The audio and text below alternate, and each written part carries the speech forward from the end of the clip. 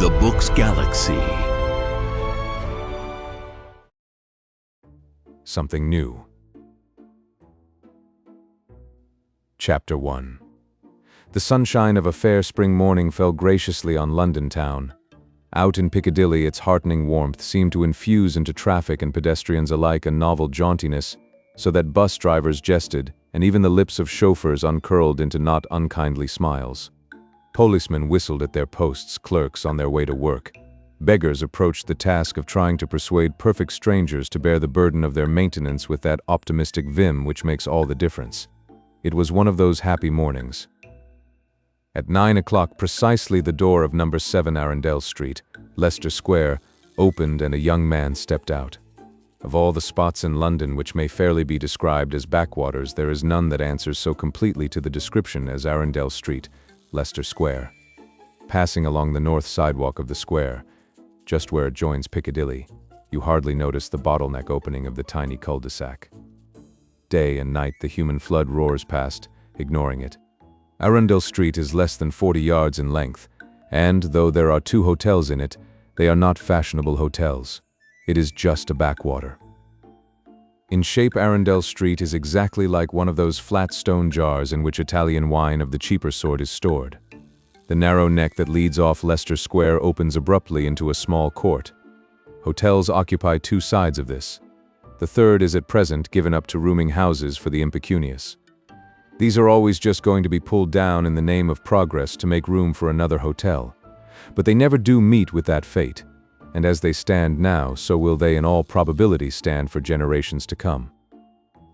They provide single rooms of moderate size, the bed modestly hidden during the day behind a battered screen. The rooms contain a table, an easy chair, a hard chair, a bureau, and a round tin bath, which, like the bed, goes into hiding after its useful work is performed. And you may rent one of these rooms, with breakfast thrown in, for $5 a week.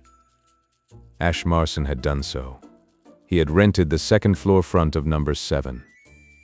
26 years before this story opens, there had been born to Joseph Marson, minister, and Sarah, his wife, of Hayling, Massachusetts, in the United States of America, a son.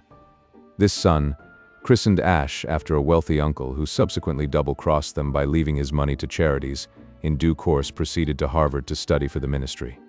So far as can be ascertained from contemporary records, he did not study a great deal for the ministry, but he did succeed in running the mile in 4 minutes and a half and the half mile at a correspondingly rapid speed, and his researches in the art of long jumping won him the respect of all. That he should be awarded, at the conclusion of his Harvard career, one of those scholarships at Oxford University, instituted by the late Cecil Rhodes for the encouragement of the liberal arts, was a natural sequence of events. That was how Ash came to be in England. The rest of Ash's history follows almost automatically. He won his blue for athletics at Oxford, and gladdened thousands by winning the mile and the half mile 2 years in succession against Cambridge at Queen's Club. But owing to the pressure of other engagements, he unfortunately omitted to do any studying, and when the hour of parting arrived, he was peculiarly unfitted for any of the learned professions. Having, however, managed to obtain a sort of degree, enough to enable him to call himself a Bachelor of Arts, and realizing that you can fool some of the people some of the time, he applied for and secured a series of private tutorships. A private tutor is a sort of blend of poor relation and nursemaid, and few of the stately homes of England are without one. He is supposed to instill learning and deportment into the small son of the house, but what he is really there for is to prevent the latter from being a nuisance to his parents when he is home from school on his vacation. Having saved a little money at this dreadful trade, Ash came to London and tried newspaper work. After 2 years of moderate success, he got in touch with the Mammoth Publishing Company. The Mammoth Publishing Company, which controls several important newspapers, a few weekly journals, and a number of other things, does not disdain the pennies of the office boy and the junior clerk. One of its many profitable ventures is a series of paper-covered tales of crime and adventure.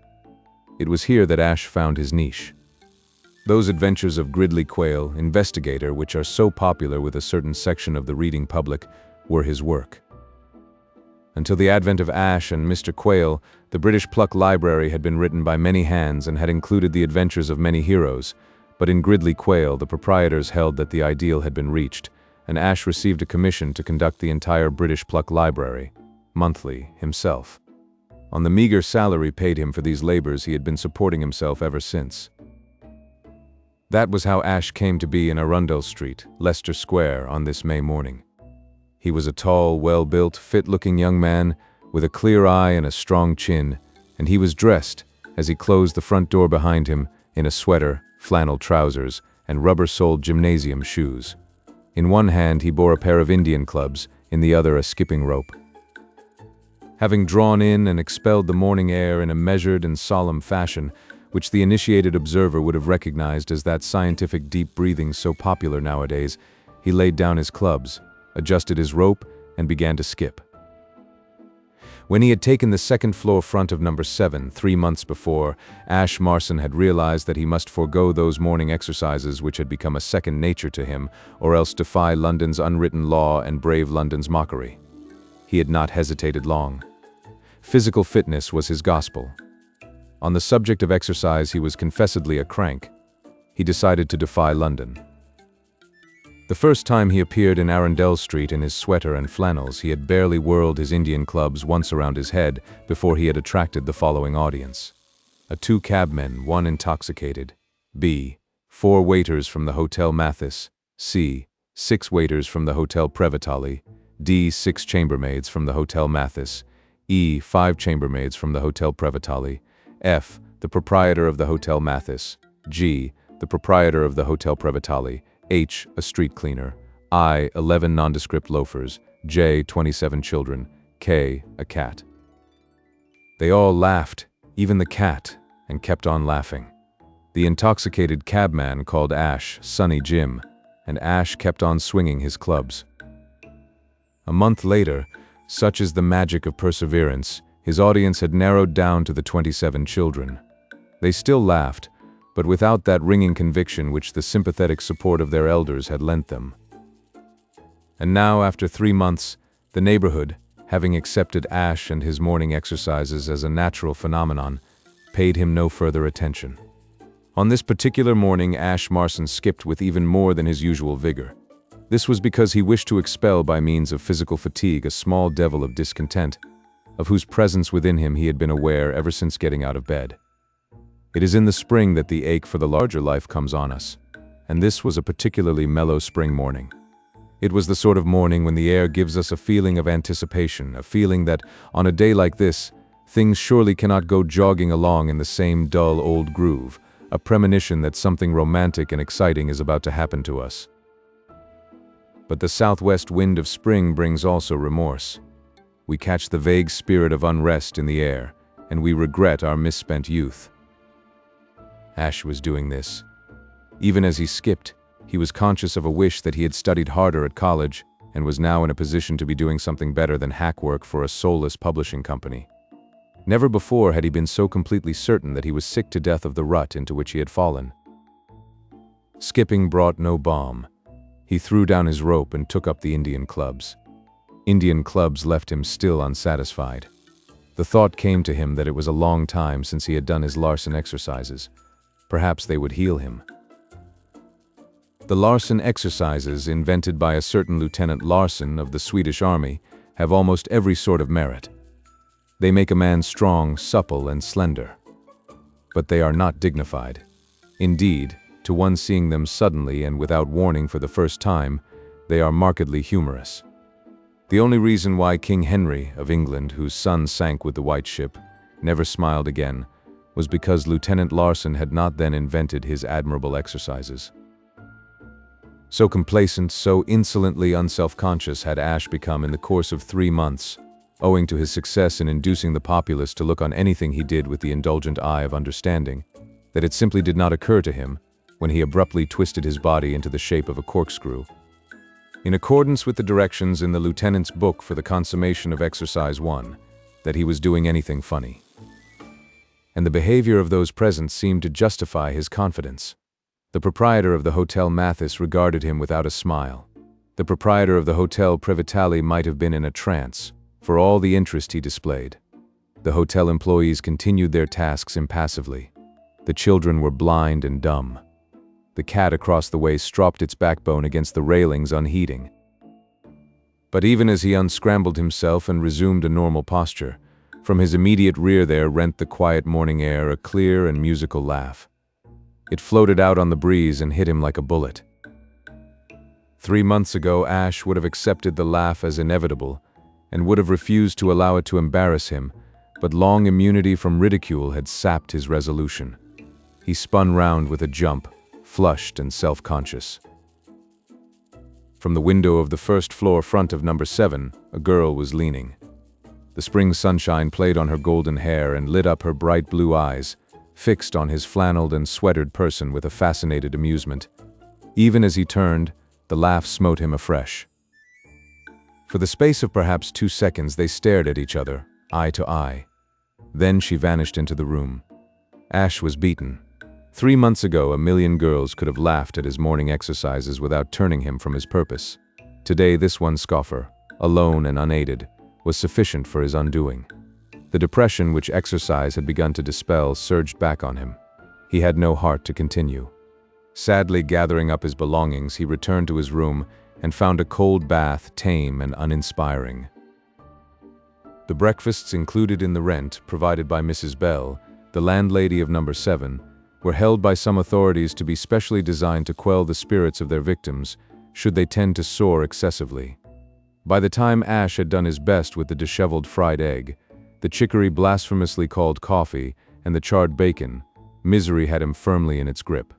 And when he forced himself to the table and began to try to concoct the latest of the adventures of Gridley Keel, investigator, his spirit groaned within him.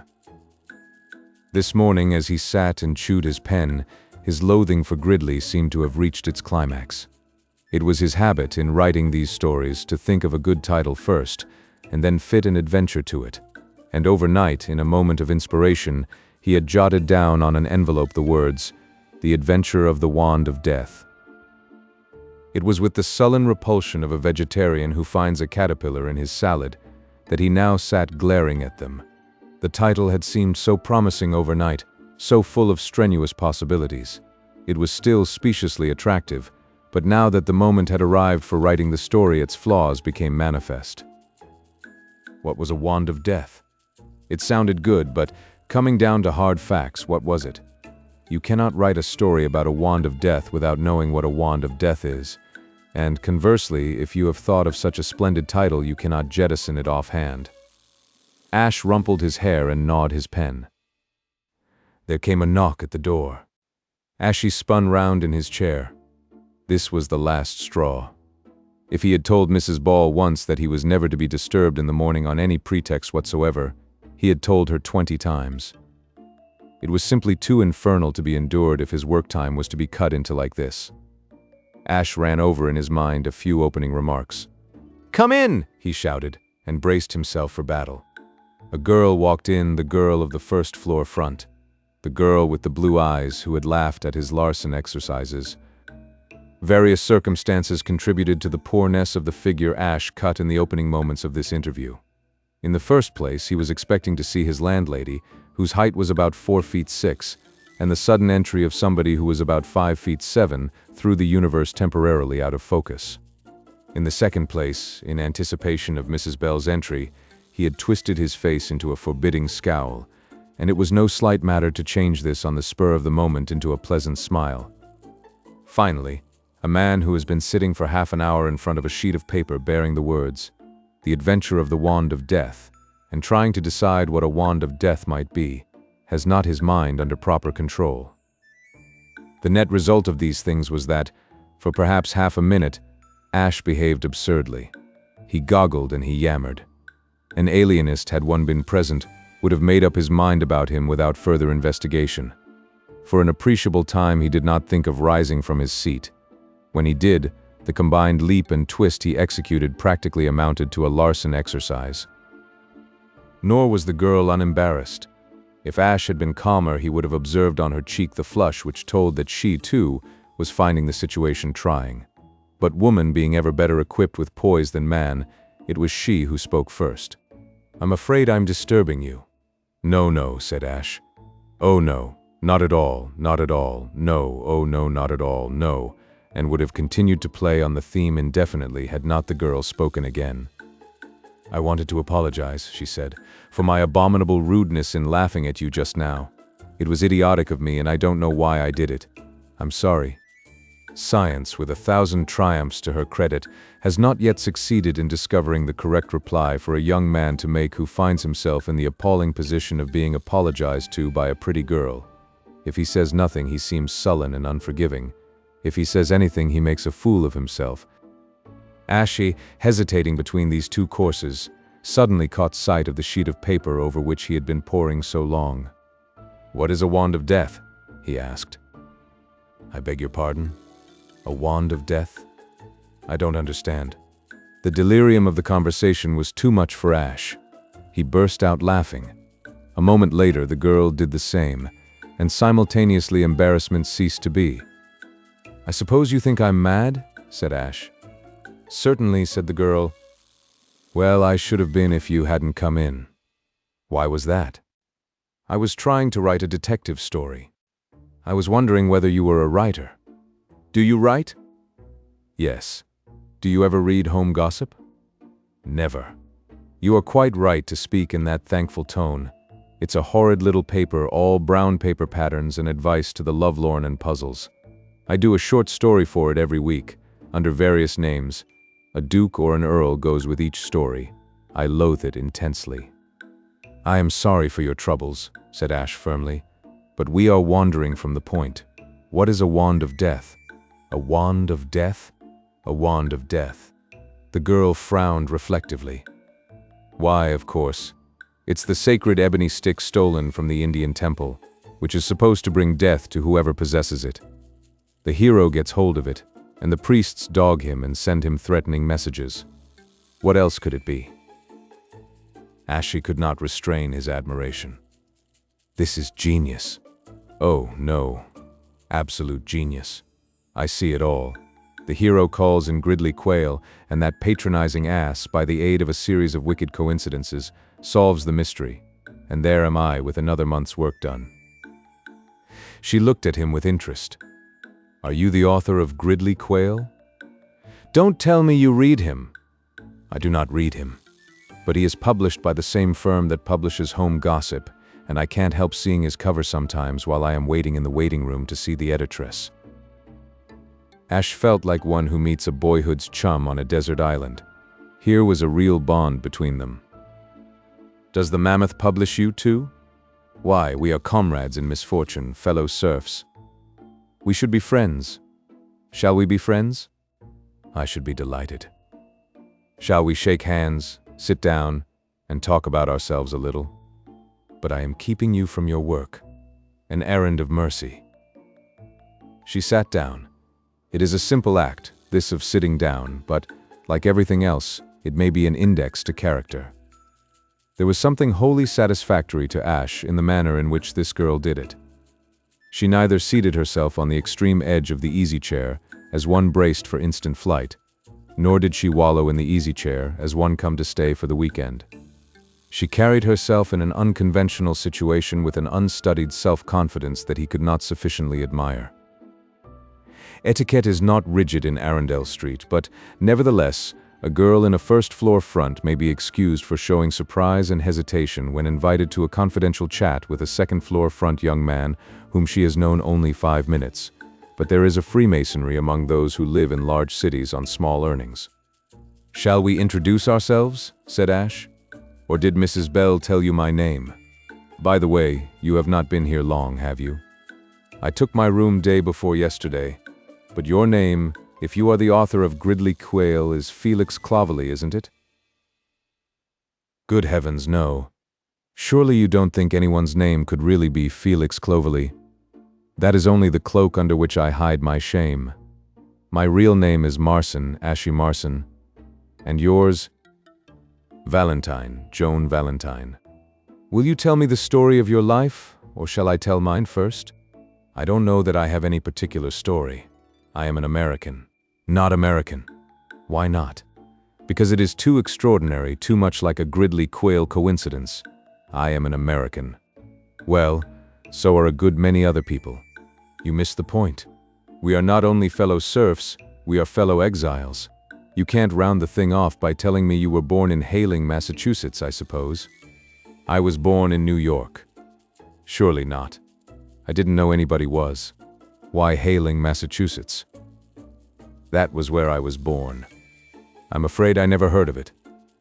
Strange. I know your hometown quite well, but I have not yet made my birthplace famous. In fact, I doubt whether I ever shall. I am beginning to realize that I am one of the failures. How old are you? 26.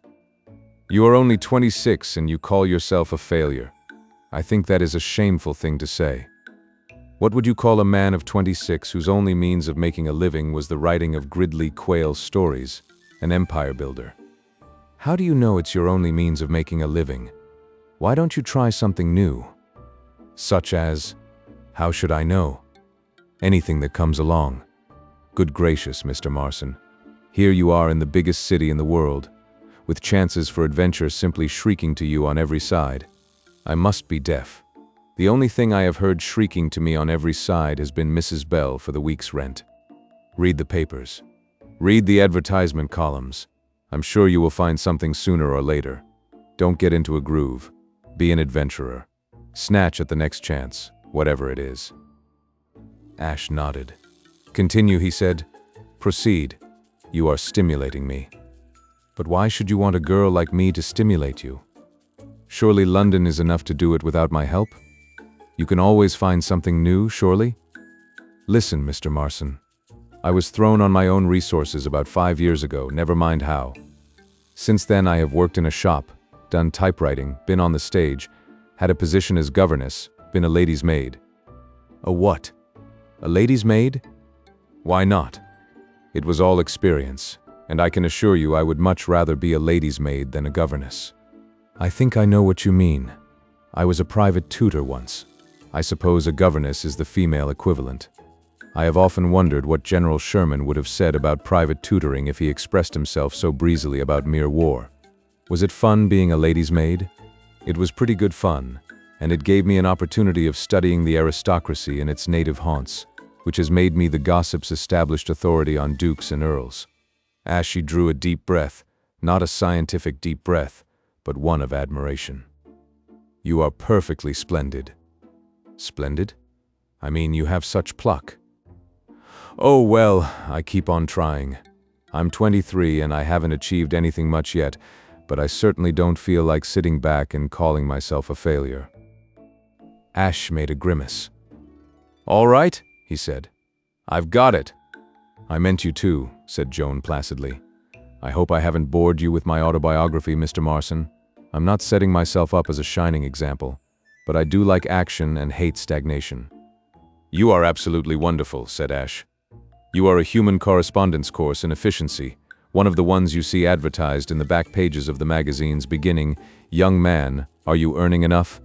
with a picture showing the deadbeat gazing wistfully at the boss chair. You would galvanize a jellyfish. If I have really stimulated you. I think that was another slam, said Ashe pensively. Well, I deserve it. Yes, you have stimulated me. I feel like a new man. It's queer that you should have come to me right on top of everything else. I don't remember when I have felt so restless and discontented as this morning. It's the spring. I suppose it is. I feel like doing something big and adventurous. Well, do it then. You have a Morning Post on the table. Have you read it yet? I glanced at it. But you haven't read the advertisement pages? Read them. They may contain just the opening you want. Well, I'll do it, but my experience of advertisement pages is that they are monopolized by philanthropists who want to lend you any sum from 10 to 100,000 pounds on your note of hand only. However, I will scan them.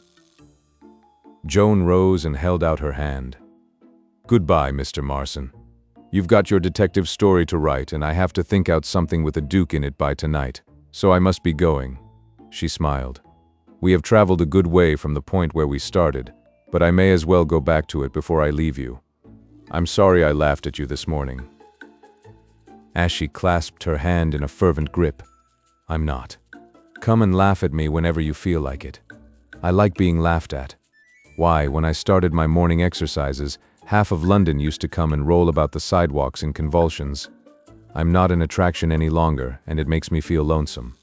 There are 29 of those Larson exercises, and you saw only part of the first.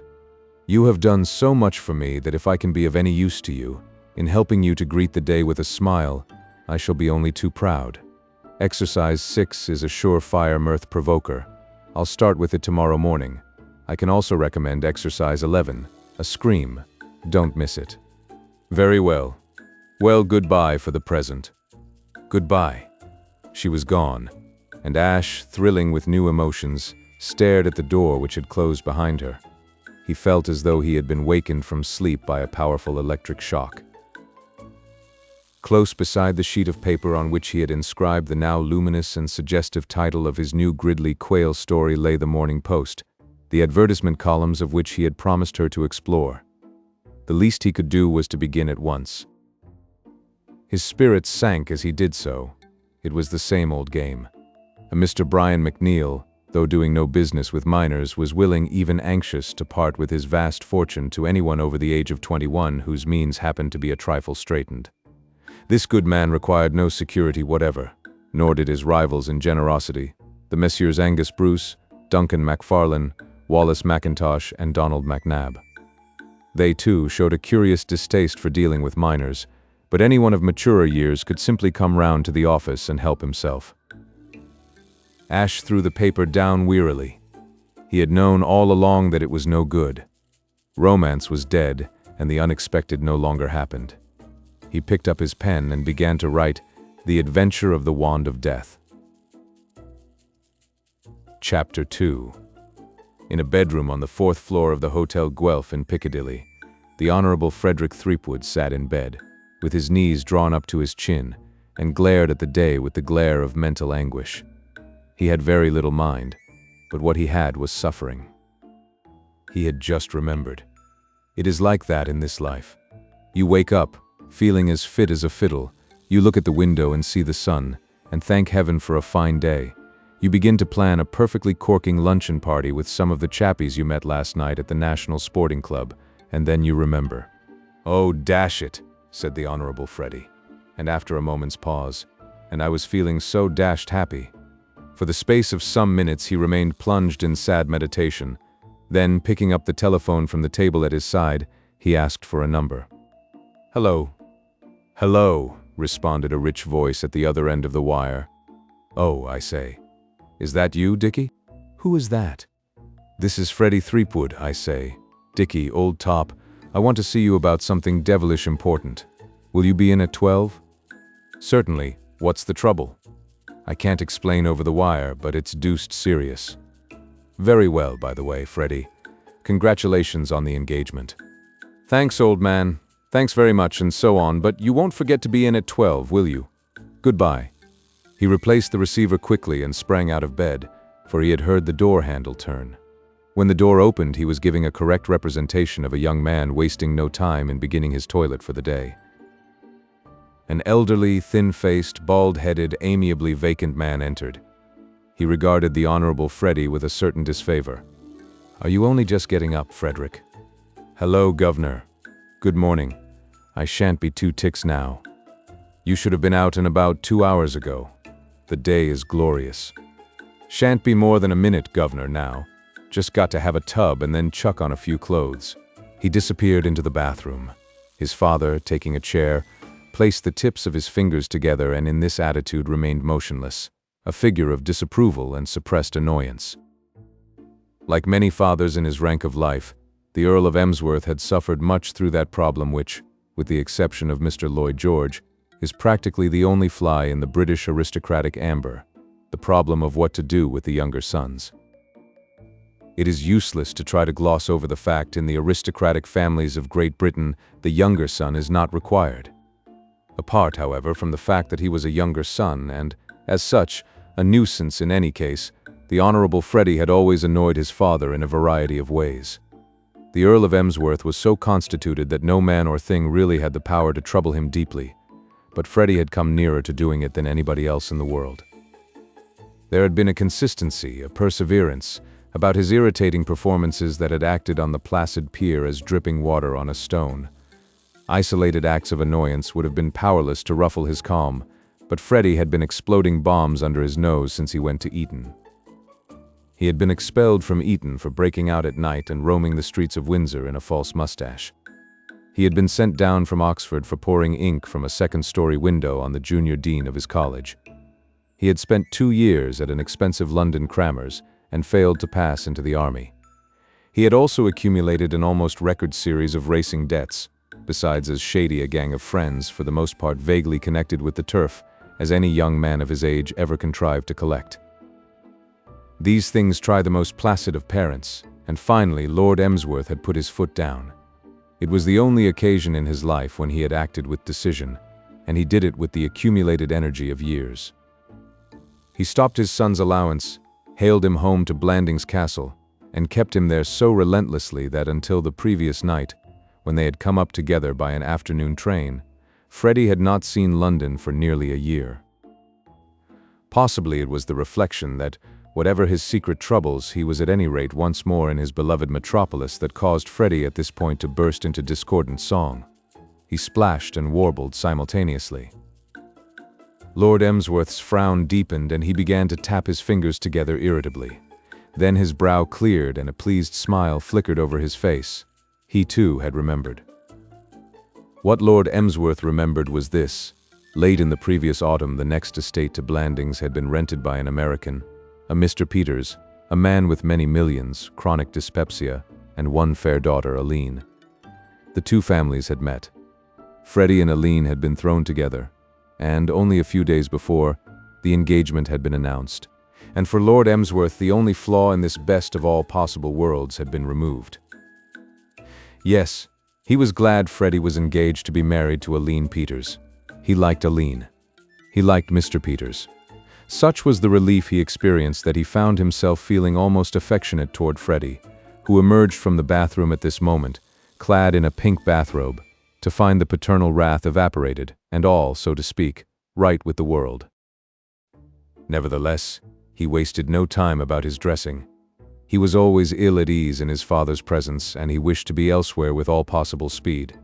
He sprang into his trousers with such energy that he nearly tripped himself up. As he disentangled himself, he recollected something that had slipped his memory. "By the way, Governor, I met an old pal of mine last night and asked him down to Blandings this week. That's all right, isn't it? He's a man named Emerson, an American. He knows Aline quite well, he says, has known her since she was a kid. I do not remember any friend of yours named Emerson.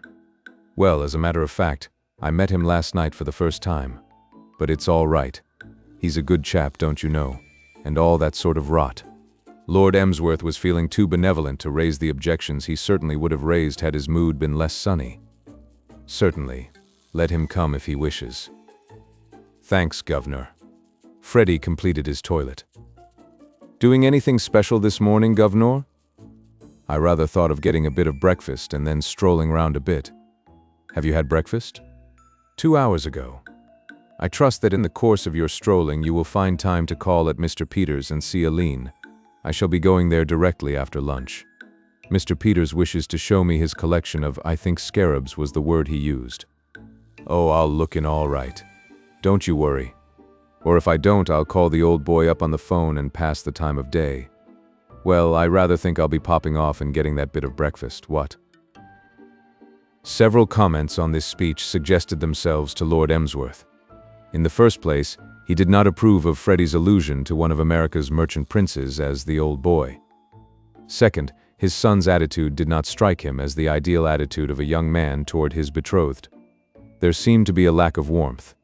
But, he reflected, possibly this was simply another manifestation of the modern spirit, and in any case it was not worth bothering about, so he offered no criticism.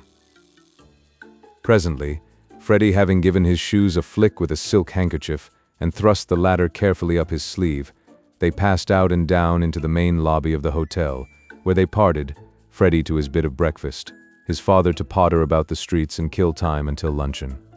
London was always a trial to the Earl of Emsworth. His heart was in the country and the city held no fascinations for him. On one of the floors in one of the buildings in one of the streets that slope precipitously from the Strand to the Thames embankment, there is a door that would be all the better for a lick of paint, which bears what is perhaps the most modest and unostentatious announcement of its kind in London. The grimy ground glass displays the words, R. Jones, simply that and nothing more.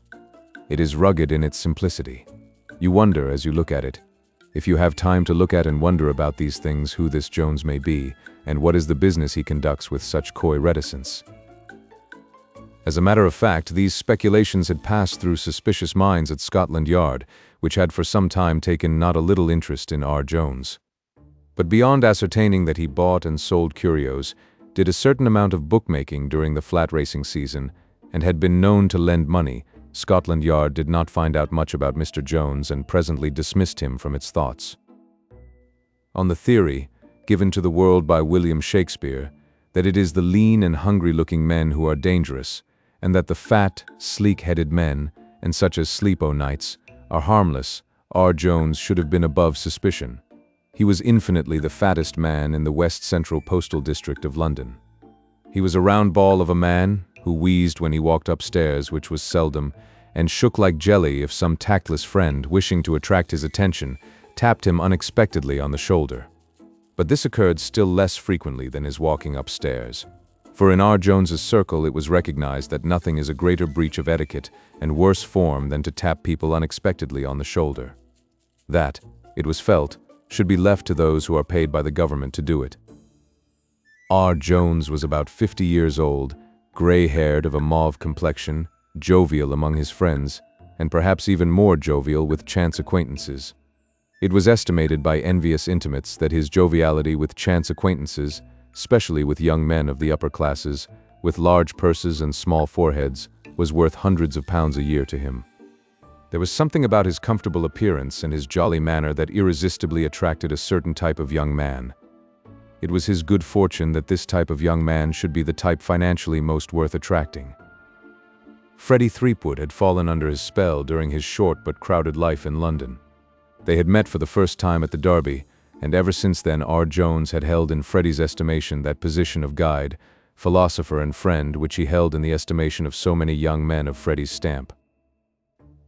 That was why, at 12 o'clock punctually on this spring day, he tapped with his cane on R. Jones's ground glass, and showed such satisfaction and relief when the door was opened by the proprietor in person.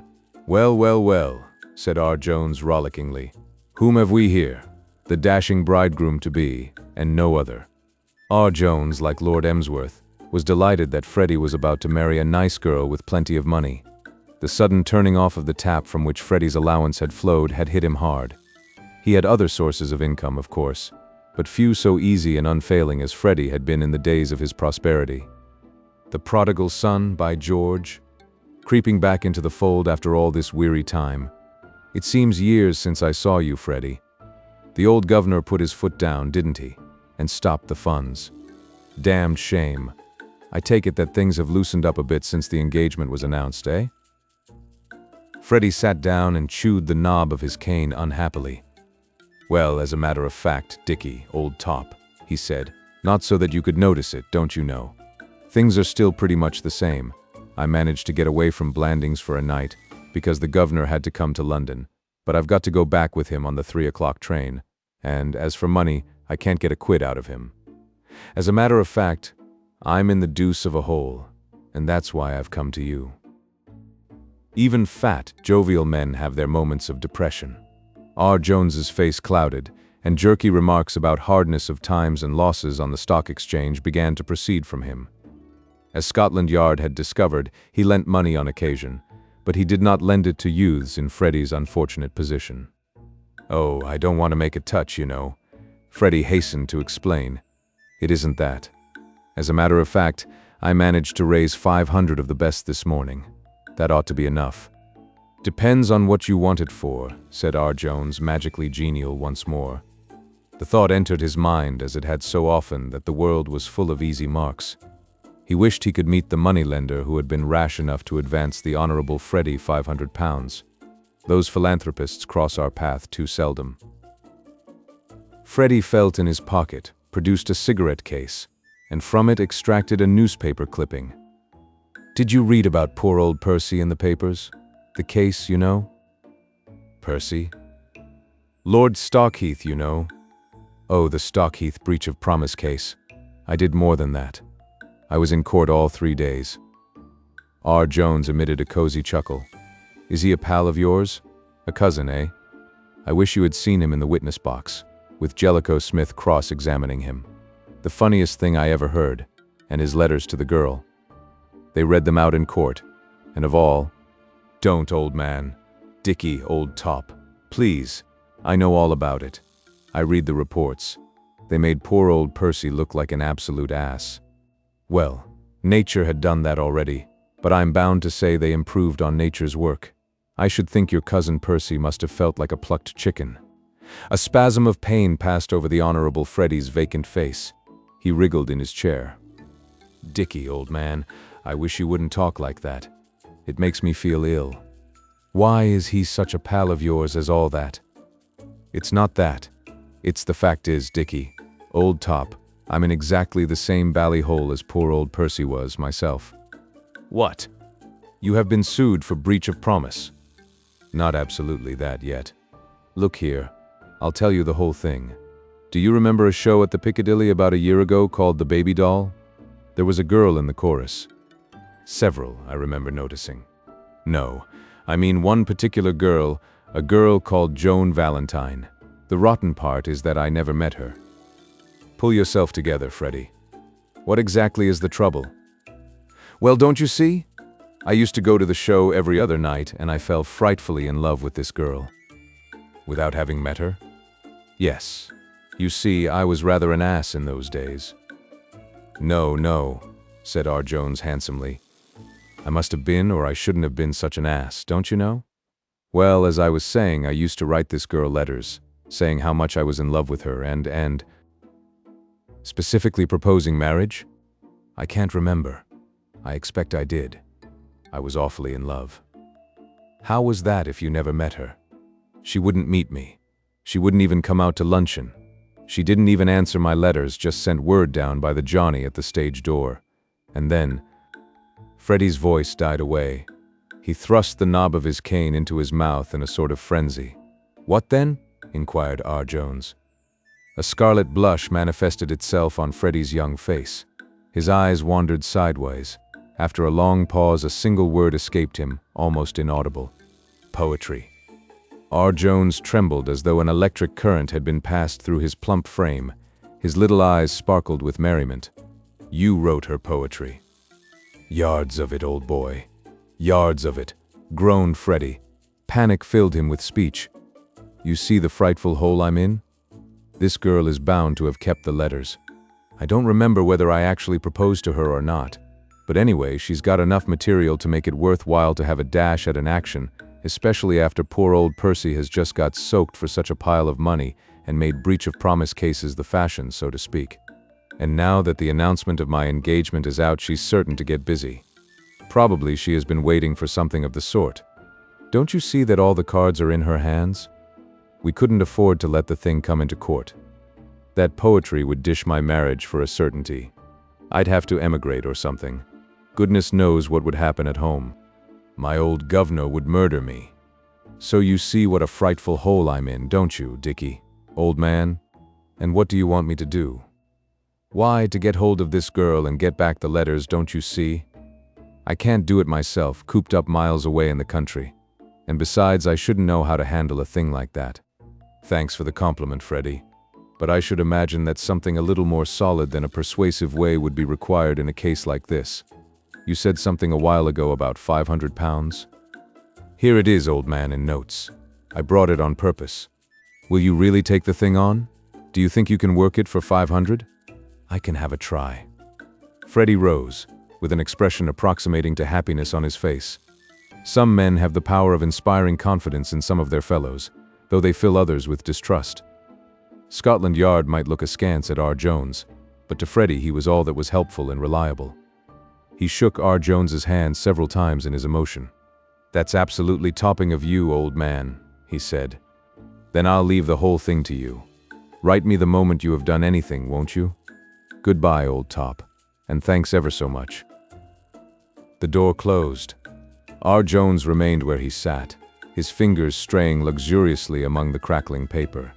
A feeling of complete happiness warmed R. Jones's bosom. He was uncertain whether or not his mission would be successful, and to be truthful, he was not letting that worry him much.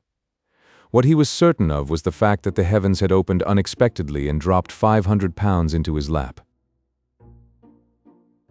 Chapter 3. The Earl of Emsworth stood in the doorway of the Senior Conservative Club's vast dining room and beamed with a vague sweetness on the 200 or so senior conservatives who, with much clattering of knives and forks, were keeping body and soul together by means of the coffee room luncheon. He might have been posing for a statue of amiability. His pale blue eyes shone with a friendly light through their protecting glasses. The smile of a man at peace with all men curved his weak mouth. His bald head, reflecting the sunlight, seemed almost to wear a halo. Nobody appeared to notice him. He so seldom came to London these days that he was practically a stranger in the club, and in any case your senior conservative, when at lunch, has little leisure for observing anything not immediately on the table in front of him. To attract attention in the dining room of the Senior Conservative Club between the hours of 1 and 2:30, you have to be a mutton chop, not an earl. It is possible that, lacking the initiative to make his way down the long aisle and find a table for himself, he might have stood there indefinitely, but for the restless activity of Adams, the head steward. It was Adams' mission in life to flit to and fro, hauling would-be lunchers to their destinations, as a St. Bernard dog hauls travelers out of alpine snowdrifts. He sighted Lord Emsworth and secured him with a genteel pounce.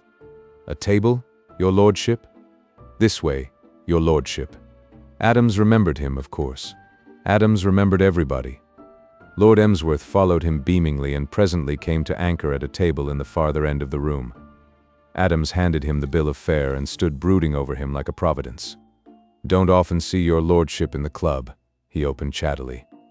It was business to know the tastes and dispositions of all the 5,000 or so members of the Senior Conservative Club, and to suit his demeanor to them. To some he would hand the bill of fare swiftly, silently, almost brusquely, as one who realizes that there are moments in life too serious for talk. Others, he knew, liked conversation, and to those he introduced the subject of food almost as a sub-motive. Lord Emsworth, having examined the bill of fare with a mild curiosity, laid it down and became conversational. "No, Adams, I seldom visit London nowadays. London does not attract me. The country, the fields, the woods, the birds." Something across the room seemed to attract his attention and his voice trailed off. He inspected this for some time with bland interest, then turned to Adams once more. "What was I saying, Adams?" "The birds, your lordship." "Birds? What birds? What about birds?" "You were speaking of the attractions of life in the country, your lordship. You included the birds in your remarks." "Oh yes, yes, yes. Oh yes, yes, oh yes, to be sure. Do you ever go to the country, Adams?" "Generally to the seashore, your lordship, when I take my annual vacation." Whatever was the attraction across the room once more exercised its spell. His lordship concentrated himself on it to the exclusion of all other mundane matters. Presently he came out of his trance again. "What were you saying, Adams?" "I said that I generally went to the seashore, your lordship." "Eh? When?" "For my annual vacation, your lordship." "Your what?" "My annual vacation, your lordship." "What about it?" Adams never smiled during business hours, unless professionally, as it were, when a member made a joke, but he was storing up in the recesses of his highly respectable body a large laugh, to be shared with his wife when he reached home that night. Mrs. Adams never wearied of hearing of the eccentricities of the members of the club. It occurred to Adams that he was in luck today. He was expecting a little party of friends to supper that night, and he was a man who loved an audience. You would never have thought it, to look at him when engaged in his professional duties, but Adams had built up a substantial reputation as a humorist in his circle by his imitations of certain members of the club, and it was a matter of regret to him that he got so few opportunities nowadays of studying the absent-minded Lord Emsworth. It was rare luck, his lordship coming in today evidently in his best form. "Adams, who is the gentleman over by the window, the gentleman in the brown suit?" "That is Mr. Simmons, your lordship. He joined us last year." "I never saw a man take such large mouthfuls." "Did you ever see a man take such large mouthfuls, Adams?" Adams refrained from expressing an opinion, but inwardly he was thrilling with artistic fervor. Mr. Simmons' eating was one of his best imitations, though Mrs. Adams was inclined to object to it on the score that it was a bad example for the children. To be privileged to witness Lord Emsworth watching and criticizing Mr. Simmons was to collect material for a double-barreled character study that would assuredly make the hit of the evening. "That man," went on Lord Emsworth, "is digging his grave with his teeth." "Digging his grave with his teeth, Adams. Do you take large mouthfuls, Adams?" "No, your lordship." "Quite right. Very sensible of you, Adams, very sensible of you. What was I saying, Adams? About my not taking large mouthfuls, your lordship." "Quite right. Quite right. Never take large mouthfuls, Adams. Never gobble. Have you any children, Adams?" "Two, your lordship. I hope you teach them not to gobble. They pay for it in later life. Americans gobble when young and ruin their digestions. My American friend, Mr. Peters, suffers terribly from indigestion." Adams lowered his voice to a confidential murmur. "If you will pardon the liberty, your lordship, I saw it in the paper." "About Mr. Peters' indigestion?" "About Miss Peters, your lordship, and the Honorable Frederick. May I be permitted to offer my congratulations?" "Eh? Oh, yes, the engagement. Yes, to be sure. Yes, very satisfactory in every respect. High time he settled down and got a little sense. I put it to him straight. I cut off his allowance and made him stay at home. That made him think, lazy young devil." Lord Emsworth had his lucid moments, and in the one that occurred now it came home to him that he was not talking to himself, as he had imagined, but confiding intimate family secrets to the head steward of his club's dining room. He checked himself abruptly, and with a slight decrease of amiability fixed his gaze on the bill of fare and ordered cold beef. For an instant he felt resentful against Adams for luring him on to soliloquize, but the next moment his whole mind was gripped by the fascinating spectacle of Mr. Simmons dealing with a wedge of Stilton cheese, and Adams was forgotten. The cold beef had the effect of restoring his lordship to complete amiability, and when Adams, in the course of his wanderings again, found himself at the table, he was once more disposed for light conversation. "So you saw the news of the engagement in the paper, did you, Adams?" "Yes, your lordship, in the mail. It had quite a long piece about it. And the Honorable Frederick's photograph and the young ladies were in the Mirror. Mrs. Adams clipped them out and put them in an album, knowing that your lordship was a member of ours. If I may say so, your lordship, a beautiful young lady. Devilish attractive, Adams, and devilish rich. Mr. Peters is a millionaire, Adams. So I read in the paper, your lordship." "Dammy. They all seem to be millionaires in America. Wish I knew how they managed it. Honestly, I hope. Mr. Peters is an honest man, but his digestion is bad. He used to bolt his food. You don't bolt your food, I hope, Adams?" "No, your lordship. I am most careful. The late Mr. Gladstone used to chew each mouthful 33 times. Deuced good notion if you aren't in a hurry. What cheese would you recommend, Adams?" "The gentlemen are speaking well of the Gorgonzola." "All right, bring me some. You know, Adams, what I admire about Americans is their resource. Mr. Peters tells me that as a boy of 11 he earned $20 a week selling mint to saloon keepers, as they call publicans over there. Why they wanted mint I cannot recollect. Mr. Peters explained the reason to me and it seemed highly plausible at the time, but I have forgotten it. Possibly for mint sauce. It impressed me, Adams. $20 is £4. I never earned £4 a week when I was a boy of 11. In fact, I don't think I ever earned £4 a week. His story impressed me, Adams. Every man ought to have an earning capacity. I was so struck with what he told me that I began to paint. Landscapes, your lordship? Furniture. It is unlikely that I shall ever be compelled to paint furniture for a living, but it is a consolation to me to feel that I could do so if called on. There is a fascination about painting furniture, Adams. I have painted the whole of my bedroom at Blandings and am now engaged on the museum. You would be surprised at the fascination of it. It suddenly came back to me the other day that I had been inwardly longing to mess about with paints and things since I was a boy. They stopped me when I was a boy. I recollect my old father beating me with a walking stick. Tell me, Adams, have I eaten my cheese? Not yet, your lordship. I was about to send the waiter for it. Never mind. Tell him to bring the bill instead.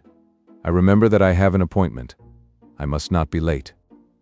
Shall I take the fork, your lordship? The fork? Your lordship has inadvertently put a fork in your coat pocket. Lord Emsworth felt in the pocket indicated, and with the air of an inexpert conjurer whose trick has succeeded contrary to his expectations, produced a silver-plated fork. He regarded it with surprise.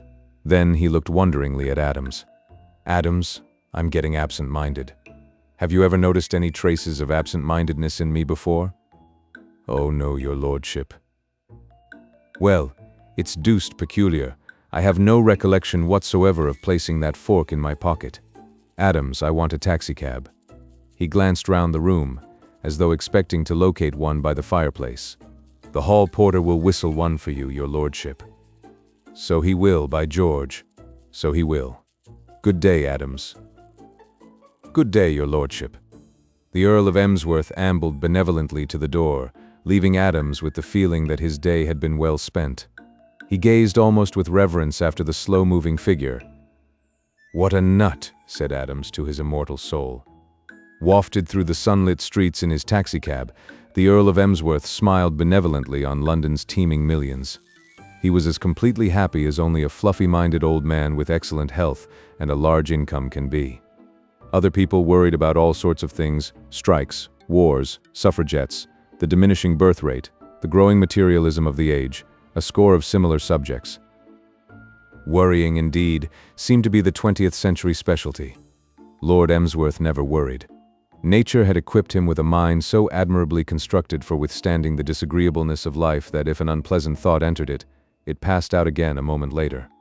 Except for a few of life's fundamental facts, such as that his checkbook was in the right-hand top drawer of his desk, that the Honorable Freddie Threepwood was a young idiot who required perpetual restraint, and that when in doubt about anything he had merely to apply to his secretary, Rupert Baxter.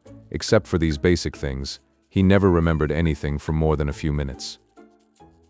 At Eton in the 60s they had called him Fathead. His was a life that lacked, perhaps, the sublimer emotions which raise man to the level of the gods, but undeniably it was an extremely happy one. He never experienced the thrill of ambition fulfilled, but on the other hand, he never knew the agony of ambition frustrated. His name, when he died, would not live forever in England's annals. He was spared the pain of worrying about this by the fact that he had no desire to live forever in England's annals. He was possibly as nearly contented as a human being could be in this century of alarms and excursions.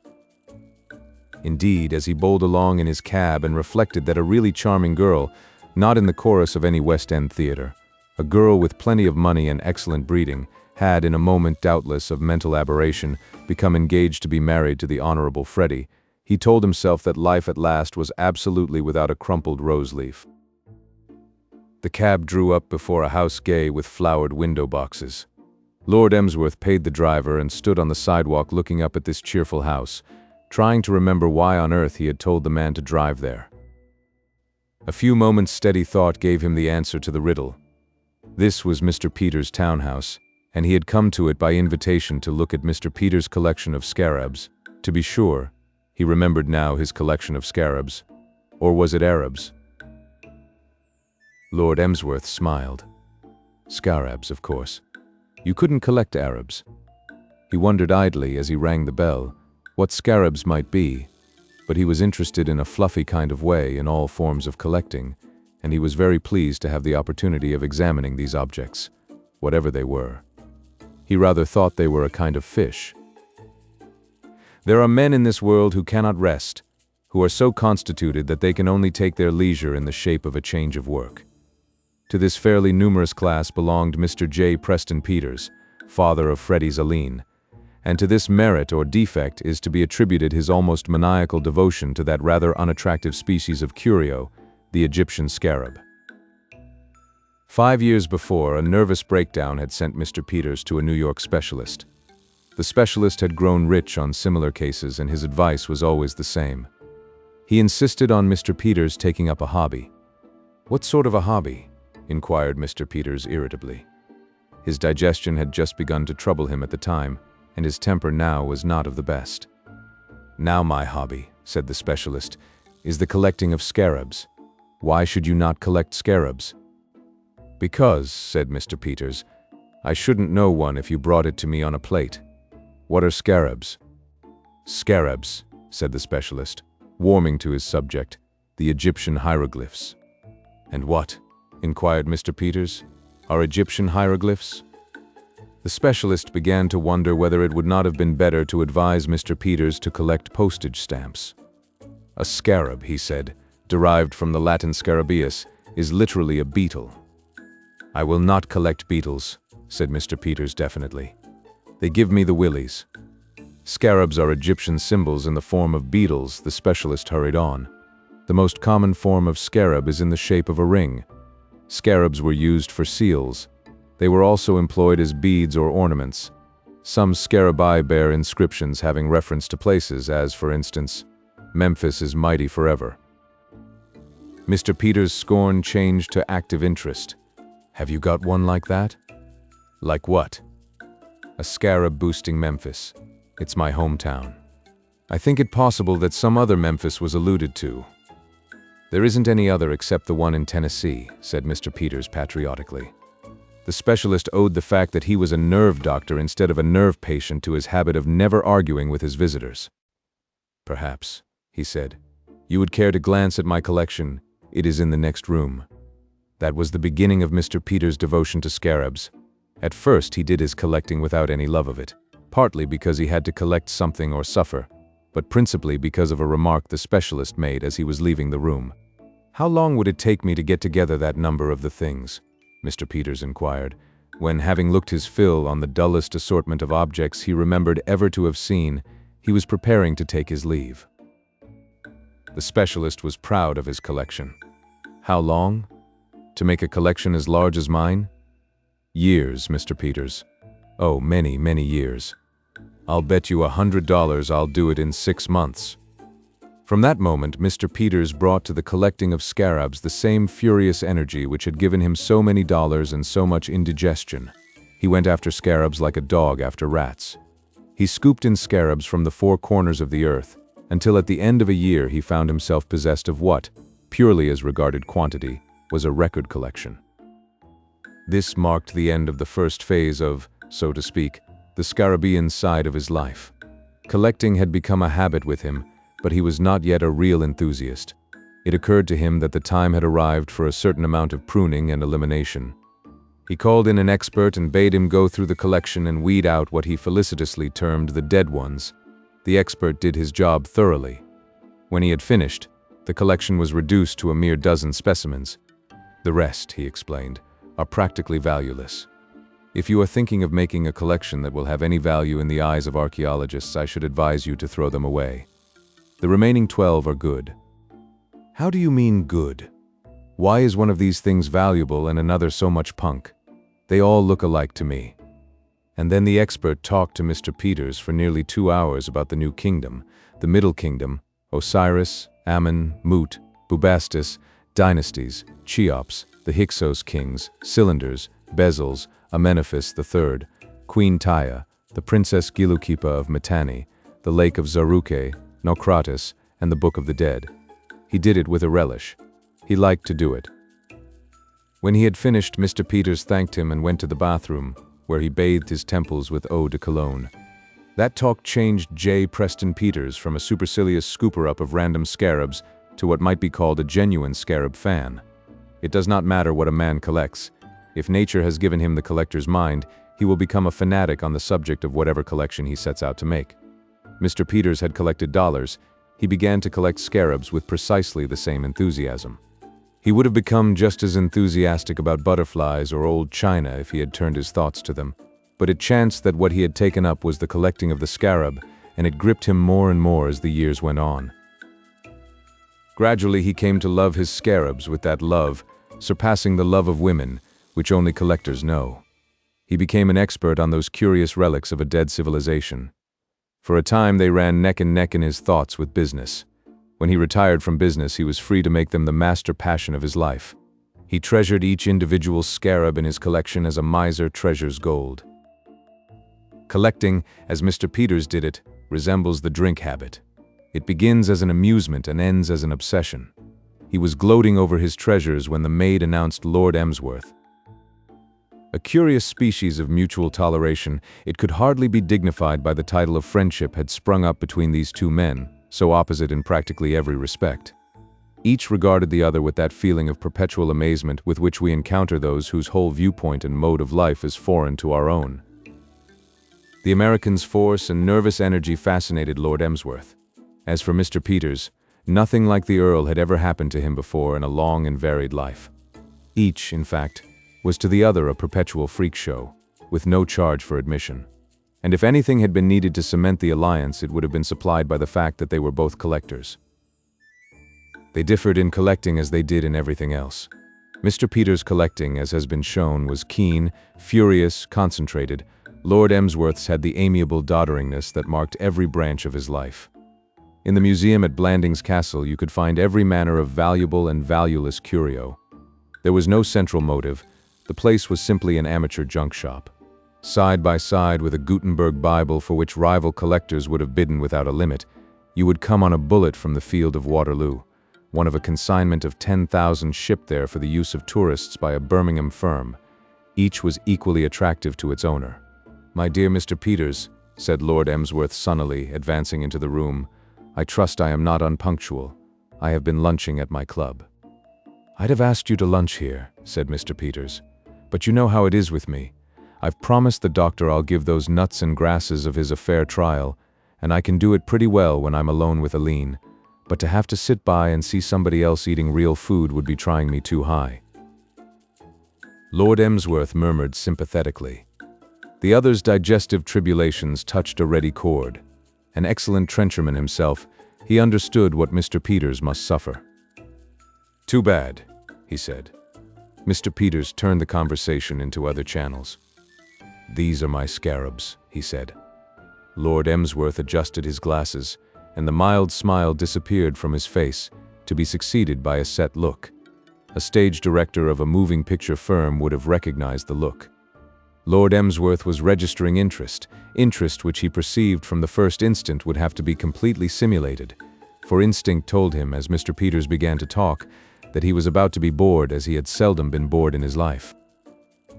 Mr. Peters, in his character of showman, threw himself into his work with even more than his customary energy. His flow of speech never faltered. He spoke of the New Kingdom, the Middle Kingdom, Osiris and Ammon, waxed eloquent concerning Mute, Bubastis, Cheops, the Hyksos kings, Cylinders, Bezels, and Amenophis III, and became at times almost lyrical when touching on Queen Taia, the Princess Gilukipa of Mitanni, the Lake of Zaruke, Naucratis, and the Book of the Dead. Time slid by. "Take a look at this, Lord Emsworth." As one who, brooding on love or running over business projects in his mind, walks briskly into a lamppost and comes back to the realities of life with a sense of jarring shock, Lord Emsworth started, blinked, and returned to consciousness. Far away his mind had been 70 miles away, in the pleasant hothouses and shady garden walks of Blandings Castle. He came back to London to find that his host, with a mingled air of pride and reverence, was extending toward him a small, dingy-looking something. He took it and looked at it. That, apparently, was what he was meant to do. So far, all was well. "Ah," he said that blessed word, covering everything. He repeated it, pleased at his ready resource. "A Cheops of the 4th dynasty," said Mr. Peters fervently. "I beg your pardon?" "A Cheops of the 4th dynasty." Lord Emsworth began to feel like a hunted stag. He could not go on saying "ah" indefinitely. Yet what else was there to say to this curious little beastly sort of a beetle kind of thing? "Dear me, a Cheops of the 4th dynasty. Bless my soul, the 4th dynasty. What do you think of that, eh?" Strictly speaking, Lord Emsworth thought nothing of it, and he was wondering how to veil this opinion in diplomatic words, when the providence that looks after all good men saved him by causing a knock at the door to occur. In response to Mr. Peters' irritated cry, a maid entered. "If you please, sir, Mr. Threepwood wishes to speak with you on the telephone." Mr. Peters turned to his guest. "Excuse me for one moment." "Certainly," said Lord Emsworth gratefully. "Certainly, certainly, certainly, by all means." The door closed behind Mr. Peters. Lord Emsworth was alone. For some moments he stood where he had been left, a figure with small signs of alertness about it. But Mr. Peters did not return immediately. The booming of his voice came faintly from some distant region. Lord Emsworth strolled to the window and looked out. The sun still shone brightly on the quiet street. Across the road were trees.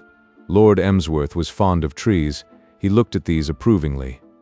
Then round the corner came a vagrom man, wheeling flowers in a barrow. Flowers. Lord Emsworth's mind shot back to Blandings like a homing pigeon. Flowers. Had he or had he not given head gardener Thorne adequate instructions as to what to do with those hydrangeas? Assuming that he had not, was Thorne to be depended on to do the right thing by them by the light of his own intelligence? Lord Emsworth began to brood on head gardener Thorne. He was aware of some curious little object in his hand. He accorded it a momentary inspection. It had no message for him. It was probably something, but he could not remember what. He put it in his pocket and returned to his meditations. At about the hour when the Earl of Emsworth was driving to keep his appointment with Mr. Peters, a party of two sat at a corner table at Simpson's restaurant in the Strand. One of the two was a small, pretty, good-natured-looking girl of about 20. The other, a thick-set young man, with a wiry crop of red-brown hair and an expression of mingled devotion and determination. The girl was Aline Peters. The young man's name was George Emerson. He, also, was an American, a rising member in a New York law firm. He had a strong, square face, with a dogged and persevering chin. There are all sorts of restaurants in London, from the restaurant which makes you fancy you are in Paris to the restaurant which makes you wish you were. There are palaces in Piccadilly, quaint lethal chambers in Soho, and strange food factories in Oxford Street and Tottenham Court Road. There are restaurants which specialize in ptomaine and restaurants which specialize in sinister vegetable messes. But there is only one Simpson's. Simpson's in the Strand is unique. Here, if he wishes, the Briton may, for the small sum of $50, stupefy himself with food. The god of fatted plenty has the place under his protection. Its keynote is solid comfort. It is a pleasant, soothing, hearty place, a restful temple of food. No strident orchestra forces the diner to bolt beef in ragtime. No long central aisle distracts his attention with its stream of new arrivals. There he sits, alone with his food, while white-robed priests, wheeling their smoking trucks, move to and fro, ever ready with fresh supplies.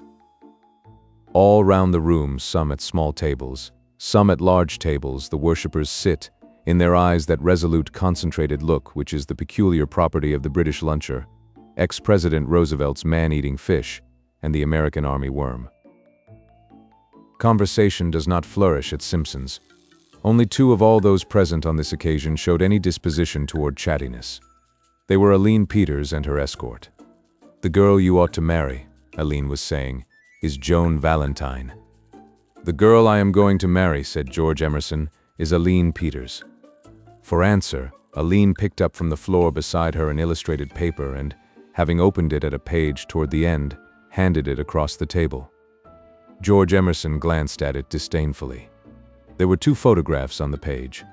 One was of Aline, the other of a heavy, loutish-looking youth who wore that expression of pained glassiness which young England always adopts in the face of a camera. Under one photograph were printed the words, "Miss Aline Peters, who is to marry the Honorable Frederick Threepwood in June." Under the other, "The Honorable Frederick Threepwood, who is to marry Miss Aline Peters in June." Above the photographs was the legend, "Forthcoming international wedding. Son of the Earl of Emsworth to marry American heiress." In one corner of the picture a Cupid, draped in the stars and stripes, aimed his bow at the gentleman. In the other another Cupid, clad in a natty Union Jack, was drawing a bead on the lady. The sub-editor had done his work well. He had not been ambiguous. What he intended to convey to the reader was that Miss Aline Peters, of America, was going to marry the Honorable Frederick Threepwood, son of the Earl of Emsworth, and that was exactly the impression the average reader got. George Emerson, however, was not an average reader. The sub-editor's work did not impress him. "You mustn't believe everything you see in the papers," he said. "What are the stout children in the one-piece bathing suits supposed to be doing? Those are Cupids, George, aiming at us with their little bow, a pretty and original idea." Why Cupids? Cupid is the god of love. What has the god of love got to do with it? Aline placidly devoured a fried potato. You're simply trying to make me angry, she said, and I call it very mean of you. You know perfectly well how fatal it is to get angry at meals. It was eating while he was in a bad temper that ruined Father's digestion. George, that nice fat carver, is wheeling his truck this way. Flag him and make him give me some more of that mutton. George looked round him morosely. This, he said, is England, this restaurant, I mean. You don't need to go any farther. Just take a good look at this place and you have seen the whole country and can go home again. You may judge a country by its meals. A people with imagination will eat with imagination. Look at the French. Look at ourselves. The Englishman loathes imagination. He goes to a place like this and says, "Don't bother me to think. Here's $50. Give me food, any sort of food, until I tell you to stop." And that's the principle on which he lives his life. Give me anything and don't bother me. That's his motto. If that was meant to apply to Freddie and me, I think you're very rude. Do you mean that any girl would have done for him, so long as it was a girl? George Emerson showed a trace of confusion. Being honest with himself, he had to admit that he did not exactly know what he did mean if he meant anything. That, he felt rather bitterly, was the worst of Aline. She would never let a fellow's good things go purely as good things. She probed and questioned and spoiled the whole effect. He was quite sure that when he began to speak he had meant something, but what it was escaped him for the moment. He had been urged to the homily by the fact that at a neighboring table he had caught sight of a stout young Briton with a red face who reminded him of the Honorable Frederick Threepwood. He mentioned this to Aline. "Do you see that fellow in the gray suit? I think he has been sleeping in it at the table on your right. Look at the stodgy face. See the glassy eye. If that man sandbagged your Freddie and tied him up somewhere, and turned up at the church instead of him, can you honestly tell me you would know the difference? Come, now, wouldn't you simply say, 'Why, Freddie, how natural you look,' and go through the ceremony without a suspicion? He isn't a bit like Freddie. My dear girl, there isn't a man in this restaurant under the age of 30 who isn't just like Freddie. All Englishmen look exactly alike, talk exactly alike, and think exactly alike. And you oughtn't to speak of him as Freddie. You don't know him." "Yes, I do. And what is more, he expressly asked me to call him Freddie. Oh, dash it, old top. Don't keep on calling me Threepwood. Freddie to pals. Those were his very words." "George, you're making this up." "Not at all. We met last night at the National Sporting Club. Porky Jones was going 20 rounds with Eddie Flynn. I offered to give 3-1 on Eddie. Freddie, who was sitting next to me, took me in fivers. And if you want any further proof of your young man's pin-headedness, mark that. A child could have seen that Eddie had him going. Eddie comes from Pittsburgh. God bless it. My own hometown. Did your Eddie win? You don't listen. I told you he was from Pittsburgh. And afterward Threepwood chummed up with me and told me that to real pals like me he was Freddie. I was a real pal, as I understood it, because I would have to wait for my money. The fact was, he explained, his old governor had cut off his bally allowance. You're simply trying to poison my mind against him, and I don't think it's very nice of you, George. What do you mean, poison your mind? I'm not poisoning your mind. I'm simply telling you a few things about him. You know perfectly well that you don't love him, and that you aren't going to marry him, and that you are going to marry me. How do you know I don't love my Freddie? If you can look me straight in the eyes and tell me you do, I will drop the whole thing and put on a little page's dress and carry your train up the aisle. Now then. And all the while you're talking, you're letting my carver get away, said Aline. George called to the willing priest, who steered his truck toward them. Aline directed his dissection of the shoulder of mutton by word and gesture. Enjoy yourself, said Emerson coldly. So I do, George. So I do. What excellent meat they have in England. It all comes from America, said George patriotically. And anyway, can't you be a bit more spiritual? I don't want to sit here discussing food products. If you were in my position, George, you wouldn't want to talk about anything else. It's doing him a world of good, poor dear, but there are times when I'm sorry Father ever started this food reform thing. You don't know what it means for a healthy young girl to try and support life on nuts and grasses. And why should you? Broke out Emerson. I'll tell you what it is, Aline. You are perfectly absurd about your father. I don't want to say anything against him to you, naturally, but... Go ahead, George. Why this diffidence? Say what you like. Very well, then, I will. I'll give it to you straight. You know quite well that you have let your father bully you since you were in short frocks. I don't say it is your fault or his fault or anybody's fault. I just state it as a fact. It's temperament, I suppose. You are yielding and he is aggressive, and he has taken advantage of it.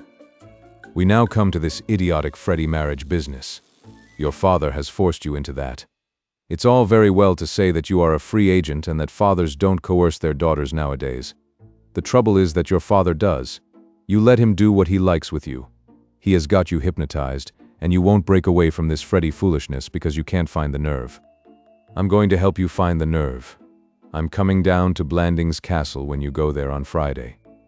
Coming to Blandings. Freddie invited me last night. I think it was done by way of interest on the money he owed me, but he did it and I accepted. But George, my dear boy, do you never read the etiquette books and the hints in the Sunday papers on how to be the perfect gentleman? Don't you know you can't be a man's guest and take advantage of his hospitality to try to steal his fiancée away from him? Watch me. A dreamy look came into Aline's eyes. I wonder what it feels like being a countess, she said. You will never know. George looked at her pityingly. My poor girl, he said. Have you been lured into this engagement in the belief that pop-eyed Frederick, the idiot child, is going to be an earl someday? You have been stung. Freddie is not the heir. His older brother, Lord Bosham, is as fit as a prize fighter and has 3 healthy sons. Freddie has about as much chance of getting the title as I have. George, your education has been sadly neglected. Don't you know that the heir to the title always goes on a yachting cruise with his whole family and gets drowned, and the children too? It happens in every English novel you read. Listen, Aline. Let us get this thing straight. I have been in love with you since I wore knickerbockers. I proposed to you at your first dance. Very clumsily, but sincerely. Last year, when I found that you had gone to England, I came on after you as soon as the firm could spare me, and I found you engaged to this Freddie excrescence. I like the way you stand up for Freddie. So many men in your position might say horrid things about him. Oh, I've nothing against Freddie. He is practically an imbecile and I don't like his face. Outside of that, he's all right. But you will be glad later that you did not marry him. You are much too real a person. What a wife you will make for a hard-working man. What does Freddie work hard at? I am alluding at the moment not to Freddie but to myself. I shall come home tired out. Maybe things will have gone wrong downtown. I shall be fagged, disheartened. And then you will come with your cool white hands and placing them gently on my forehead. Aline shook her head. It's no good, George. Really, you had better realize it. I'm very fond of you, but we are not suited. Why not? You are too overwhelming, too much like a bomb. I think you must be one of the supermen one reads about. You would want your own way and nothing but your own way. Now Freddie will roll through hoops and sham dead, and we shall be the happiest pair in the world. I am much too placid and mild to make you happy. You want somebody who would stand up to you, somebody like Joan Valentine. That's the second time you have mentioned this Joan Valentine. Who is she? She is a girl who was at school with me. We were the greatest chums, at least. I worshipped her and would have done anything for her, and I think she liked me. Then we lost touch with one another and didn't meet for years. I met her on the street yesterday, and she is just the same. She has been through the most awful times. Her father was quite rich. He died suddenly while he and Joan were in Paris, and she found that he hadn't left a cent. He had been living right up to his income all the time. His life wasn't even insured. She came to London, and so far as I could make out from the short talk we had, she has done pretty nearly everything since we last met. She worked in a shop and went on the stage and all sorts of things. Isn't it awful, George? Pretty tough, said Emerson. He was but faintly interested in Miss Valentine. She is so plucky and full of life. She would stand up to you. Thanks. My idea of marriage is not a perpetual scrap. My notion of a wife is something cozy and sympathetic and soothing. That is why I love you. We shall be the happiest. Aline laughed. Dear old George, Now pay the check and get me a taxi. I've endless things to do at home. If Freddie is in town, I suppose he will be calling to see me. Who is Freddie, do you ask? Freddie is my fiancé, George. My betrothed.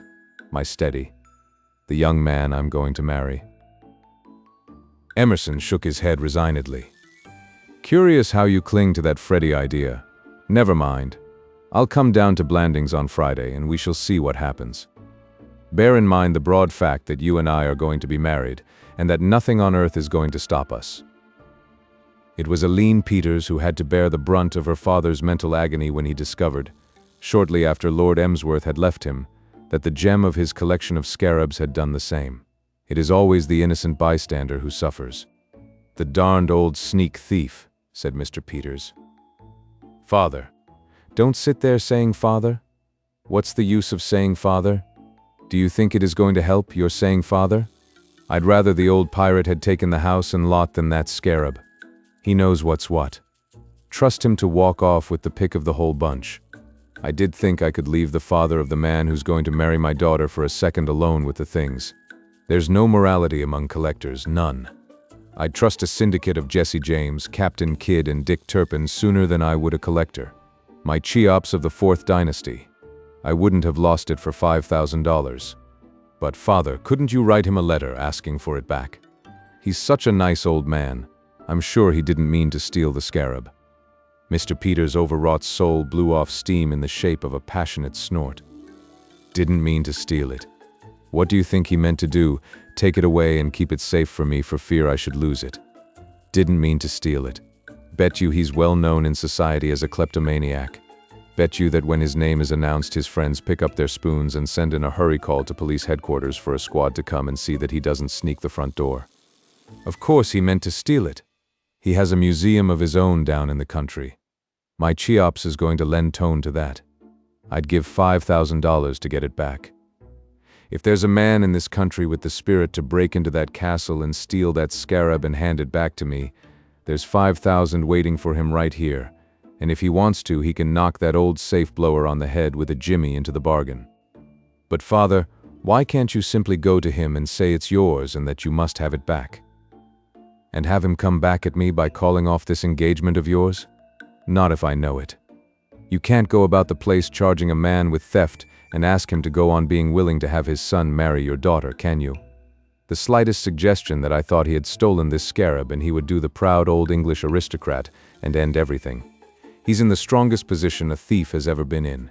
You can't get at him. I didn't think of that. You don't think at all. That's the trouble with you, said Mr. Peters. Years of indigestion had made Mr. Peters' temper, even when in a normal mood, perfectly impossible. In a crisis like this, it ran amok. He vented it on Aline because he had always vented his irritabilities on Aline, because the fact of her sweet, gentle disposition, combined with the fact of their relationship, made her the ideal person to receive the overflow of his black moods. While his wife had lived, he had bullied her. On her death, Aline had stepped into the vacant position. Aline did not cry because she was not a girl who was given to tears, but, for all her placid good temper, she was wounded. She was a girl who liked everything in the world to run smoothly and easily, and these scenes with her father always depressed her. She took advantage of a lull in Mr. Peters' flow of words and slipped from the room. Her cheerfulness had received a shock. She wanted sympathy. She wanted comforting. For a moment she considered George Emerson in the role of comforter, but there were objections to George in this character. Aline was accustomed to tease and chat with George, but at heart she was a little afraid of him. An instinct told her that, as comforter, he would be too volcanic and supermanly for a girl who was engaged to marry another man in June. George as comforter would be far too prone to trust to action rather than to the soothing power of the spoken word.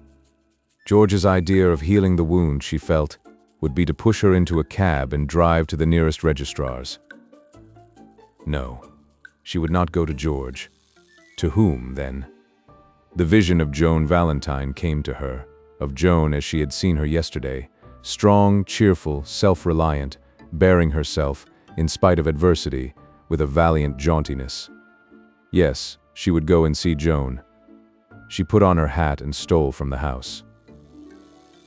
Curiously enough, only a quarter of an hour before, R. Jones had set out with exactly the same object in view. At almost exactly the hour when Aline Peters set off to visit her friend, Miss Valentine, 3 men sat in the cozy smoking room of Blandings Castle. They were variously occupied.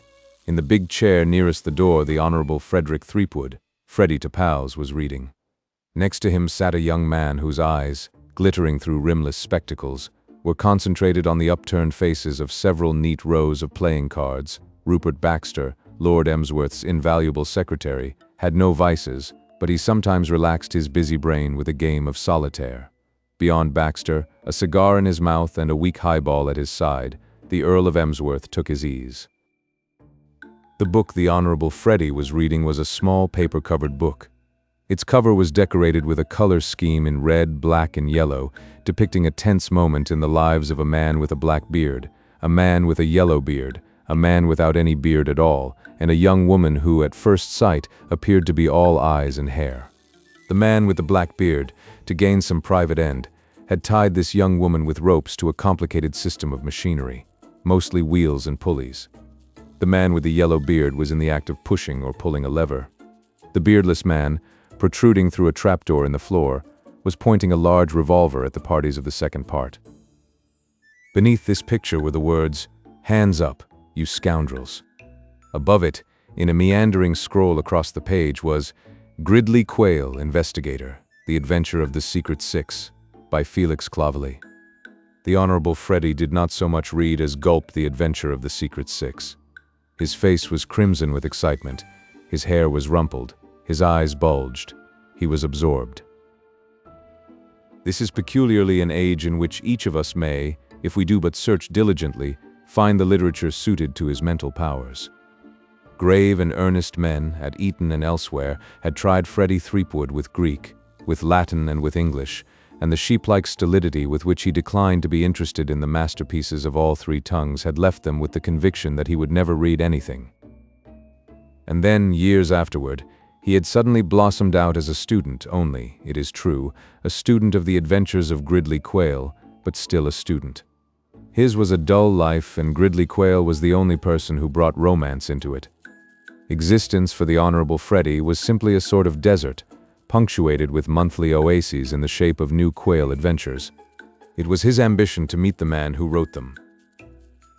Lord Emsworth sat and sipped and smoked again, at peace with all the world. His mind was as nearly a blank as it is possible for the human mind to be. The hand that had not the task of holding the cigar was at rest in his trousers pocket. The fingers of it fumbled idly with a small, hard object. Gradually it filtered into his lordship's mind that this small, hard object was not familiar. It was something new, something that was neither his keys nor his pencil, nor was it his small change. He yielded to a growing curiosity and drew it out. He examined it. It was a little something, rather like a fossilized beetle. It touched no chord in him. He looked at it with amiable distaste. "Now how in the world did that get there?" he said. The Honorable Freddie paid no attention to the remark. He was now at the very crest of his story when every line intensified the thrill. Incident was succeeding incident. The Secret Six were here, there and everywhere, like so many malignant June bugs. Annabelle, the heroine, was having a perfectly rotten time kidnapped and imprisoned every few minutes. Gridley Quayle, hot on the scent, was covering somebody or other with his revolver almost continuously. Freddie Threepwood had no time for chatting with his father. Not so Rupert Baxter. Chatting with Lord Emsworth was one of the things for which he received his salary. He looked up from his cards. "Lord Emsworth? I have found a curious object in my pocket, Baxter. I was wondering how it got there." He handed the thing to his secretary. Rupert Baxter's eyes lit up with sudden enthusiasm. He gasped. "Magnificent," he cried. "Superb." Lord Emsworth looked at him inquiringly. "It is a scarab, Lord Emsworth, and unless I am mistaken, and I think I may claim to be something of an expert, a Cheops of the 4th dynasty. A wonderful addition to your museum." "Is it?" "By God." "You don't say so, Baxter." "It is indeed. If it is not a rude question, how much did you give for it, Lord Emsworth?" "It must have been the gem of somebody's collection. Was there a sale at Christie's this afternoon?" Lord Emsworth shook his head. I did not get it at Christie's, for I recollect that I had an important engagement which prevented my going to Christie's. To be sure, yes, I had promised to call on Mr. Peters and examine his collection of— Now I wonder what it was that Mr. Peters said he collected. Mr. Peters is one of the best-known living collectors of scarabs. Scarabs. You are quite right, Baxter. Now that I recall the episode, this is a scarab, and Mr. Peters gave it to me. Gave it to you, Lord Emsworth? Yes. The whole scene comes back to me. Mr. Peters, after telling me a great many exceedingly interesting things about scarabs, which I regret to say I cannot remember, gave me this. And you say it is really valuable, Baxter? It is, from a collector's point of view, of extraordinary value. Bless my soul. Lord Emsworth beamed. This is extremely interesting, Baxter. One has heard so much of the princely hospitality of Americans. How exceedingly kind of Mr. Peters. I shall certainly treasure it, though I must confess that from a purely spectacular standpoint it leaves me a little cold.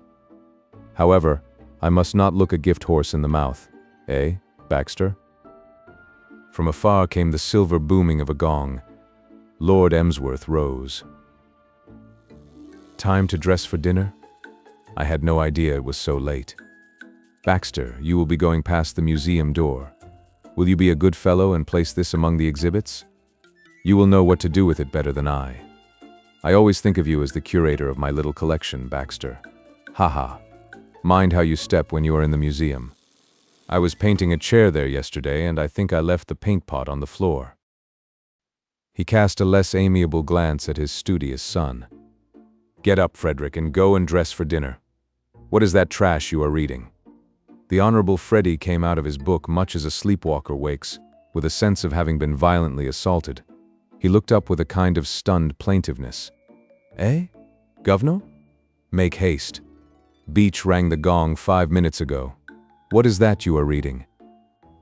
Oh, nothing, Governor, just a book. I wonder you can waste your time on such trash. Make haste. He turned to the door, and the benevolent expression once more wandered athwart his face.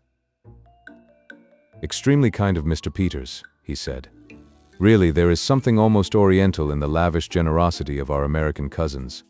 It had taken R. Jones just 6 hours to discover Joan Valentine's address. That it had not taken him longer is a proof of his energy and of the excellence of his system of obtaining information. But R. Jones, when he considered it worth his while, could be extremely energetic, and he was a past master at the art of finding out things. He poured himself out of his cab and rang the bell of number 7. A disheveled maid answered the ring. Miss Valentine in? Yes, sir. R. Jones produced his card. On important business, tell her. Half a minute, I'll write it. He wrote the words on the card and devoted the brief period of waiting to a careful scrutiny of his surroundings. He looked out into the court, and he looked as far as he could down the dingy passage, and the conclusions he drew from what he saw were complimentary to Miss Valentine. If this girl is the sort of girl who would hold up Freddie's letters, he mused, she wouldn't be living in a place like this. If she were on the make, she would have more money than she evidently possesses. Therefore, she is not on the make, and I am prepared to bet that she destroyed the letters as fast as she got them. Those were, roughly, the thoughts of R. Jones as he stood in the doorway of number 7, and they were important thoughts inasmuch as they determined his attitude toward Joan in the approaching interview. He perceived that this matter must be handled delicately, that he must be very much the gentleman. It would be a strain, but he must do it. The maid returned and directed him to Joan's room with a brief word and a sweeping gesture. Eh? Said R. Jones. First floor? Front, said the maid. R. Jones trudged laboriously up the short flight of stairs. It was very dark on the stairs and he stumbled. Eventually, however, light came to him through an open door. Looking in, he saw a girl standing at the table. She had an air of expectation, so he deduced that he had reached his journey's end. Miss Valentine? Please come in. R. Jones waddled in. Not much light on your stairs. No. Will you take a seat? Thanks. One glance at the girl convinced R. Jones that he had been right. Circumstances had made him a rapid judge of character, for in the profession of living by one's wits in a large city the first principle of offense and defense is to sum people up at first sight. This girl was not on the make. Joan Valentine was a tall girl with wheat gold hair and eyes as brightly blue as a November sky when the sun is shining on a frosty world. There was in them a little of November's cold glitter, too, for Joan had been through much in the last few years, and experience, even though it does not harden, erects a defensive barrier between its children and the world. Her eyes were eyes that looked straight and challenged. They could thaw to the satin blue of the Mediterranean Sea, where it purrs about the little villages of southern France. But they did not thaw for everybody. She looked what she was, a girl of action, a girl whom life had made both reckless and wary, wary of friendly advances, reckless when there was a venture afoot. Her eyes, as they met R. Jones now, were cold and challenging. She, too, had learned the trick of swift diagnosis of character, and what she saw of R. Jones in that first glance did not impress her favorably. "You wish to see me on business?" "Yes," said R. Jones. "Yes. Miss Valentine, may I begin by begging you to realize that I have no intention of insulting you?" Joan's eyebrows rose. For an instant she did her visitor the injustice of suspecting that he had been dining too well. "I don't understand." "Let me explain. I have come here," R. Jones went on, getting more gentlemanly every moment, "on a very distasteful errand to oblige a friend. Will you bear in mind that whatever I say is said entirely on his behalf?" By this time, Joan had abandoned the idea that this stout person was a life insurance tout, and was inclining to the view that he was collecting funds for a charity. "I came here at the request of the Honorable Frederick Threepwood." "I don't quite understand." "You never met him, Miss Valentine, but when you were in the chorus at the Piccadilly Theatre, I believe, he wrote you some very foolish letters. Possibly you have forgotten them?" "I certainly have." "You have probably destroyed them, eh?" "Certainly. I never keep letters." "Why do you ask?" "Well, you see, Miss Valentine, the Honorable Frederick Threepwood is about to be married, and he thought that possibly on the whole it would be better that the letters and poetry which he wrote you were non-existent." Not all R. Jones' gentlemanliness, and during this speech he diffused it like a powerful scent in waves about him, could hide the unpleasant meaning of the words. "He was afraid I might try to blackmail him," said Joan, with formidable calm. R. Jones raised and waved a fat hand deprecatingly. "My dear Miss Valentine." Joan rose and R. Jones followed her example. The interview was plainly at an end. "Please tell Mr. Threepwood to make his mind quite easy. He is in no danger." Exactly, precisely. I assured Threepwood that my visit here would be a mere formality. I was quite sure you had no intention whatever of worrying him. I may tell him definitely, then, that you have destroyed the letters?" "Yes. Good evening." "Good evening, Miss Valentine." The closing of the door behind him left him in total darkness, but he hardly liked to return and ask Joan to reopen it in order to light him on his way. He was glad to be out of her presence. He was used to being looked at in an unfriendly way by his fellows, but there had been something in Joan's eyes that had curiously discomfited him. R. Jones groped his way down, relieved that all was over and had ended well. He believed what she had told him, and he could conscientiously assure Freddie that the prospect of his sharing the fate of poor old Percy was non-existent. It is true that he proposed to add in his report that the destruction of the letters had been purchased with difficulty, at a cost of just £500, but that was a mere business formality. He had almost reached the last step when there was a ring at the front door. With what he was afterward wont to call an inspiration, he retreated with unusual nimbleness until he had almost reached Joan's door again. Then he leaned over the banister and listened. The disheveled maid opened the door. A girl's voice spoke. "Is Miss Valentine in?" "She's in, but she's engaged. I wish you would go up and tell her that I want to see her. Say it's Miss Peters, Miss Aileen Peters." The banister shook beneath R. Jones' sudden clutch. For a moment he felt almost faint. Then he began to think swiftly.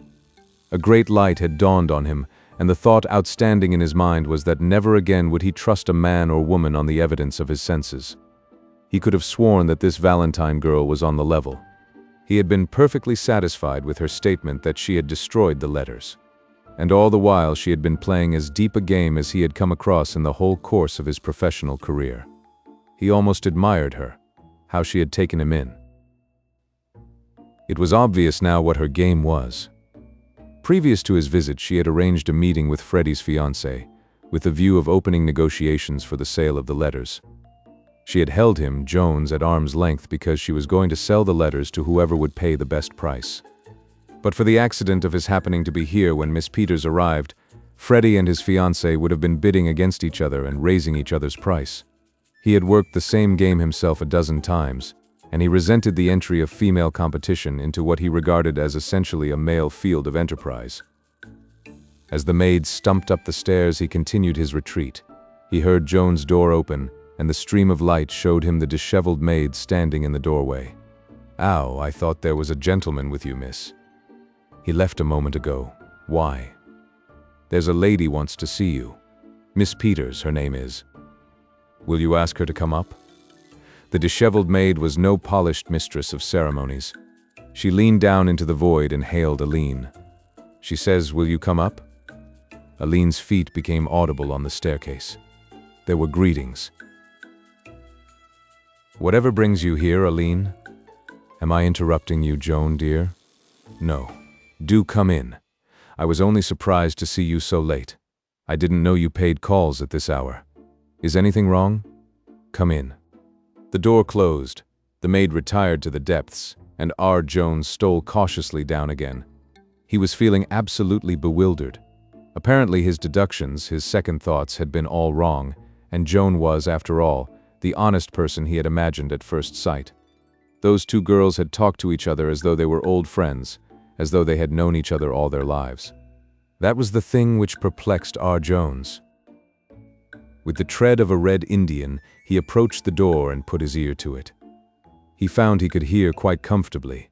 Aline, meantime, inside the room, had begun to draw comfort from Joan's very appearance. She looked so capable. Joan's eyes had changed the expression they had contained during the recent interview. They were soft now, with a softness that was half compassionate, half contemptuous. It is the compensation which life gives to those whom it has handled roughly in order that they shall be able to regard with a certain contempt the small troubles of the sheltered. Joan remembered Aline of old and knew her for a perennial victim of small troubles. Even in their school days, she had always needed to be looked after and comforted. Her sweet temper had seemed to invite the minor slings and arrows of fortune. Aline was a girl who inspired protectiveness in a certain type of her fellow human beings. It was this quality in her that kept George Emerson awake at nights, and it appealed to Joan now. Joan, for whom life was a constant struggle to keep the wolf within a reasonable distance from the door, and who counted that day happy on which she saw her way clear to paying her weekly rent and possibly having a trifle over for some coveted hat or pair of shoes, could not help feeling, as she looked at Aline, that her own troubles were as nothing, and that the immediate need of the moment was to pet and comfort her friend. Her knowledge of Aline told her the probable tragedy was that she had lost a brooch or had been spoken to crossly by somebody. But it also told her that such tragedies bulked very large on Aline's horizon. Trouble, after all, like beauty, is in the eye of the beholder, and Aline was far less able to endure with fortitude the loss of a brooch than she herself to bear the loss of a position the emoluments of which meant the difference between having just enough to eat and starving. "You're worried about something," she said. "Sit down and tell me all about it." Aline sat down and looked about her at the shabby room. By that curious process of the human mind which makes the spectacle of another's misfortune a palliative for one's own, she was feeling oddly comforted already. Her thoughts were not definite and she could not analyze them, but what they amounted to was that, though it was an unpleasant thing to be bullied by a dyspeptic father, the world manifestly held worse tribulations, which her father's other outstanding quality, besides dyspepsia, wealth, to wit, enabled her to avoid. It was at this point that the dim beginnings of philosophy began to invade her mind. The thing resolved itself almost into an equation. If father had not had indigestion, he would not have bullied her. But if father had not made a fortune, he would not have had indigestion. Therefore, if father had not made a fortune, he would not have bullied her. Practically, in fact, if father did not bully her, he would not be rich. And if he were not rich... She took in the faded carpet, the stained wallpaper and the soiled curtains with a comprehensive glance. It certainly cut both ways. She began to be a little ashamed of her misery. "It's nothing at all, really," she said. "I think I've been making rather a fuss about very little." Joan was relieved. The struggling life breeds moods of depression, and such a mood had come to her just before Aline's arrival.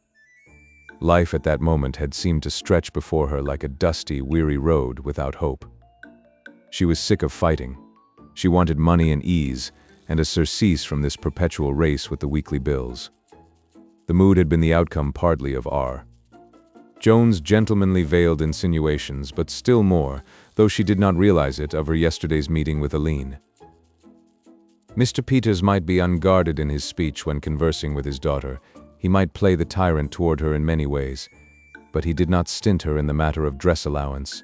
And, on the occasion when she met Joan, Aline had been wearing so Parisian a hat and a tailor-made suit of such obviously expensive simplicity that green-eyed envy had almost spoiled Joan's pleasure at meeting this friend of her opulent days. She had suppressed the envy, and it had revenged itself by assaulting her afresh in the form of the worst fit of the blues she had had in 2 years. She had been loyally ready to sink her depression in order to alleviate Aline's, but it was a distinct relief to find that the feat would not be necessary. "Never mind," she said. "Tell me what the very little thing was." "It was only father," said Aline simply.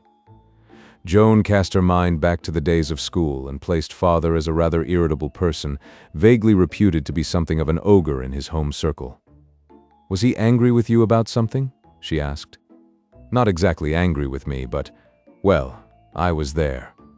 Joan's depression lifted slightly. She had forgotten, in the stunning anguish of the sudden spectacle of that hat and that tailor-made suit, that Paris hats and $120 suits not infrequently had what the vulgar term a string attached to them. After all, she was independent. She might have to murder her beauty with hats and frocks that had never been nearer Paris than the Tottenham Court Road, but at least no one bullied her because she happened to be at hand when tempers were short. "What a shame," she said. "Tell me all about it." With a prefatory remark that it was all so ridiculous, really, Aline embarked on the narrative of the afternoon's events. Joan heard her out, checking a strong disposition to giggle. Her viewpoint was that of the average person, and the average person cannot see the importance of the scarab in the scheme of things. The opinion she formed of Mr. Peters was of his being an eccentric old gentleman, making a great to-do about nothing at all. Losses had to have a concrete value before they could impress Joan. It was beyond her to grasp that Mr. Peters would sooner have lost a diamond necklace, if he had happened to possess one, than his Cheops of the 4th dynasty. It was not until Aline, having concluded her tale, added one more strand to it that she found herself treating the matter seriously. "Father says he would give $5,000 to anyone who would get it back for him." "What?"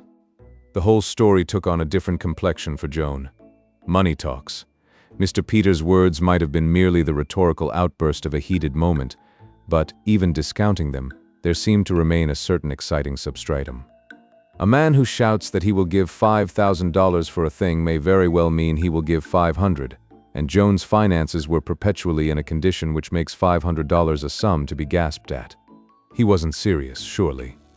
"I think he was," said Aline. "But $5,000. It isn't really very much to father, you know. He gave away $100,000 a year ago to a university.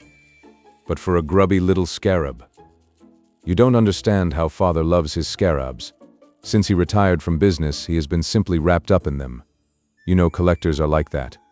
You read in the papers about men giving all sorts of money for funny things." Outside the door, R. Jones, his ear close to the panel, drank in all these things greedily.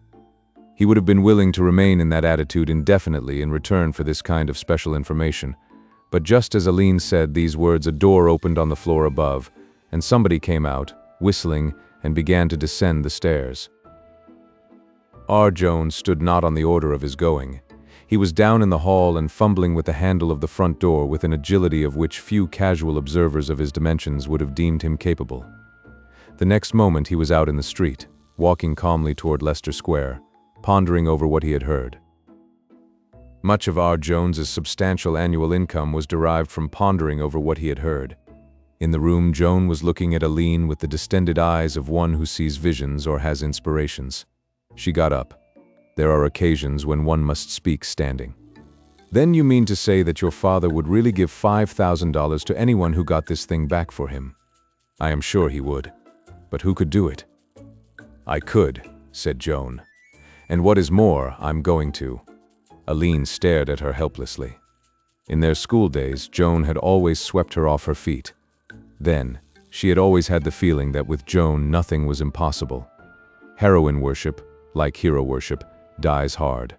She looked at Joan now with the stricken sensation of one who has inadvertently set powerful machinery in motion. But Joan, it was all she could say. My dear child, it's perfectly simple. This Earl of yours has taken the thing off to his castle like a brigand. You say you are going down there on Friday for a visit. All you have to do is to take me along with you and sit back and watch me get busy. But Joan, where's the difficulty? I don't see how I could take you down very well. Why not? Oh, I don't know. But what is your objection? Well, don't you see? If you went down there as a friend of mine and were caught stealing the scarab, there would be just the trouble father wants to avoid about my engagement, you see, and so on. It was an aspect of the matter that had escaped Joan. She frowned thoughtfully. I see. Yes, there is that, but there must be a way. You mustn't, Joan, really. Don't think any more about it. Not think any more about it. My child, do you even faintly realize what $5,000 or a quarter of $5,000 means to me? I would do anything for it. Anything. And there's the fun of it. I don't suppose you can realize that either. I want to change. I've been grubbing away here on nothing a week for years, and it's time I had a vacation. There must be a way by which you could get me down. Why, of course. Why didn't I think of it before? You shall take me on Friday as your lady's maid. But Joan, I couldn't. Why not? I couldn't. Why not? Oh, well. Joan advanced on her where she sat and grasped her firmly by the shoulders. Her face was inflexible. Aline, my pet, it's no good arguing. You might just as well argue with a wolf on the trail of a fat Russian peasant. I need that money.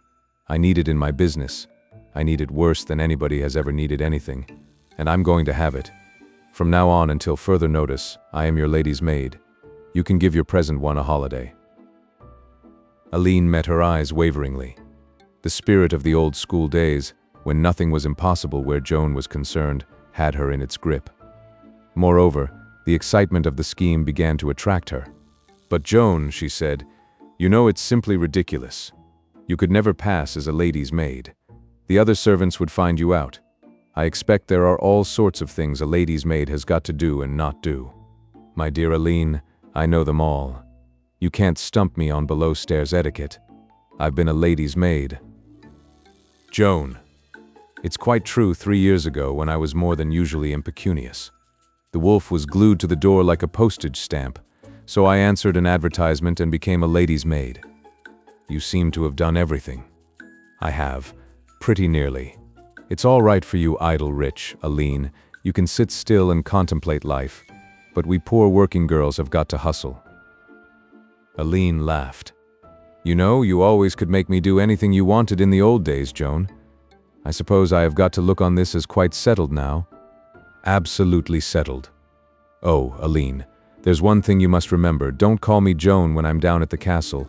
You must call me Valentine. She paused. The recollection of the Honorable Freddie had come to her. No, Valentine would not do. No, not Valentine, she went on. It's too jaunty. I used it once years ago, but it never sounded just right. I want something more respectable, more suited to my position. Can't you suggest something?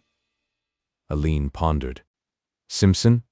Simpson, it's exactly right. You must practice it. Simpson, say it kindly and yet distantly, as though I were a worm, but a worm for whom you felt a mild liking. Roll it round your tongue. Simpson. Splendid. Now once again a little more haughtily. Simpson, Simpson, Simpson. Joan regarded her with affectionate approval. It's wonderful, she said. You might have been doing it all your life. What are you laughing at? Asked Aline. Nothing, said Joan. I was just thinking of something.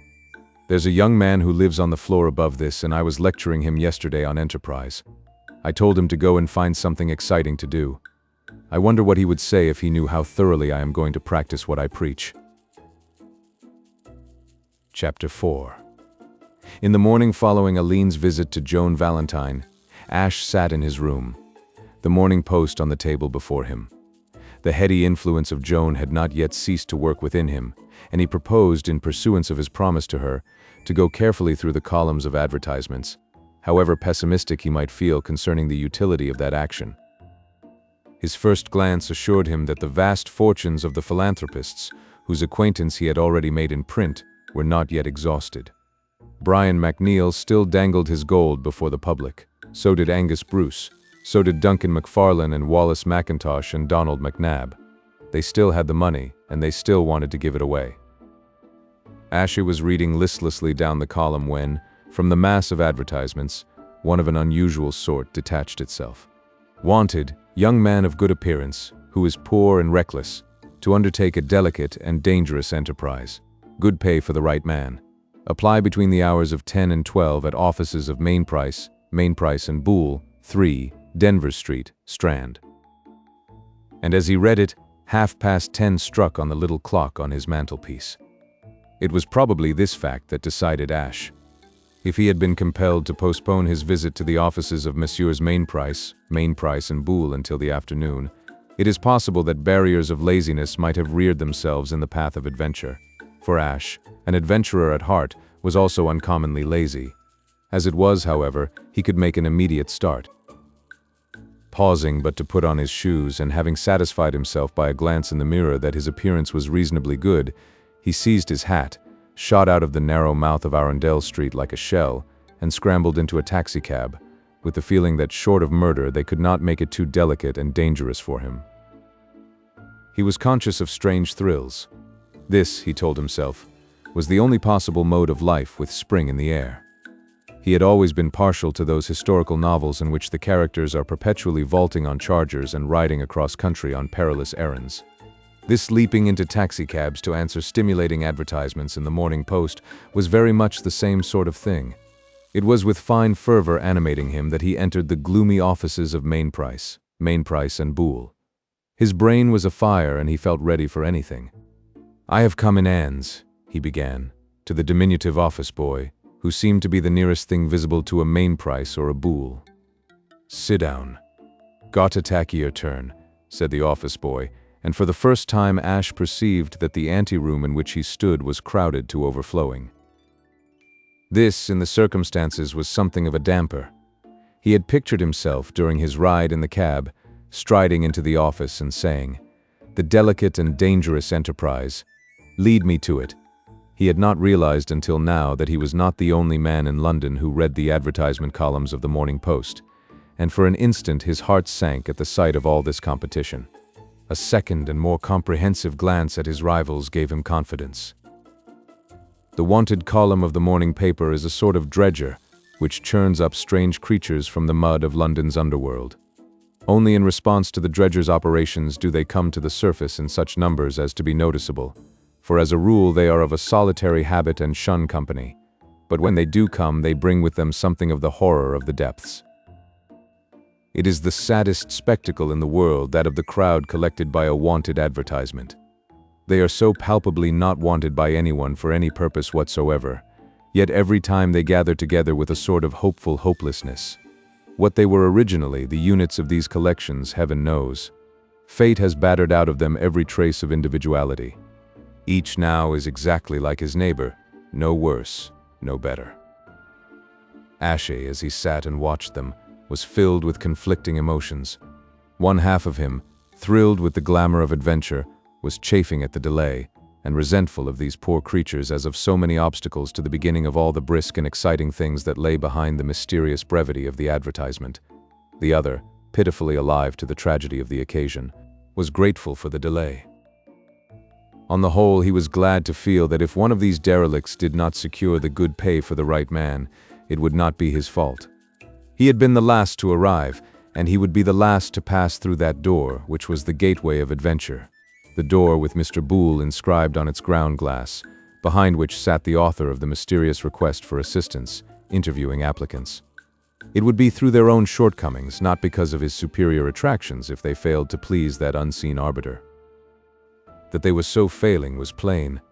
Scarcely had one scarred victim of London's unkindness passed through before the bell would ring, the office boy who, in the intervals of frowning sternly on the throng, as much as to say that he would stand no nonsense, would cry, "Next," and another dull-eyed wreck would drift through, to be followed a moment later by yet another. The one fact at present ascertainable concerning the unknown searcher for reckless young men of good appearance was that he appeared to be possessed of considerable decision of character, a man who did not take long to make up his mind. He was rejecting applicants now at the rate of 2 a minute. Expeditious though he was, he kept Ash waiting for a considerable time. It was not until the hands of the fat clock over the door pointed to 20 minutes past 11 that the office boys next found him the only survivor. He gave his clothes a hasty smack with the palm of his hand and his hair a fleeting dab to accentuate his good appearance, and turned the handle of the door of fate. The room assigned by the firm to their Mr. Boole for his personal use was a small and dingy compartment, redolent of that atmosphere of desolation which lawyers alone know how to achieve. It gave the impression of not having been swept since the foundation of the firm, in the year 1786. There was one small window covered with grime. It was one of those windows you see only in lawyers' offices. Possibly some reckless mainprice or harebrained Boole had opened it in a fit of mad excitement induced by the news of the Battle of Waterloo in 1815 and had been instantly expelled from the firm. Since then, no one had dared to tamper with it. Gazing through this window, or rather gazing at it, for X-rays could hardly have succeeded in actually penetrating the alluvial deposits on the glass, was a little man. As Ash entered, he turned and looked at him as though he hurt him rather badly in some tender spot. Ash was obliged to own to himself that he felt a little nervous. It is not every day that a young man of good appearance, who has led a quiet life, meets face to face one who is prepared to pay him well for doing something delicate and dangerous. To Ash, the sensation was entirely novel. The most delicate and dangerous act he had performed to date had been the daily mastication of Mrs. Bell's breakfast included in the rent. Yes, he had to admit it, he was nervous. And the fact that he was nervous made him hot and uncomfortable. To judge him by his appearance, the man at the window was also hot and uncomfortable. He was a little, truculent-looking man, and his face at present was red with a flush that sat unnaturally on a normally lead-colored face. His eyes looked out from under thick gray eyebrows with an almost tortured expression. This was partly owing to the strain of interviewing Ash's preposterous predecessors, but principally to the fact that the little man had suddenly been seized with acute indigestion, a malady to which he was peculiarly subject.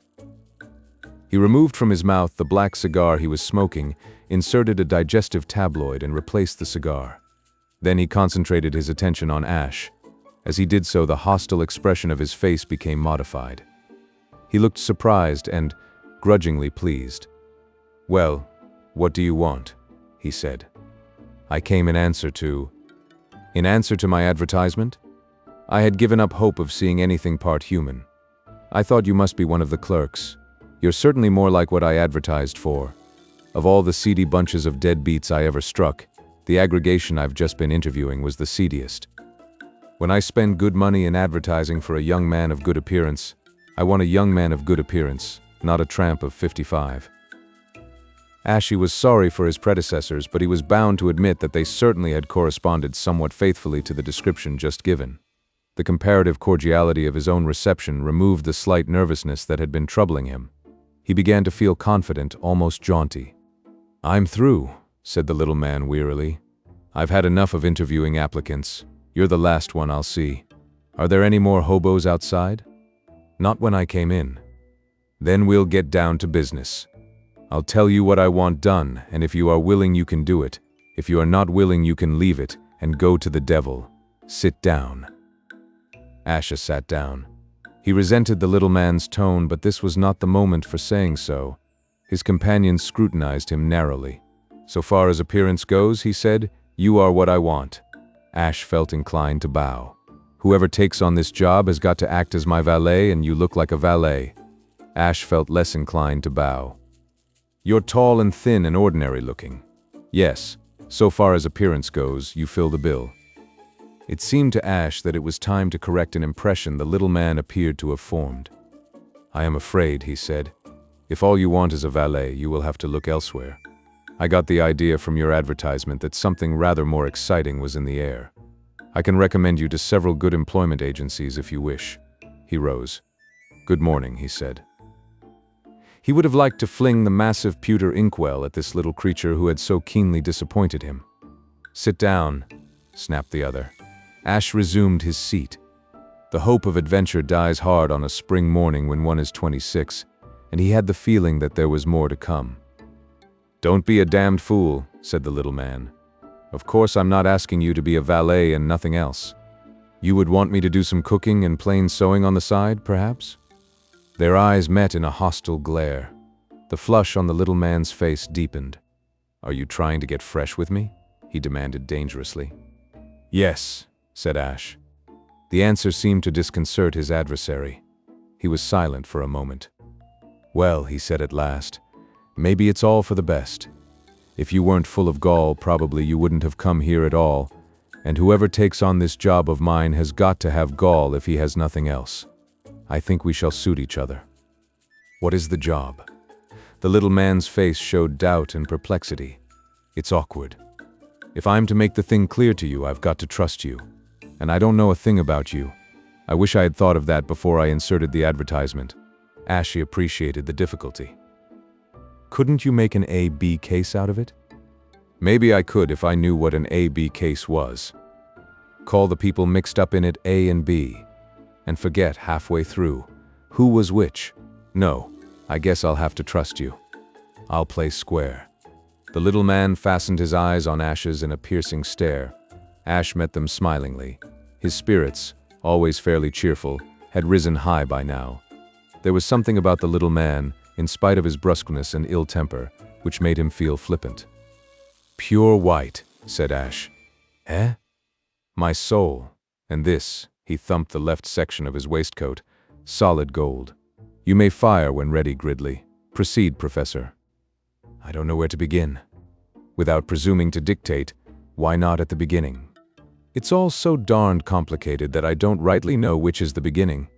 Well, see here. I collect scarabs. I'm crazy about scarabs. Ever since I quit business, you might say that I have practically lived for scarabs. Though it sounds like an unkind thing to say of anyone, said Ash. Incidentally, what are scarabs? He held up his hand. Wait. It all comes back to me. Expensive classical education, now bearing belated fruit. Scarabaeus Latin, noun, nominative, a beetle. Scarabae, vocative, ou beetle. Scarabaeum, accusative, the beetle. Scarabaea of the beetle. Scarabeo too, or for the beetle. I remember now. Egypt, Ramesses, pyramids, sacred scarabs. Right. Well, I guess I've gotten together the best collection of scarabs outside the British Museum, and some of them are worth what you like to me. I don't reckon money when it comes to a question of my scarabs. Do you understand? Sure, Mike. Displeasure clouded the little man's face. My name is not Mike. I use the word figuratively, as it were. Well, don't do it again. My name is J. Preston Peters, and Mr. Peters will do as well as anything else when you want to attract my attention. Mine is Marson. You were saying, Mr. Peters? Well, it's this way, said the little man. Shakespeare and Pope have both emphasized the tediousness of a twice-told tale. The episode of the stolen scarab need not be repeated at this point, though it must be admitted that Mr. Peters' version of it differed considerably from the calm, dispassionate description the author, in his capacity of official historian, has given earlier in the story. In Mr. Peters' version, the Earl of Emsworth appeared as a smooth and purposeful robber, a sort of elderly Raffles, worming his way into the homes of the innocent and only sparing that portion of their property which was too heavy for him to carry away. Mr. Peters, indeed, specifically described the Earl of Emsworth as an oily old second-story man. It took Ash some little time to get a thorough grasp of the tangled situation, but he did it at last. Only one point perplexed him. You want to hire somebody to go to this castle and get this scarab back for you. I follow that. But why must he go as your valet? That's simple enough. You don't think I'm asking him to buy a black mask and break in, do you? I'm making it as easy for him as possible. I can't take a secretary down to the castle, for everybody knows that. Now I've retired, I haven't got a secretary, and if I engaged a new one and he was caught trying to steal my scarab from the Earl's collection, it would look suspicious. But a valet is different. Anyone can get fooled by a crook valet with bogus references. I see. There's just one other point. Suppose your accomplice does get caught, what then? That, said Mr. Peters, is the catch, and it's just because of that I am offering good pay to my man. We'll suppose, for the sake of argument, that you accept the contract and get caught. Well, if that happens, you've got to look after yourself. I couldn't say a word. If I did, it would all come out, and so far as the breaking off of my daughter's engagement to young Threepwood is concerned, it would be just as bad as though I had tried to get the thing back myself. You've got to bear that in mind. You've got to remember it if you forget everything else. I don't appear in this business in any way whatsoever. If you get caught, you take what's coming to you without a word. You can't turn round and say, I am innocent. Mr. Peters will explain all, because Mr. Peters certainly won't. Mr. Peters won't utter a syllable of protest if they want to hang you. No, if you go into this, young man, you go into it with your eyes open. You go into it with a full understanding of the risks, because you think the reward, if you are successful, makes the taking of those risks worthwhile. You and I know that what you are doing isn't really stealing, it's simply a tactful way of getting back my own property. But the judge and jury will have different views. I am beginning to understand, said Ash thoughtfully, why you called the job delicate and dangerous. Certainly it had been no overstatement. As a writer of detective stories for the British office boy, he had imagined in his time many undertakings that might be so described, but few to which the description was more admirably suited. It is, said Mr. Peters, and that is why I'm offering good pay. Whoever carries this job through gets £1,000. Ashes started. £1,000, $5,000. 5,000. When do I begin? You'll do it? For $5,000 I certainly will. With your eyes open? Wide open. A look of positive geniality illuminated Mr. Peters' pinched features. He even went so far as to pat Ash on the shoulder. Good boy, he said. Meet me at Paddington Station at 4 o'clock on Friday, and if there's anything more you want to know, come round to this address. There remained the telling of Joan Valentine, for it was obviously impossible not to tell her. When you have revolutionized your life at the bidding of another, you cannot well conceal the fact, as though nothing had happened. Ash had not the slightest desire to conceal the fact. On the contrary, he was glad to have such a capital excuse for renewing the acquaintance. He could not tell her, of course, the secret details of the thing. Naturally, those must remain hidden. No, he would just go airily in and say, "You know what you told me about doing something new? Well, I've just got a job as a valet." So he went airily in and said it. "To whom?" said Joan. "To a man named Peters, an American. Women are trained from infancy up to conceal their feelings." Joan did not start or otherwise express emotion. "Not Mr. J. Preston Peters?" "Yes." "Do you know him?" "What a remarkable thing." "His daughter," said Joan, "has just engaged me as a lady's maid." "What?" "It will not be quite the same thing as 3 years ago," Joan explained. "It is just a cheap way of getting a holiday. I used to know Miss Peters very well, you see. It will be more like traveling as her guest." But, Ash had not yet overcome his amazement. "Yes? But what an extraordinary coincidence." "Yes. By the way, how did you get the situation? And what put it into your head to be a valet at all? It seems such a curious thing for you to think of doing." Ash was embarrassed. Well, you see, the experience will be useful to me, of course, in my writing." "Oh, are you thinking of taking up my line of work, Dukes?" No, not exactly that."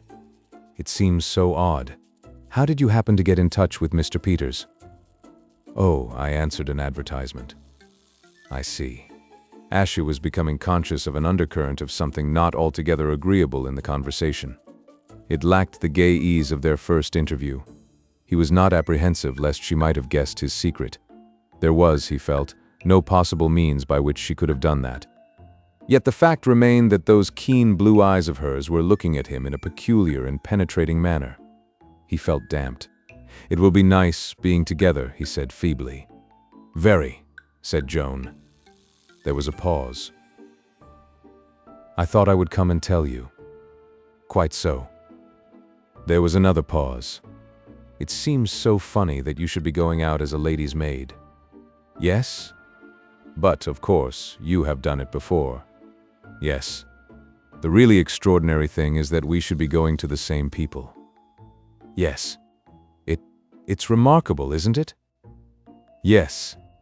Ash reflected. No, he did not appear to have any further remarks to make.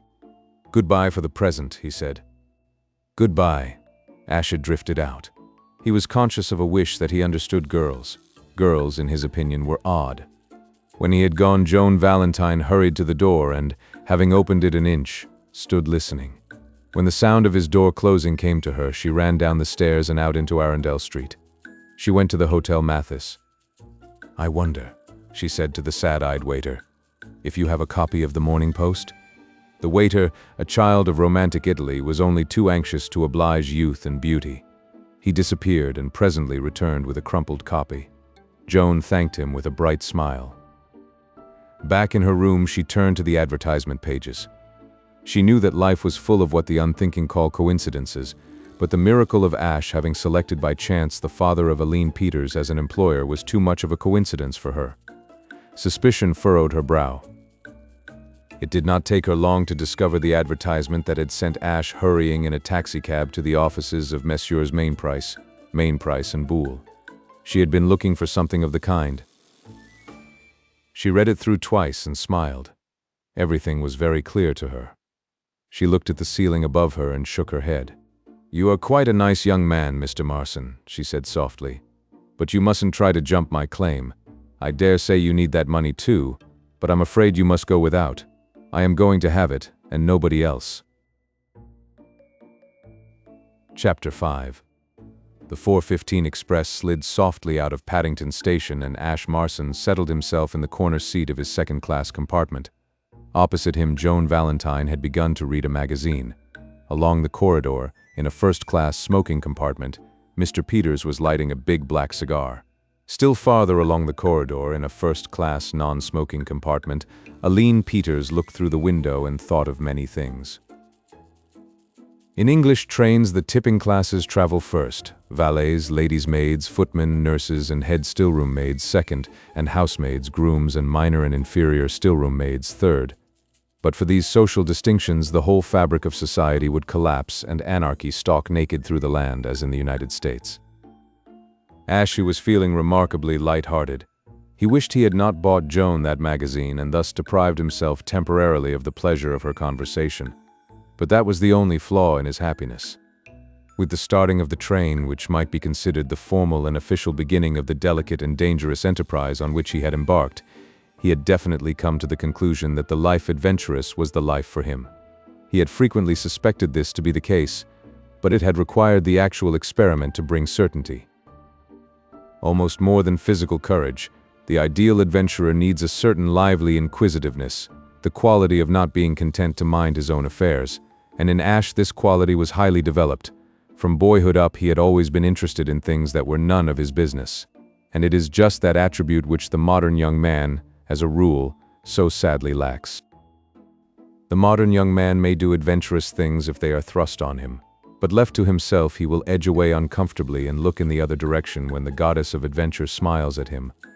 Training and tradition alike pluck at his sleeve and urge him not to risk making himself ridiculous. And from sheer horror of laying himself open to the charge of not minding his own business, he falls into a stolid disregard of all that is out of the ordinary and exciting. He tells himself that the shriek from the lonely house he passed just now was only the high note of some amateur songstress, and that the maiden in distress whom he saw pursued by the ruffian with a knife was merely earning the salary paid her by some motion picture firm. And he proceeds on his way, looking neither to left nor right. Ashy had none of this degenerate coyness toward adventure. Though born within easy distance of Boston and deposited by circumstances in London, he possessed, nevertheless, to a remarkable degree, that quality so essentially the property of the New Yorker, the quality known, for want of a more polished word, as rubber. It is true that it had needed the eloquence of Joan Valentine to stir him from his groove, but that was because he was also lazy. He loved new sights and new experiences. Yes, he was happy. The rattle of the train shaped itself into a lively march. He told himself that he had found the right occupation for a young man in the spring. Joan, meantime, entrenched behind her magazine, was also busy with her thoughts. She was not reading the magazine. She held it before her as a protection, knowing that if she laid it down, Ash would begin to talk, and just at present she had no desire for conversation. She, like Ash, was contemplating the immediate future, but unlike him, was not doing so with much pleasure. She was regretting heartily that she had not resisted the temptation to uplift this young man, and wishing that she had left him to wallow in the slothful peace in which she had found him. It is curious how frequently in this world our attempts to stimulate and uplift swoop back on us and smite us like boomerangs.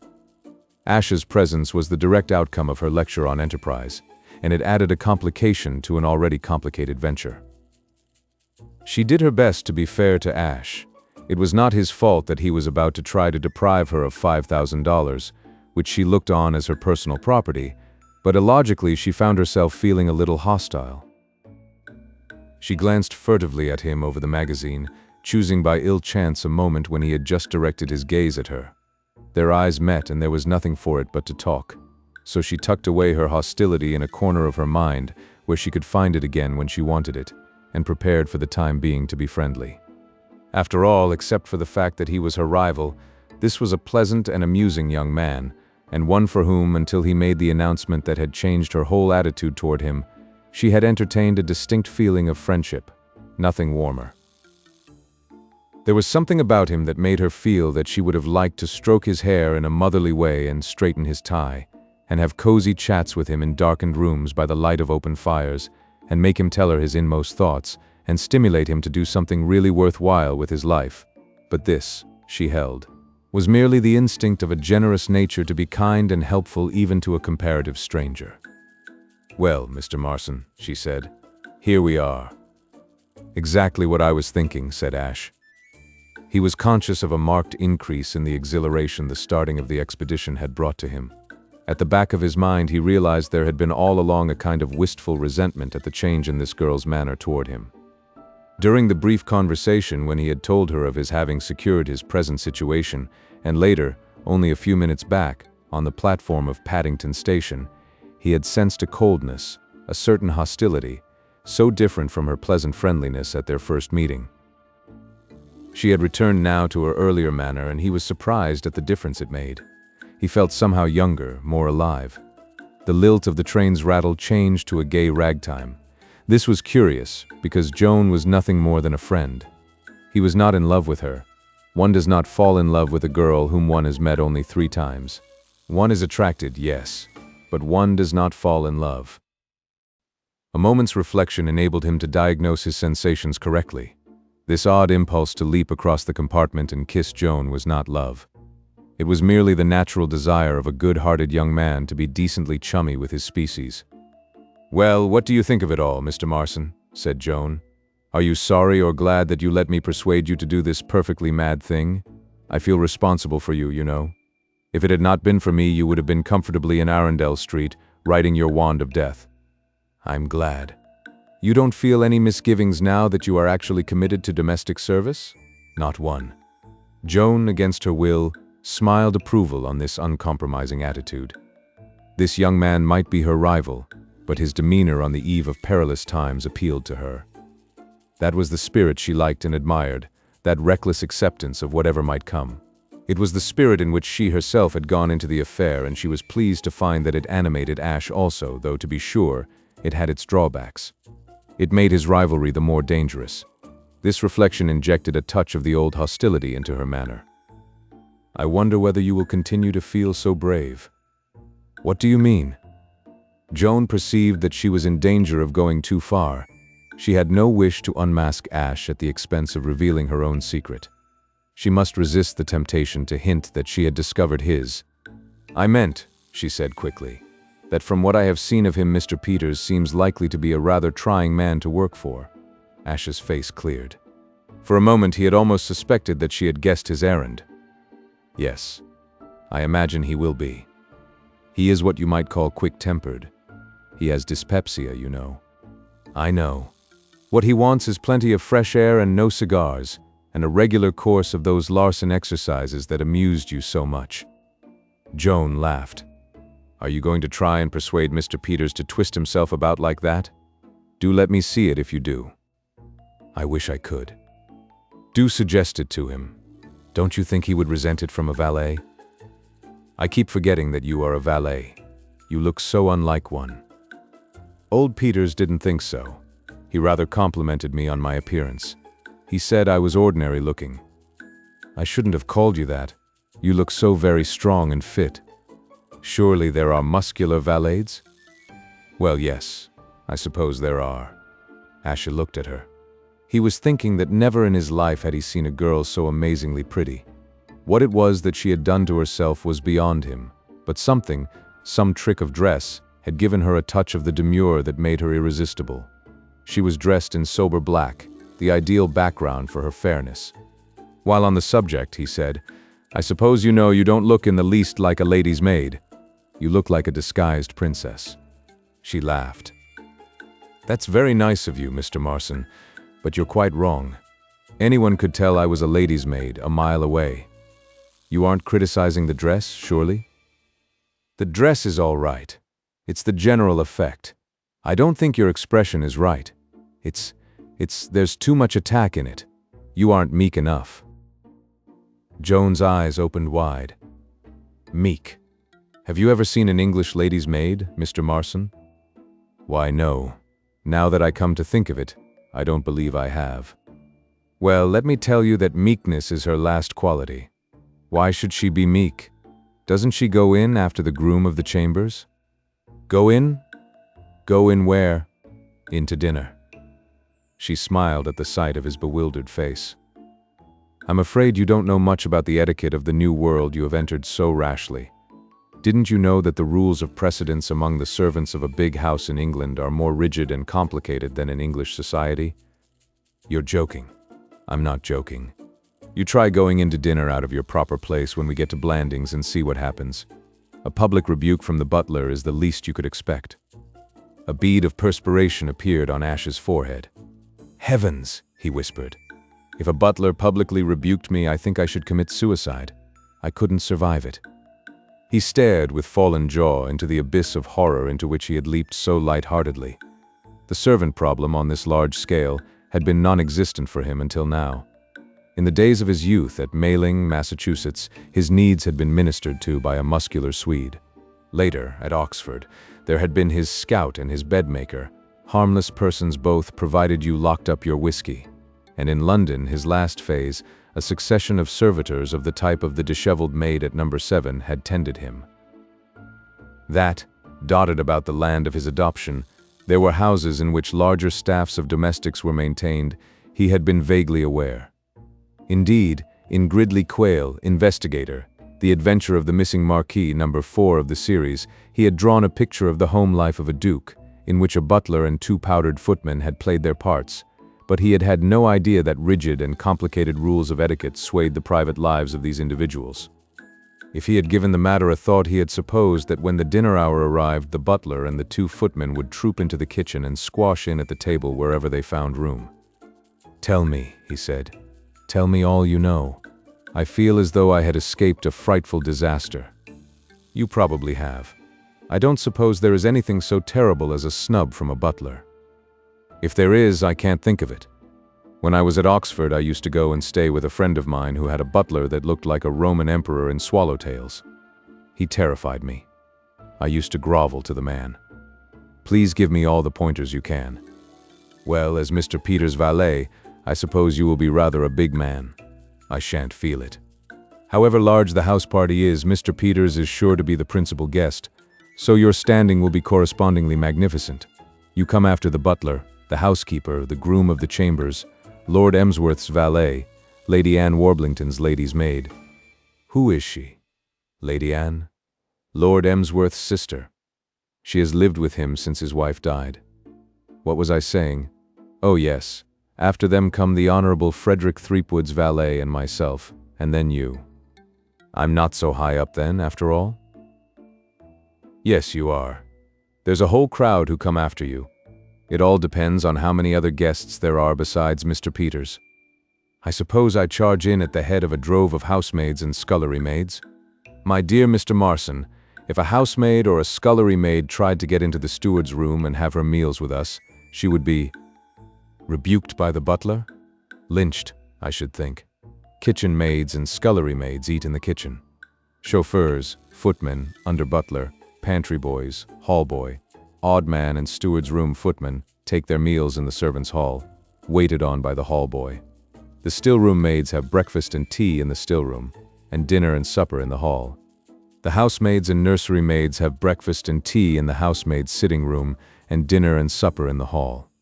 The head housemaid ranks next to the head still-room maid. The laundry maids have a place of their own near the laundry, and the head laundry maid ranks above the head housemaid. The chef has his meals in a room of his own near the kitchen. Is there anything else I can tell you, Mr. Marson? Ashy was staring at her with vacant eyes. He shook his head dumbly. We stop at Swindon in half an hour, said Jones softly.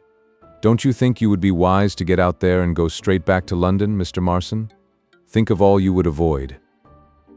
Ash found speech. It's a nightmare. You would be far happier in Arundel Street. Why don't you get out at Swindon and go back? Ash shook his head. I can't. There's a reason. Joan picked up her magazine again. Hostility had come out from the corner into which she had tucked it away and was once more filling her mind. She knew it was illogical, but she could not help it. For a moment, during her revelations of servants' etiquette, she had allowed herself to hope that she had frightened her rival out of the field, and the disappointment made her feel irritable. She buried herself in a short story and countered Ash's attempts at renewing the conversation with cold monosyllables until he ceased his efforts and fell into a moody silence. He was feeling hurt and angry. Her sudden coldness, following on the friendliness with which she had talked so long, puzzled and infuriated him. He felt as though he had been snubbed, and for no reason. He resented the defensive magazine, though he had bought it for her himself. He resented her attitude of having ceased to recognize his existence. A sadness, a filmy melancholy, crept over him. He brooded on the unutterable silliness of humanity, especially the female portion of it, in erecting artificial barriers to friendship. It was so unreasonable. At their first meeting, when she might have been excused for showing defensiveness, she had treated him with unaffected ease. When that meeting had ended, there was a tacit understanding between them that all the preliminary awkwardnesses of the first stages of acquaintanceship were to be considered as having been passed, and that when they met again, if they ever did, it would be as friends. And here she was, luring him on with apparent friendliness, and then withdrawing into herself as though he had presumed. A rebellious spirit took possession of him. He didn't care. Let her be cold and distant. He would show her that she had no monopoly of those qualities. He would not speak to her until she spoke to him, and when she spoke to him he would freeze her with his courteous but bleakly aloof indifference. The train rattled on. Joan read her magazine. Silence reigned in the second-class compartment. Swindon was reached and passed. Darkness fell on the land. The journey began to seem interminable to Ash, but presently there came a creaking of brakes and the train jerked itself to another stop. A voice on the platform made itself heard, calling, "Market Blandings, Market Blandings Station." The village of Market Blandings is one of those sleepy English hamlets that modern progress has failed to touch, except by the addition of a railroad station and a room over the grocer's shop where moving pictures are on view on Tuesdays and Fridays. The church is Norman, and the intelligence of the majority of the natives Paleozoic. To alight at Market Blandings Station in the dusk of a rather chilly spring day, when the southwest wind has shifted to due east, and the thrifty inhabitants have not yet lit their windows, is to be smitten with the feeling that one is at the edge of the world with no friends near.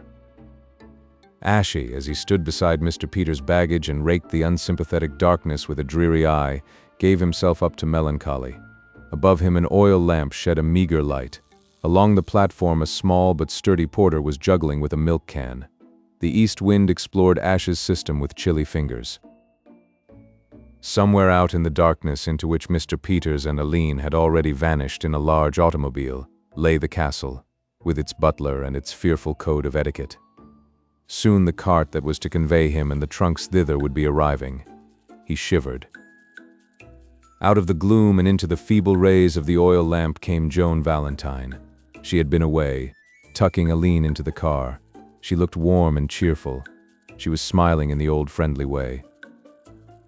If girls realized their responsibilities, they would be so careful when they smiled that they would probably abandon the practice altogether. There are moments in a man's life when a girl's smile can have as important results as an explosion of dynamite. In the course of their brief acquaintance, Joan had smiled at Ash many times, but the conditions governing those occasions had not been such as to permit him to be seriously affected. He had been pleased on such occasions. He had admired her smile in a detached and critical spirit, but he had not been overwhelmed by it. The frame of mind necessary for that result had been lacking. Now, however, after 5 minutes of solitude on the depressing platform of Market Blanding Station, he was what the spiritualists call a sensitive subject. He had reached that depth of gloom and bodily discomfort when a sudden smile has all the effect of strong liquor and good news administered simultaneously, warming the blood and comforting the soul, and generally turning the world from a bleak desert into a land flowing with milk and honey. It is not too much to say that he reeled before Joan's smile. It was so entirely unexpected. He clutched Mr. Peters' steamer trunk in his emotion. All his resolutions to be cold and distant were swept away. He had the feeling that in a friendless universe here was somebody who was fond of him and glad to see him. A smile of such importance demands analysis, and in this case repays it, for many things lay behind this smile of Joan Valentine's on the platform of Market Blanding Station. In the first place, she had had another of her swift changes of mood, and had once again tucked away hostility into its corner. She had thought it over and had come to the conclusion that as she had no logical grievance against Ash for anything he had done, to be distant to him was the behavior of a cat. Consequently, she resolved, when they should meet again, to resume her attitude of good fellowship. That in itself would have been enough to make her smile. There was another reason, however, which had nothing to do with Ash. While she had been tucking Aline into the automobile, she met the eye of the driver of that vehicle and had perceived a curious look in it, a look of amazement and sheer terror. A moment later, when Aline called the driver Freddie, she had understood. No wonder the Honorable Freddie had looked as though he had seen a ghost. It would be a relief to the poor fellow when, as he undoubtedly would do in the course of the drive, he inquired of Aline the name of her maid and was told that it was Simpson. He would mutter something about "reminds me of a girl I used to know," and would brood on the remarkable way in which nature produces doubles. But he had a bad moment, and it was partly at the recollection of his face that Joan smiled. A third reason was because the sight of the Honorable Freddie had reminded her that R. Jones had said he had written her poetry. That thought, too, had contributed toward the smile which so dazzled Ash. Asha, not being miraculously intuitive, accepted the easier explanation that she smiled because she was glad to be in his company, and this thought, coming on top of his mood of despair and general dissatisfaction with everything mundane, acted on him like some powerful chemical. In every man's life there is generally one moment to which in later years he can look back and say, "In this moment I fell in love." Such a moment came to Ash now. Betwixt the stirrup and the ground, mercy I asked, mercy I found. So sings the poet, and so it was with Ash. In the almost incredibly brief time it took the small but sturdy porter to roll a milk can across the platform and hump it, with a clang against other milk cans similarly treated a moment before, Ash fell in love. The word is so loosely used to cover 1,000 varying shades of emotion, from the volcanic passion of an Antony for a Cleopatra to the tepid preference of a grocer's assistant for the Irish maid at the second house on Main Street. As opposed to the Norwegian maid at the first house past the post office, the mere statement that Ash fell in love is not a sufficient description of his feelings as he stood grasping Mr. Peters' steamer trunk. Analysis is required. From his 14th year onward, Ash had been in love many times. His sensations in the case of Joan were neither the terrific upheaval that had caused him, in his 15th year, to collect 28 photographs of the heroine of the road company of a musical comedy which had visited the Hailing Opera House, nor the milder flame that had caused him, when at college, to give up smoking for a week and try to read the complete works of Ella Wheeler Wilcox. His love was something that lay between these two poles. He did not wish the station platform of Market Blandings to become suddenly congested with Red Indians so that he might save Joan's life, and he did not wish to give up anything at all. But he was conscious to the very depths of his being that a future in which Joan did not figure would be so insupportable as not to bear considering, and in the immediate present he very strongly favored the idea of clasping Joan in his arms and kissing her until further notice.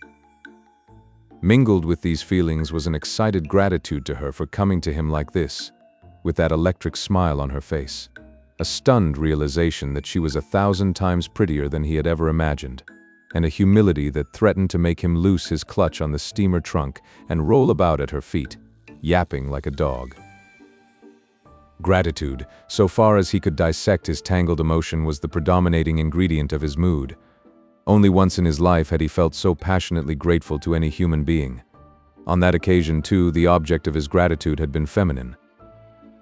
Years before, when a boy in his father's home in distant Hayling, Massachusetts, those in authority had commanded that he, in his 11th year and as shy as one can be only at that interesting age, should rise in the presence of a roomful of strangers, adult guests, and recite the wreck of the Hesperus. He had risen. He had blushed. He had stammered. He had contrived to whisper, "It was the schooner Hesperus." And then, in a corner of the room, a little girl, for no properly explained reason, had burst out crying. She had yelled, she had bellowed, and would not be comforted, and in the ensuing confusion Ash had escaped to the woodpile at the bottom of the garden, saved by a miracle. All his life he had remembered the gratitude he had felt for that little timely girl, and never until now had he experienced any other similar spasm. But as he looked at Joan, he found himself renewing that emotion of 15 years ago. She was about to speak. In a sort of trance, he watched her lips part. He waited almost reverently for the first words she should speak to him in her new role of the only authentic goddess. "Isn't it a shame?" she said. "I've just put a penny in the chocolate slot machine, and it's empty. I've a good mind to write to the company." Ash felt as though he were listening to the strains of some grand, sweet anthem. The small but sturdy porter, weary of his work among the milk cans, or perhaps, let us not do him an injustice even in thought, having finished it, approached them. The cart from the castle's here. In the gloom beyond him there gleamed a light which had not been there before. The meditative snort of a horse supported his statement. He began to deal as authoritatively with Mr. Peters' steamer trunk as he had dealt with the milk cans. "At last," said Joan. "I hope it's a covered cart. I'm frozen. Let's go and see." Ash followed her with the gait of an automaton. Cold is the ogre that drives all beautiful things into hiding. Below the surface of a frost-bound garden there lurk hidden bulbs, which are only biding their time to burst forth in a riot of laughing color. But shivering nature dare not put forth her flowers until the ogre has gone. Not otherwise does cold suppress love. A man in an open cart on an English spring night may continue to be in love, but love is not the emotion uppermost in his bosom. It shrinks within him and waits for better times. The cart was not a covered cart. It was open to the four winds of heaven, of which the one at present active proceeded from the bleak east. To this fact may be attributed Ash's swift recovery from the exalted mood into which Joan's smile had thrown him, his almost instant emergence from the trance. Deep down in him he was aware that his attitude toward Joan had not changed, but his conscious self was too fully occupied with the almost hopeless task of keeping his blood circulating to permit of thoughts of love. Before the cart had traveled 20 yards, he was a mere chunk of frozen misery. After an eternity of winding roads, darkened cottages, and black fields and hedges, the cart turned in at a massive iron gate, which stood open, giving entrance to a smooth gravel drive. Here the way ran for nearly a mile through an open park of great trees and was then swallowed in the darkness of dense shrubberies. Presently to the left appeared lights, at first in ones and twos, shining out and vanishing again. Then, as the shrubberies ended and the smooth lawns and terraces began, blazing down on the travelers from a score of windows, with the heartening effect of fires on a winter night. Against the pale gray sky, Blandings Castle stood out like a mountain. It was a noble pile of early Tudor building. Its history is recorded in England's history books, and Viollet-le-Duc has written of its architecture. It dominated the surrounding country. The feature of it which impressed Ash most at this moment, however, was the fact that it looked warm, and for the first time since the drive began he found himself in a mood that approximated cheerfulness. It was a little early to begin feeling cheerful, he discovered, for the journey was by no means over. Arrived within sight of the castle, the cart began a detour which, 10 minutes later, brought it under an arch and over cobblestones to the rear of the building, where it eventually pulled up in front of a great door. Asher descended painfully and beat his feet against the cobbles. He helped Joan to climb down. Joan was apparently in a gentle glow. Women seem impervious to cold. The door opened. Warm, kitcheny scents came through it. Strong men hurried out to take down the trunks, while fair women in the shape of two nervous scullery maids approached Joan and Ash and bobbed curtsies. This, under more normal conditions, would have been enough to unman Ash, but in his frozen state a mere curtsying scullery maid expended herself harmlessly on him. He even acknowledged the greeting with a kindly nod. The scullery maids, it seemed, were acting in much the same capacity as the attaches of royalty. One was there to conduct Joan to the presence of Mrs. Twemlow, the housekeeper, the other to lead Ash to where Beach, the butler, waited to do honor to the valet of the castle's most important guest. After a short walk down a stone-flagged passage, Joan and her escort turned to the right. Ash's objective appeared to be located to the left. He parted from Joan with regret. Her moral support would have been welcome. Presently, his scullery maid stopped at a door and tapped thereon. A fruity voice, like old tawny port made audible, said, "Come in." Ash's guide opened the door. "The gentleman, Mr. Beach," said she, and scuttled away to the less rarefied atmosphere of the kitchen. Ash's first impression of Beach, the butler, was one of tension. Other people confronted for the first time with Beach had felt the same. He had that strained air of being on the very point of bursting that one sees in bullfrogs and toy balloons. Nervous and imaginative men, meeting Beach, braced themselves involuntarily, stiffening their muscles for the explosion. Those who had the pleasure of more intimate acquaintance with him soon passed this stage, just as people whose homes are on the slopes of Mount Vesuvius become immune to fear of eruptions. As far back as they could remember, Beach had always looked as though an apoplectic fit were a matter of minutes. But he never had apoplexy, and in time they came to ignore the possibility of it. Ash, however, approaching him with a fresh eye, had the feeling that this strain could not possibly continue, and that within a very short space of time the worst must happen. The prospect of this did much to rouse him from the coma into which he had been frozen by the rigors of the journey. Butlers as a class seemed to grow less and less like anything human in proportion to the magnificence of their surroundings. There is a type of butler employed in the comparatively modest homes of small country gentlemen who is practically a man and a brother, who hobnobs with the local tradesmen, sings a good comic song at the village inn, and in times of crisis will even turn to and work the pump when the water supply suddenly fails. The greater the house, the more does the butler diverge from this type. Blandings Castle was one of the more important of England's showplaces, and Beach accordingly had acquired a dignified inertia that almost qualified him for inclusion in the vegetable kingdom. He moved, when he moved at all, slowly. He distilled speech with the air of one measuring out drops of some precious drug. His heavy-lidded eyes had the fixed expression of a statue's. With an almost imperceptible wave of a fat white hand, he conveyed to Ash that he desired him to sit down. With a stately movement of his other hand, he picked up a kettle, which simmered on the hob. With an inclination of his head, he called Ash's attention to a decanter on the table. In another moment, Ash was sipping a whiskey toddy, with the feeling that he had been privileged to assist at some mystic rite. Mr. Beach, posting himself before the fire and placing his hands behind his back, permitted speech to drip from him. "I have not the advantage of your name, Mr." Ashe introduced himself. Beach acknowledged the information with a half-bow. "You must have had a cold ride, Mr. Marson. The wind is in the east."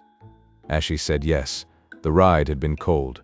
"When the wind is in the east," continued Mr. Beach, letting each syllable escape with apparent reluctance, "I suffer from my feet." "I beg your pardon?" "I suffer from my feet," repeated the butler, measuring out the drops. "You are a young man, Mr. Marson. Probably you do not know what it is to suffer from your feet." He surveyed Ash, his whiskey toddy and the wall beyond him, with heavy-lidded inscrutability. "Corns," he said. Ashe said he was sorry. I suffer extremely from my feet, not only corns. I have but recently recovered from an ingrowing toenail. I suffered greatly from my ingrowing toenail. I suffer from swollen joints. Ash regarded this martyr with increasing disfavor. It is the flaw in the character of many excessively healthy young men that, though kind-hearted enough in most respects, they listen with a regrettable feeling of impatience to the confessions of those less happily situated as regards the ills of the flesh. Rightly or wrongly, they hold that these statements should be reserved for the ear of the medical profession and other and more general topics selected for conversation with laymen. "I'm sorry," he said hastily. "You must have had a bad time. Is there a large house party here just now?" "We are expecting," said Mr. Beach, "a number of guests. We shall in all probability sit down 30 or more to dinner." "A responsibility for you," said Ash ingratiatingly, well pleased to be quit of the feet topic. Mr. Beach nodded. "You are right, Mr. Marson. Few persons realize the responsibilities of a man in my position. Sometimes, I can assure you, it preys on my mind, and I suffer from nervous headaches."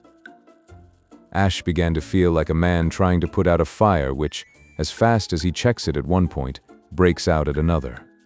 "Sometimes when I come off duty, everything gets blurred.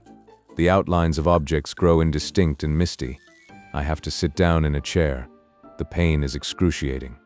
But it helps you to forget the pain in your feet." No. I suffer from my feet simultaneously." Ash gave up the struggle. "Tell me all about your feet," he said. And Mr. Beach told him all about his feet. The pleasantest functions must come to an end, and the moment arrived when the final word on the subject of swollen joints was spoken. Ash, who had resigned himself to a permanent contemplation of the subject, could hardly believe he heard correctly when, at the end of some 10 minutes, his companion changed the conversation. "You have been with Mr. Peters some time, Mr. Marson?" "Eh?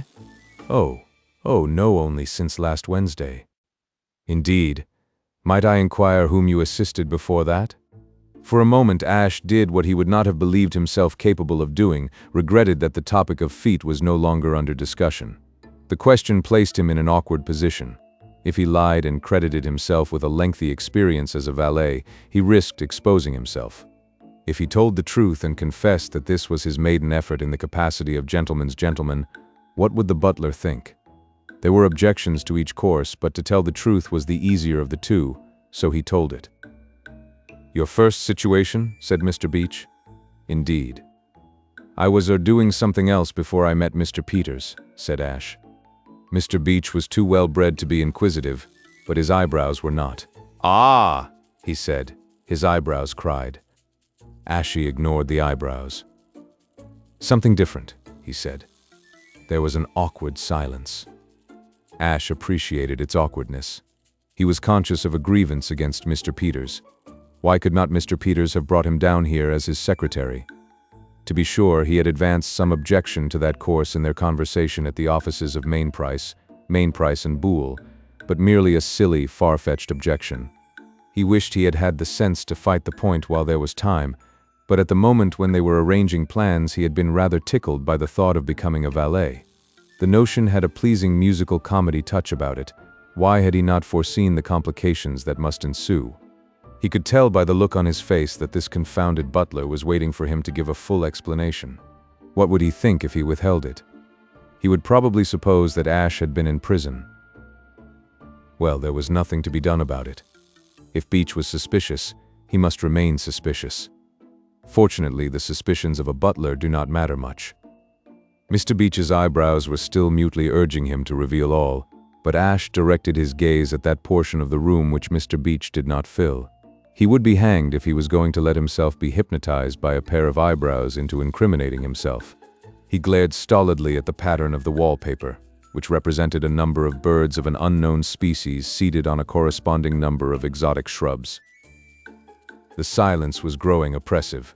Somebody had to break it soon. And as Mr. Beach was still confining himself to the language of the eyebrow, and apparently intended to fight it out on that line if it took all summer, Ash himself broke it. It seemed to him as he reconstructed the scene in bed that night that Providence must have suggested the subject to Mr. Peters' indigestion, for the mere mention of his employer's sufferings acted like magic on the butler. "I might have had better luck while I was looking for a place," said Ash. "I dare say you know how bad-tempered Mr. Peters is. He is dyspeptic." "So," responded Mr. Beach, "I have been informed." He brooded for a space. "I too," he proceeded, "suffer from my stomach. I have a weak stomach. The lining of my stomach is not what I could wish the lining of my stomach to be." "Tell me," said Ash gratefully, leaning forward in an attitude of attention, "all about the lining of your stomach." It was a quarter of an hour later when Mr. Beach was checked in his discourse by the chiming of the little clock on the mantelpiece. He turned round and gazed at it with surprise not unmixed with displeasure. "So late?" he said. "I shall have to be going about my duties. And you also, Mr. Marson, if I may make the suggestion.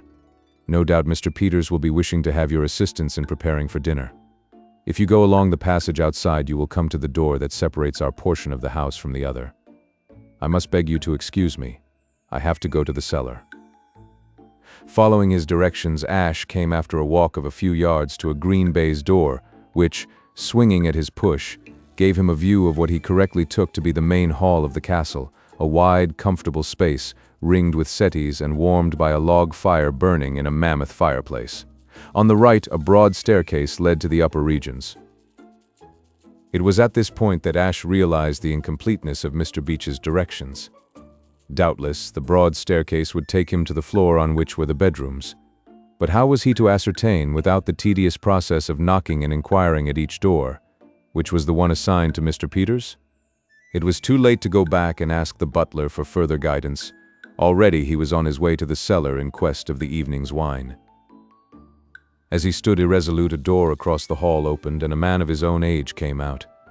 Through the doorway, which the young man held open for an instant while he answered a question from somebody within, Ash had a glimpse of glass-topped cases. Could this be the museum, his goal? The next moment the door, opening a few inches more, revealed the outlying portions of an Egyptian mummy and brought certainty. It flashed across Ash's mind that the sooner he explored the museum and located Mr. Peters' scarab, the better. He decided to ask Beach to take him there as soon as he had leisure. Meantime, the young man had closed the museum door and was crossing the hall. He was a wiry-haired, severe-looking young man, with a sharp nose and eyes that gleamed through rimless spectacles, none other, in fact, than Lord Emsworth's private secretary, the efficient Baxter. Ash hailed him. "I say, old man, would you mind telling me how I get to Mr. Peters' room? I've lost my bearings." He did not reflect that this was hardly the way in which valets in the best society addressed their superiors. That is the worst of adopting what might be called a character part. One can manage the business well enough. It is the dialogue that provides the pitfalls. Mr. Baxter would have accorded a hearty agreement to the statement that this was not the way in which a valet should have spoken to him, but at the moment he was not aware that Ash was a valet.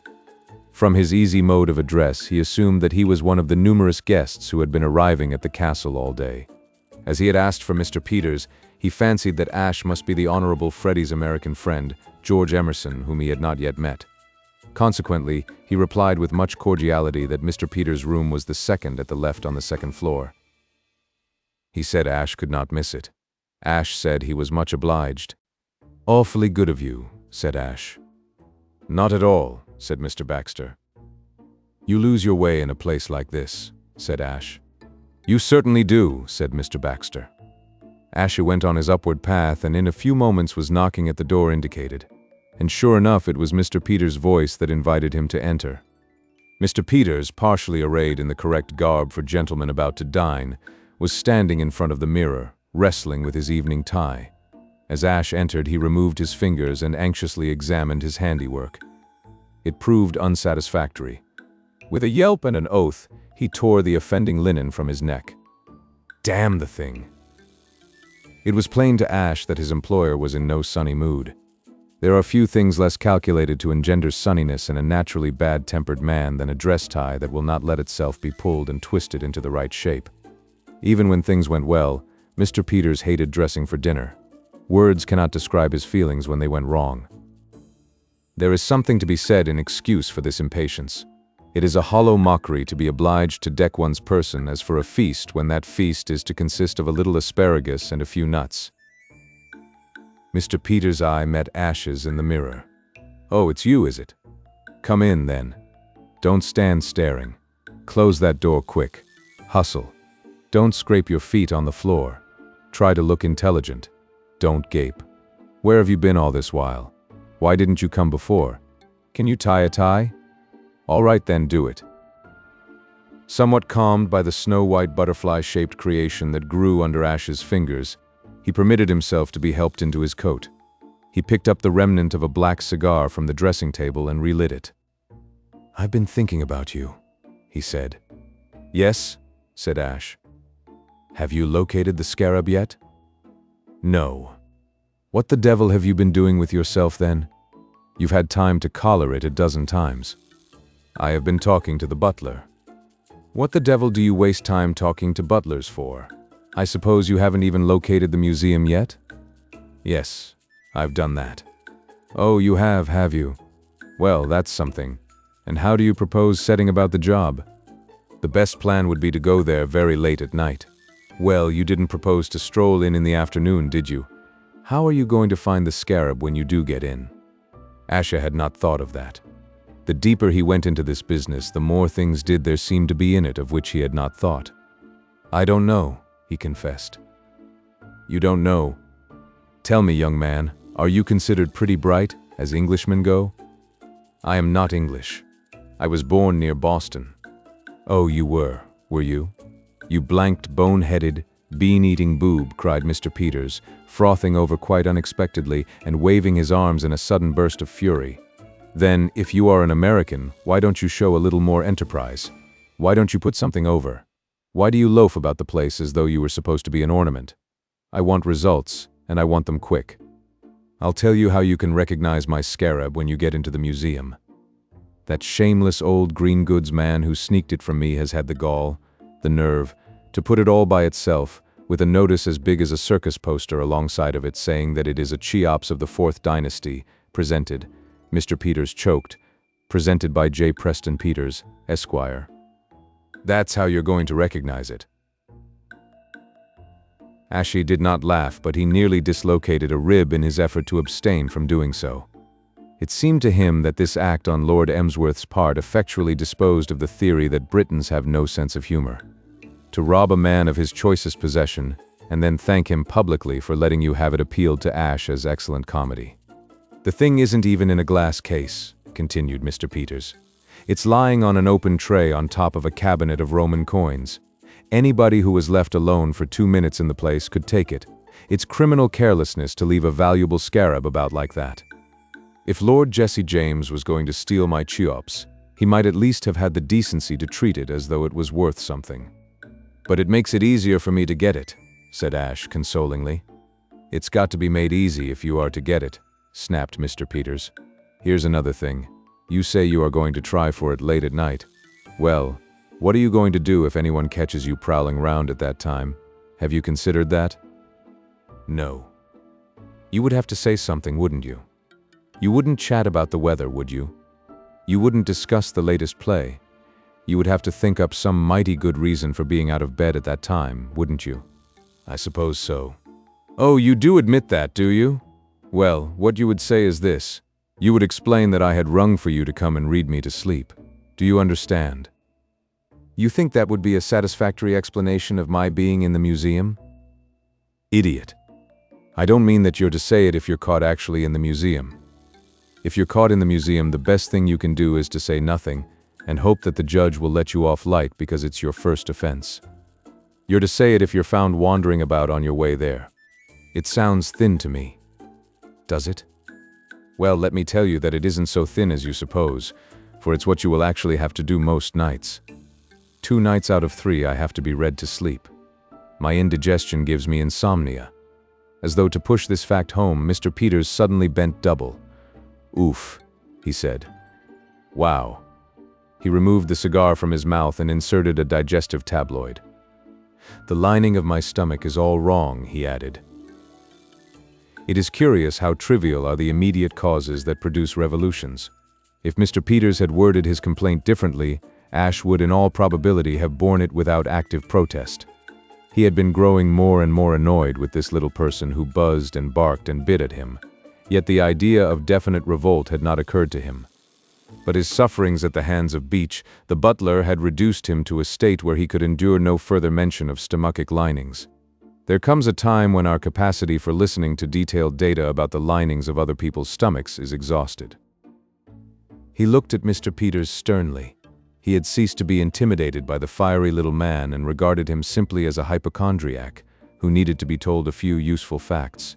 How do you expect not to have indigestion? You take no exercise and you smoke all day long. The novel sensation of being criticized, and by a beardless youth at that, held Mr. Peters silent. He started convulsively, but he did not speak. Ash, on his pet subject, became eloquent. In his opinion, dyspeptics cumbered the earth. To his mind, they had the choice between health and sickness, and they deliberately chose the latter. Your sort of man makes me angry. I know your type inside out. You overwork and shirk exercise and let your temper run away with you and smoke strong cigars on an empty stomach, and when you get indigestion as a natural result, you look on yourself as a martyr, nourish a perpetual grouch, and make the lives of everybody you meet miserable. If you would put yourself into my hands for a month, I would have you eating bricks and thriving on them. Up in the morning, Larson exercises, cold bath, a brisk rub-down, sharp walk. Who the devil asked your opinion, you impertinent young hound? Inquired Mr. Peters. Don't interrupt, confound you, shouted Ash. Now you have made me forget what I was going to say. There was a tense silence. Then Mr. Peters began to speak. You infernal impudent... Don't talk to me like that. I'll talk to you just. Ashy took a step toward the door. Very well then, he said. I'll quit. I'm through. You can get somebody else to do this job of yours for you. The sudden sagging of Mr. Peters' jaw, the look of consternation that flashed on his face, told Ash he had found the right weapon, that the game was in his hands. He continued with a feeling of confidence. If I had known what being your valet involved, I wouldn't have undertaken the thing for $100,000. Just because you had some idiotic prejudice against letting me come down here as your secretary, which would have been the simple and obvious thing. I find myself in a position where at any moment I may be publicly rebuked by the butler and have the head stillroom maid looking at me as though I were something the cat had brought in.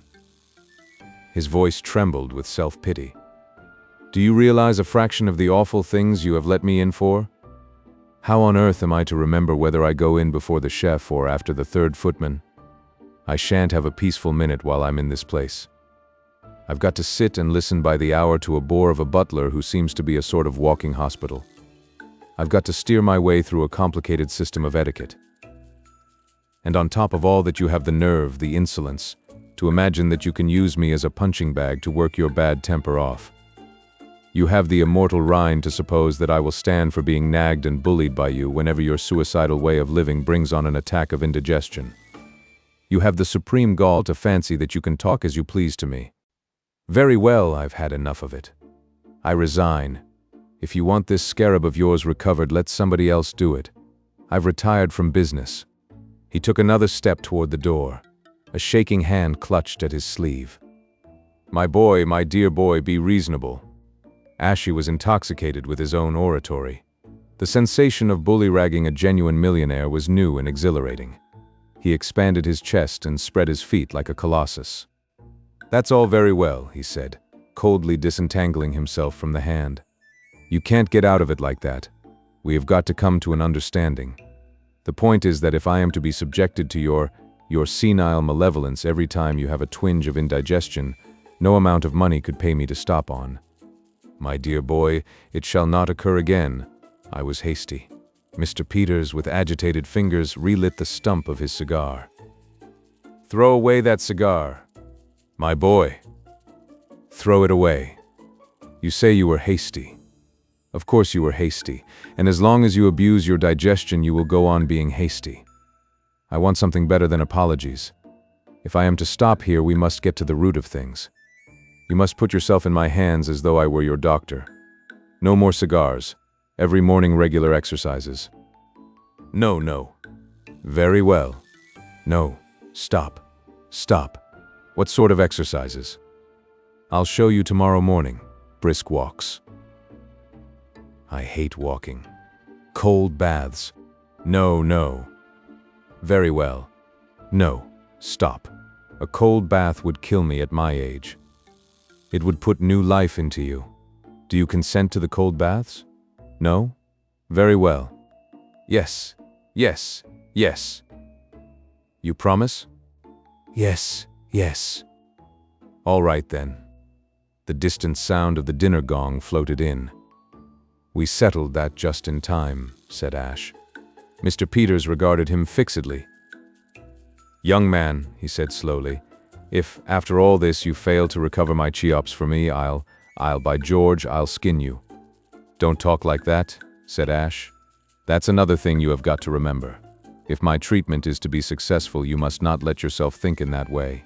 You must exercise self-control mentally. You must think beautiful thoughts. The idea of skinning you is a beautiful thought, said Mr. Peters wistfully. In order that their gaiety might not be diminished, and the food turned to ashes in their mouths by the absence from the festive board of Mr. Beach, it was the custom for the upper servants at Blandings to postpone the start of their evening meal until dinner was nearly over above stairs.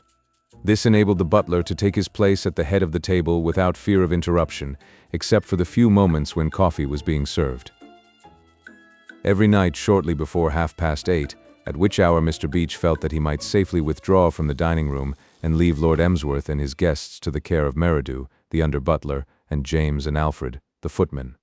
Returning only for a few minutes to lend tone and distinction to the distribution of cigars and liqueurs, those whose rank entitled them to do so made their way to the housekeeper's room, to pass in desultory conversation the interval before Mr. Beach should arrive, and a kitchen maid, with the appearance of one who has been straining at the leash and has at last managed to get free, opened the door with the announcement, "Mr. Beach, if you please, dinner is served." On which Mr. Beach, extending a crooked elbow toward the housekeeper, would say, "Mrs. Twemlow," and lead the way, high and disposedly, down the passage, followed in order of rank by the rest of the company, in couples, to the steward's room. For Blandings was not one of those houses, or shall we say hovels, where the upper servants are expected not only to feed but to congregate before feeding in the steward's room.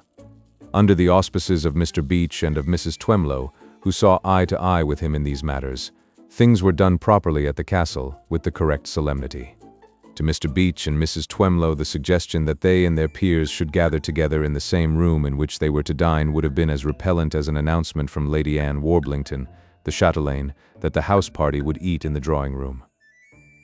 When Ash, returning from his interview with Mr. Peters, was intercepted by a respectful small boy and conducted to the housekeeper's room, he was conscious of a sensation of shrinking inferiority akin to his emotions on his first day at school.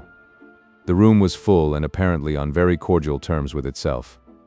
Everybody seemed to know everybody, and conversation was proceeding in a manner reminiscent of an old home week. As a matter of fact, the house party at Blandings being in the main a gathering together of the Emsworth clan by way of honor and as a means of introduction to Mr. Peters and his daughter, the bride of the house-to-be, most of the occupants of the housekeeper's room were old acquaintances and were renewing interrupted friendships at the top of their voices. A lull followed Ash's arrival, and all eyes, to his great discomfort, were turned in his direction. His embarrassment was relieved by Mrs. Twemlow, who advanced to do the honors. Of Mrs. Twemlow little need be attempted in the way of pen portraiture beyond the statement that she went as harmoniously with Mr. Beach as one of a pair of vases or one of a brace of pheasants goes with its fellow. She had the same appearance of imminent apoplexy, the same air of belonging to some dignified and haughty branch of the vegetable kingdom. "Mr. Marson, welcome to Blandings Castle." Ash had been waiting for somebody to say this, and had been a little surprised that Mr. Beach had not done so. He was also surprised at the housekeeper's ready recognition of his identity, until he saw Joan in the throng and deduced that she must have been the source of information. He envied Joan. In some amazing way she contrived to look not out of place in this gathering. He himself, he felt, had impostor stamped in large characters all over him. Mrs. Twemlow began to make the introductions, a long and tedious process, which she performed relentlessly, without haste, and without scamping her work. With each member of the aristocracy of his new profession, Ash shook hands, and on each member he smiled, until his facial and dorsal muscles were like to crack under the strain. It was amazing that so many high-class domestics could be collected into one moderate-sized room. "Miss Simpson, you know," said Mrs. Twemlow, and Ash was about to deny the charge when he perceived that Joan was the individual referred to. "Mr. Judson, Mr. Marson. Mr. Judson is the Honorable Frederick's gentleman." "You have not the pleasure of our Freddie's acquaintance as yet, I take it, Mr. Marson?" observed Mr. Judson genially, a smooth-faced, lazy-looking young man. Freddie repays inspection. "Mr. Marson, permit me to introduce you to Mr. Ferris, Lord Stockheath's gentleman." Mr. Ferris, a dark, cynical man with a high forehead, shook Ash by the hand. "Happy to meet you, Mr. Marson. Miss Willoughby, this is Mr. Marson, who will take you in to dinner. Miss Willoughby is Lady Mildred Mant's lady. As of course you are aware, Lady Mildred, our eldest daughter, married Colonel Horace Mant of the Scots Guards." Ash was not aware, and he was rather surprised that Mrs. Twemlow should have a daughter whose name was Lady Mildred, but reason, coming to his rescue, suggested that by our she meant the offspring of the Earl of Emsworth and his late Countess. Miss Willoughby was a light-hearted damsel, with a smiling face and chestnut hair, done low over her forehead. Since etiquette forbade that he should take Joan in to dinner, Ash was glad that at least an apparently pleasant substitute had been provided. He had just been introduced to an appallingly statuesque lady of the name of Chester, Lady Anne Warblington's own maid, and his somewhat hazy recollections of Joan's lecture on below-stairs precedence had left him with the impression that this was his destined partner. He had frankly quailed at the prospect of being linked to so much aristocratic hauteur. When the final introduction had been made, conversation broke out again. It dealt almost exclusively, so far as Ash could follow it, with the idiosyncrasies of the employers of those present. He took it that this happened down the entire social scale below stairs.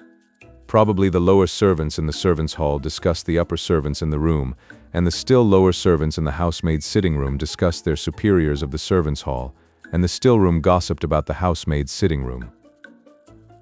He wondered which was the bottom circle of all, and came to the conclusion that it was probably represented by the small, respectful boy who had acted as his guide a short while before. This boy, having nobody to discuss anybody with, presumably sat in solitary meditation, brooding on the odd-job man. He thought of mentioning this theory to Miss Willoughby, but decided that it was too abstruse for her, and contented himself with speaking of some of the plays he had seen before leaving London. Miss Willoughby was an enthusiast on the drama, and Colonel Mant's military duties keeping him much in town, she had had wide opportunities of indulging her tastes. Miss Willoughby did not like the country. She thought it dull. "Don't you think the country dull, Mr. Marson?" "I shan't find it dull here," said Ash, and he was surprised to discover, through the medium of a pleased giggle, that he was considered to have perpetrated a compliment. Mr. Beach appeared in due season, a little distrait, as becomes a man who has just been engaged on important and responsible duties. Alfred spilled the hock. Ash heard him announce to Mrs. Twemlow in a bitter undertone. Within half an inch of his lordship's arm, he spilled it. Mrs. Twemlow murmured condolences. Mr. Beach's set expression was of one who is wondering how long the strain of existence can be supported. "Mr. Beach, if you please, dinner is served." The butler crushed down sad thoughts and crooked his elbow. Mrs. Twemlow.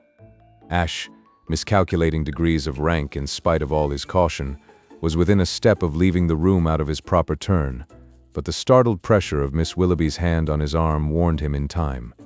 He stopped, to allow the statuesque Miss Chester to sail out under escort of a wizened little man with a horseshoe pin in his tie, whose name, in company with nearly all the others that had been spoken to him since he came into the room, had escaped Ash's memory. "You were nearly making a bloomer," said Miss Willoughby brightly. "You must be absent-minded, Mr. Marson, like his lordship." "Is Lord Emsworth absent-minded?" Miss Willoughby laughed. "Why? He forgets his own name sometimes. If it wasn't for Mr. Baxter, goodness knows what would happen to him." "I don't think I know Mr. Baxter." "You will if you stay here long. You can't get away from him if you're in the same house. Don't tell anyone I said so, but he's the real master here. His lordship's secretary, he calls himself, but he's really everything rolled into one, like the man in the play." Ash, searching in his dramatic memories for such a person in a play, inquired whether Miss Willoughby meant Pooh Bah in The Mikado, of which there had been a revival in London recently. Miss Willoughby did mean Pooh Bah. "But Nosy Parker is what I call him," she said. He minds everybody's business as well as his own. The last of the procession trickled into the steward's room. Mr. Beach said grace somewhat patronizingly. The meal began. "You've seen Miss Peters, of course, Mr. Marson," said Miss Willoughby, resuming conversation with the soup. "Just for a few minutes at Paddington." "Oh, you haven't been with Mr. Peters long, then?" Ashley began to wonder whether everybody he met was going to ask him this dangerous question. "Only a day or so." "Where were you before that?" Ashley was conscious of a prickly sensation. A little more of this and he might as well reveal his true mission at the castle and have done with it. "Oh, that is to say." "How are you feeling after the journey, Mr. Marson?" said a voice from the other side of the table, and Ash, looking up gratefully, found Joan's eyes looking into his with a curiously amused expression. He was too grateful for the interruption to try to account for this. He replied that he was feeling very well, which was not the case.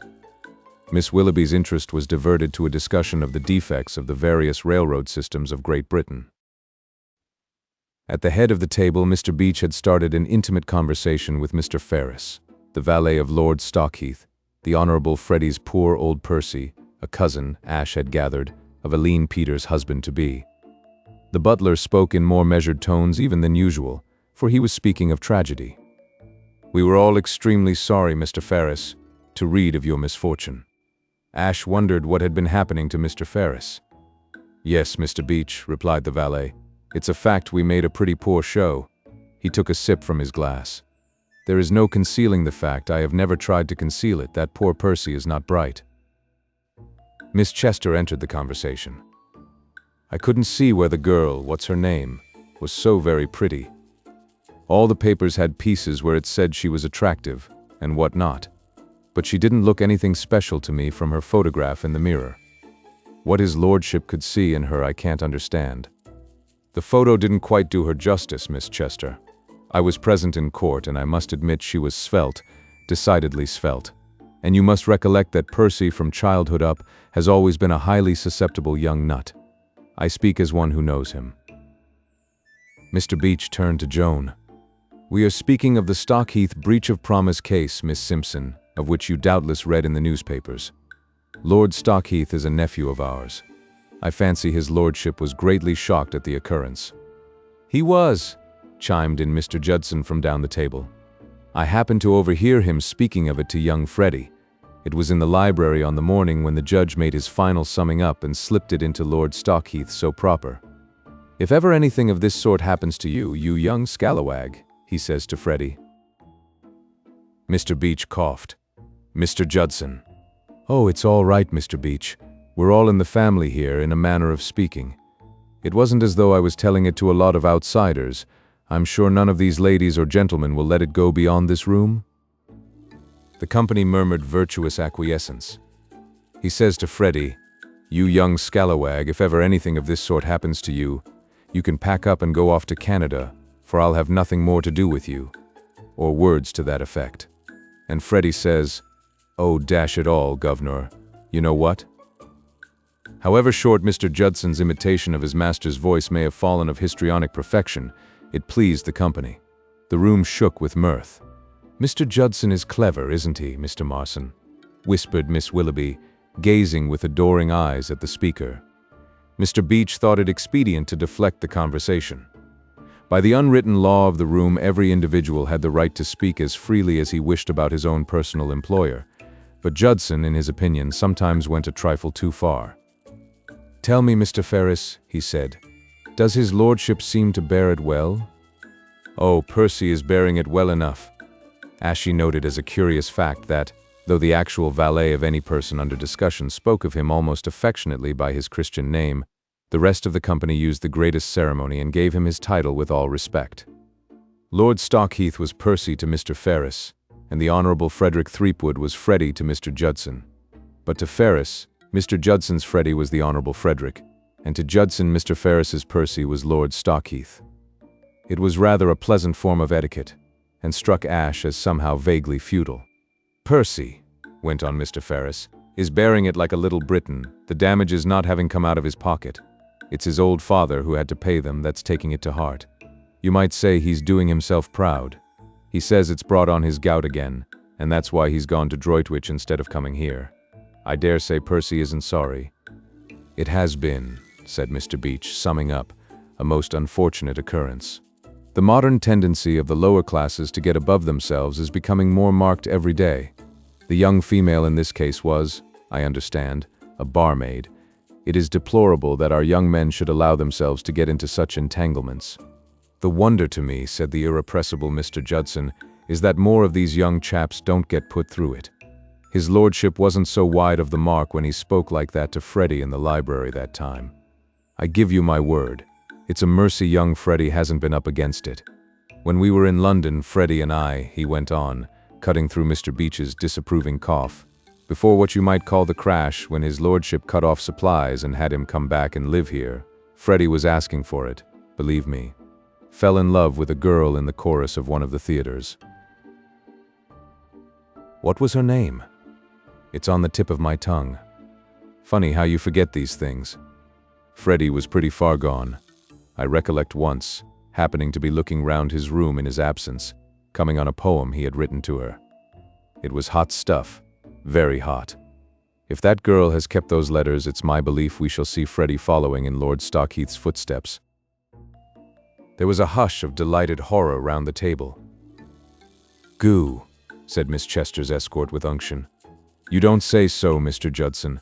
It wouldn't half make them look silly if the Honorable Frederick was sued for breach just now, with the wedding coming on. There is no danger of that." It was Joan's voice, and she had spoken with such decision that she had the ear of the table immediately. All eyes looked in her direction. Ash was struck with her expression. Her eyes were shining as though she were angry, and there was a flush on her face. A phrase he had used in the train came back to him. She looked like a princess in disguise. "What makes you say that, Miss Simpson?" inquired Judson, annoyed. He had been at pains to make the company's flesh creep, and it appeared to be Joan's aim to undo his work. It seemed to Ash that Joan made an effort of some sort, as though she were pulling herself together and remembering where she was. "Well," she said, almost lamely, "I don't think it at all likely that he proposed marriage to this girl." "You never can tell," said Judson. "My impression is that Freddie did. It's my belief that there's something on his mind these days. Before he went to London with his lordship the other day, he was behaving very strange, and since he came back it's my belief that he has been brooding. And I happen to know he followed the affair of Lord Stockheath pretty closely, for he clipped the clippings out of the paper. I found them myself one day when I happened to be going through his things." Beach cleared his throat, his mode of indicating that he was about to monopolize the conversation. "And in any case, Miss Simpson," he said solemnly, "with things come to the pass they have come to, and the juries drawn from the lower classes in the nasty mood they're in, it don't seem hardly necessary in these affairs for there to have been any definite promise of marriage. What with all this socialism rampant, they seem so happy at the idea of being able to do one of us an injury that they give heavy damages without it. A few ardent expressions, and that's enough for them. You recollect the Havant case, and when young Lord Mount Anville was sued? What it comes to is that anarchy is getting the upper hand, and the lower classes are getting above themselves. It's all these here cheap newspapers that does it. They tempt the lower classes to get above themselves. Only this morning I had to speak severe to that young fellow, James, the footman. He was a good young fellow once and did his work well, and had a proper respect for people, but now he's gone all to pieces. And why? Because 6 months ago he had the rheumatism, and had the audacity to send his picture and a testimonial, saying that it had cured him of awful agonies, to Walkinshaw's Supreme Ointment, and they printed it in 6 papers, and it has been the ruin of James. He has got above himself and don't care for nobody. Well, all I can say is, resumed Judson, that I hope to goodness nothing won't happen to Freddie of that kind, for it's not every girl that would have him. There was a murmur of assent to this truth. Now you're Miss Peters, said Judson tolerantly. She seems a nice little thing. She would be pleased to hear you say so, said Joan. Joan Valentine, cried Judson, bringing his hands down on the tablecloth with a bang. I've just remembered it. That was the name of the girl Freddie used to write the letters and poems to, and that's who it is I've been trying all along to think you reminded me of, Miss Simpson. You're the living image of Freddie's Miss Joan Valentine. Ashe was not normally a young man of particularly ready wit, but on this occasion it may have been that the shock of this revelation, added to the fact that something must be done speedily if Joan's discomposure was not to become obvious to all present, quickened his intelligence. Joan, usually so sure of herself, so ready of resource, had gone temporarily to pieces. She was quite white, and her eyes met Ashe's with almost a hunted expression. If the attention of the company was to be diverted, something drastic must be done. A mere verbal attempt to change the conversation would be useless. Inspiration descended on Ashe. In the days of his childhood in Hayling, Massachusetts, he had played truant from Sunday school again and again in order to frequent the society of one Eddie Waffles, the official bad boy of the locality. It was not so much Eddie's charm of conversation which had attracted him, though that had been great, as the fact that Eddie, among his other accomplishments, could give a lifelike imitation of two cats fighting in a backyard, and Ashe felt that he could never be happy until he had acquired this gift from the master. In course of time he had done so. It might be that his absences from Sunday school in the cause of art had left him in later years a trifle shaky on the subject of the kings of Judah, but his hard-won accomplishment had made him in request at every smoking concert at Oxford, and it saved the situation now. "Have you ever heard two cats fighting in a backyard?" he inquired casually of his neighbor, Miss Willoughby. The next moment the performance was in full swing. Young Master Waffles, who had devoted considerable study to his subject, had conceived the combat of his imaginary cats in a broad, almost Homeric vein. The unpleasantness opened with a low gurgling sound, answered by another a shade louder and possibly more querulous. A momentary silence was followed by a long-drawn note, like rising wind, cut off abruptly and succeeded by a grumbling mutter. The response to this was a couple of sharp howls. Both parties to the contest then indulged in a discontented whining, growing louder and louder until the air was full of electric menace. And then, after another sharp silence, came war, noisy and overwhelming. Standing at Master Waffles' side, you could follow almost every movement of that intricate fray, and mark how now one and now the other of the battlers gained a short-lived advantage. It was a great fight. Shrewd blows were taken and given, and in the eye of the imagination you could see the air thick with flying fur. Louder and louder grew the din, and then, at its height, it ceased in one crescendo of tumult, and all was still, save for a faint, angry moaning. Such was the cat fight of Master Eddie Waffles, and Ashe, though falling short of the master, as a pupil must, rendered it faithfully and with energy. To say that the attention of the company was diverted from Mr. Judson and his remarks by the extraordinary noises which proceeded from Ashe's lips would be to offer a mere shadowy suggestion of the sensation caused by his efforts. At first, stunned surprise, then consternation, greeted him. Beach, the butler, was staring as one watching a miracle, nearer apparently to apoplexy than ever. On the faces of the others every shade of emotion was to be seen. That this should be happening in the steward's room at Blandings Castle was scarcely less amazing than if it had taken place in a cathedral. The upper servants, rigid in their seats, looked at each other, like Cortés soldiers, with a wild surmise. The last faint moan of feline defiance died away and silence fell on the room. Ashe turned to Miss Willoughby. "Just like that," he said. "I was telling Miss Willoughby," he added apologetically to Mrs. Twemlow, "about the cats in London. They were a great trial." For perhaps 3 seconds his social reputation swayed to and fro in the balance, while the company pondered on what he had done. It was new, but it was humorous, or was it vulgar? There is nothing the English upper servant so abhors as vulgarity. That was what the steward's room was trying to make up its mind about. Then Miss Willoughby threw her shapely head back and the squeal of her laughter smote the ceiling. And at that the company made its decision. Everybody laughed. Everybody urged Ashe to give an encore. Everybody was his friend and admirer. Everybody but Beach, the butler. Beach, the butler, was shocked to his very core. His heavy-lidded eyes rested on Ashe with disapproval. It seemed to Beach, the butler, that this young man Marson had got above himself. Ashe found Joan at his side. Dinner was over and the diners were making for the housekeeper's room. "Thank you, Mr. Marson. That was very good of you and very clever." Her eyes twinkled. But what a terrible chance you took. You have made yourself a popular success, but you might just as easily have become a social outcast. As it is, I am afraid Mr. Beach did not approve. I'm afraid he didn't. In a minute or so, I'm going to fawn on him and make all well." Joan lowered her voice. It was quite true, what that odious little man said. Freddie Threepwood did write me letters. Of course, I destroyed them long ago. But weren't you running the risk in coming here that he might recognize you? Wouldn't that make it rather unpleasant for you? I never met him, you see. He only wrote to me.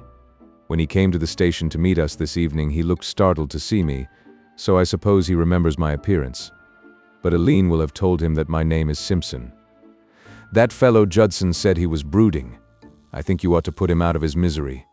Mr. Judson must have been letting his imagination run away with him. He is out of his misery. He sent a horrid fat man named Jones to see me in London about the letters, and I told him I had destroyed them. He must have let him know that by this time. I see. They went into the housekeeper's room. Mr. Beach was standing before the fire. Ash went up to him. It was not an easy matter to mollify Mr. Beach. Ash tried the most tempting topics. He mentioned swollen feet. He dangled the lining of Mr. Beach's stomach temptingly before his eyes, but the butler was not to be softened. Only when Ash turned the conversation to the subject of the museum did a flicker of animation stir him. Mr. Beach was fond and proud of the Blandings Castle Museum. It had been the means of getting him into print for the first and only time in his life. A year before, a representative of the Intelligencer and Echo from the neighboring town of Blatchford had come to visit the castle on behalf of his paper, and he had begun one section of his article with the words, "Under the auspices of Mr. Beach, my genial cicerone, I then visited his lordship's museum." Mr. Beach treasured the clipping in a special writing desk. He responded almost amiably to Ash's questions. Yes, he had seen the scarab. He pronounced it scarab, which Mr. Peters had presented to his lordship. He understood that his lordship thought very highly of Mr. Peters' scarab. He had overheard Mr. Baxter telling his lordship that it was extremely valuable. "Mr. Beach," said Ash, "I wonder whether you would take me to see Lord Emsworth's museum." Mr. Beach regarded him heavily. "I shall be pleased to take you to see his lordship's museum," he replied. One can attribute only to the nervous mental condition following the interview he had had with Ash in his bedroom the rash act Mr. Peters attempted shortly after dinner. Mr. Peters, shortly after dinner, was in a dangerous and reckless mood. He had had a wretched time all through the meal. The Blandings chef had extended himself in honor of the house party and had produced a succession of dishes, which in happier days Mr. Peters would have devoured eagerly. To be compelled by considerations of health to pass these by was enough to damp the liveliest optimist. Mr. Peters had suffered terribly. Occasions of feasting and revelry like the present were for him so many battlefields, on which greed fought with prudence. All through dinner he brooded on Ash's defiance and the horrors which were to result from that defiance. One of Mr. Peters' most painful memories was of a 2 weeks' visit he had once paid to Mr. Muldoon in his celebrated establishment at White Plains. He had been persuaded to go there by a brother millionaire whom, until then, he had always regarded as a friend. The memory of Mr. Muldoon's cold shower baths and brisk system of physical exercise still lingered. The thought that under Ash's rule he was to go through privately very much what he had gone through in the company of a gang of other unfortunates at Muldoon's froze him with horror. He knew those health cranks who believed that all mortal ailments could be cured by cold showers and brisk walks. They were all alike and they nearly killed you. His worst nightmare was the one where he dreamed he was back at Muldoon's, leading his horse up that endless hill outside the village. He would not stand it. He would be hanged if he'd stand it. He would defy Ash. But if he defied Ash, Ash would go away, and then whom could he find to recover his lost scarab? Mr. Peters began to appreciate the true meaning of the phrase about the horns of a dilemma.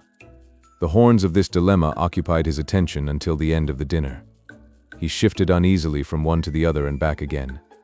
He rose from the table in a thoroughly overwrought condition of mind. And then, somehow, in the course of the evening, he found himself alone in the hall, not a dozen feet from the unlocked museum door. It was not immediately that he appreciated the significance of this fact. He had come to the hall because its solitude suited his mood. It was only after he had finished a cigar Ash could not stop his smoking after dinner, that it suddenly flashed on him that he had ready at hand a solution of all his troubles. A brief minute's resolute action and the scarab would be his again, and the menace of Ash a thing of the past. He glanced about him. Yes, he was alone. Not once since the removal of the scarab had begun to exercise his mind had Mr. Peters contemplated for an instant the possibility of recovering it himself. The prospect of the unpleasantness that would ensue had been enough to make him regard such an action as out of the question. The risk was too great to be considered for a moment, but here he was, in a position where the risk was negligible. Like Ash, he had always visualized the recovery of his scarab as a thing of the small hours, a daring act to be performed when sleep held the castle in its grip. That an opportunity would be presented to him of walking in quite calmly and walking out again with the Cheops in his pocket had never occurred to him as a possibility.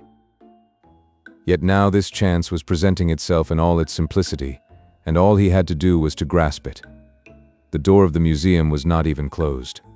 He could see from where he stood that it was ajar. He moved cautiously in its direction, not in a straight line as one going to a museum, but circuitously as one strolling without an aim. From time to time he glanced over his shoulder. He reached the door, hesitated, and passed it. He turned, reached the door again, and again passed it. He stood for a moment darting his eyes about the hall. Then, in a burst of resolution, he dashed for the door and shot in like a rabbit. At the same moment, the efficient Baxter, who, from the shelter of a pillar on the gallery that ran around 2/3 of the hall, had been eyeing the peculiar movements of the distinguished guest with considerable interest for some minutes, began to descend the stairs. Rupert Baxter, the Earl of Emsworth's indefatigable private secretary, was one of those men whose chief characteristic is a vague suspicion of their fellow human beings. He did not suspect them of this or that definite crime, he simply suspected them. He prowled through life as we are told the hosts of Midian prowled.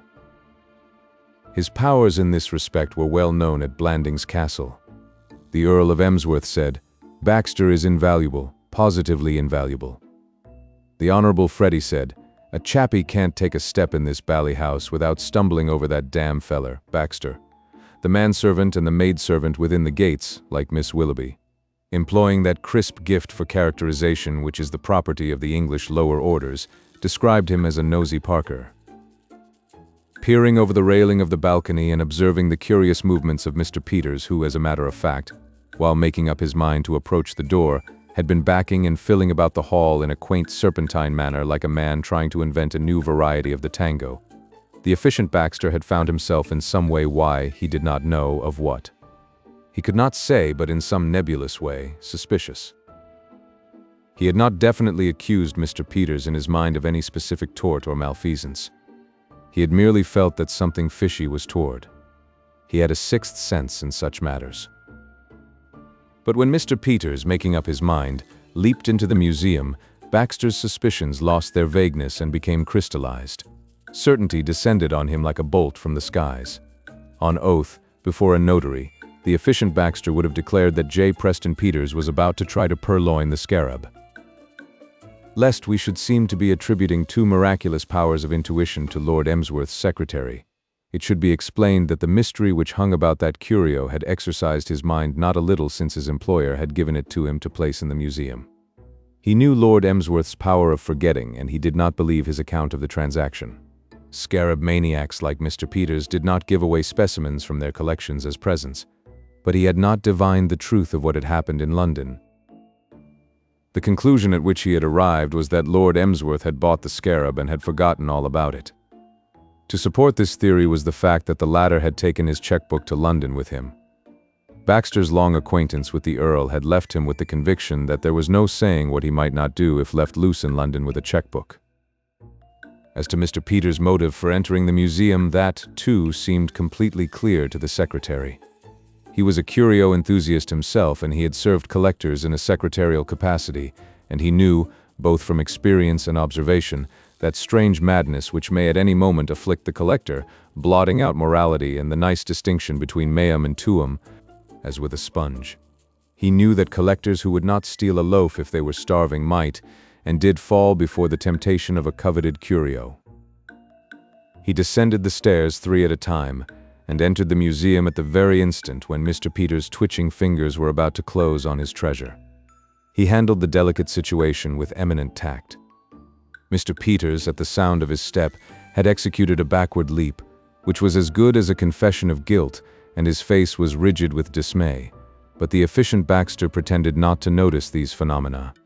His manner, when he spoke, was easy and unembarrassed. "Ah, taking a look at our little collection, Mr. Peters, you will see that we have given the place of honor to your Cheops. It is certainly a fine specimen, a wonderfully fine specimen." Mr. Peters was recovering slowly. Baxter talked on to give him time. He spoke of Moot and Bubastis, of Ammon and the Book of the Dead. He directed the other's attention to the Roman coins. He was touching on some aspects of the Princess Gilukipa of Mitanni, in whom his hearer could scarcely fail to be interested, when the door opened and Beach, the butler, came in, accompanied by Ash. In the bustle of the interruption, Mr. Peters escaped, glad to be elsewhere, and questioning for the first time in his life the dictum that if you want a thing well done, you must do it yourself. "I was not aware, sir," said Beach, the butler, "that you were in occupation of the museum. I would not have intruded, but this young man expressed a desire to examine the exhibits, and I took the liberty of conducting him." "Come in, Beach, come in," said Baxter.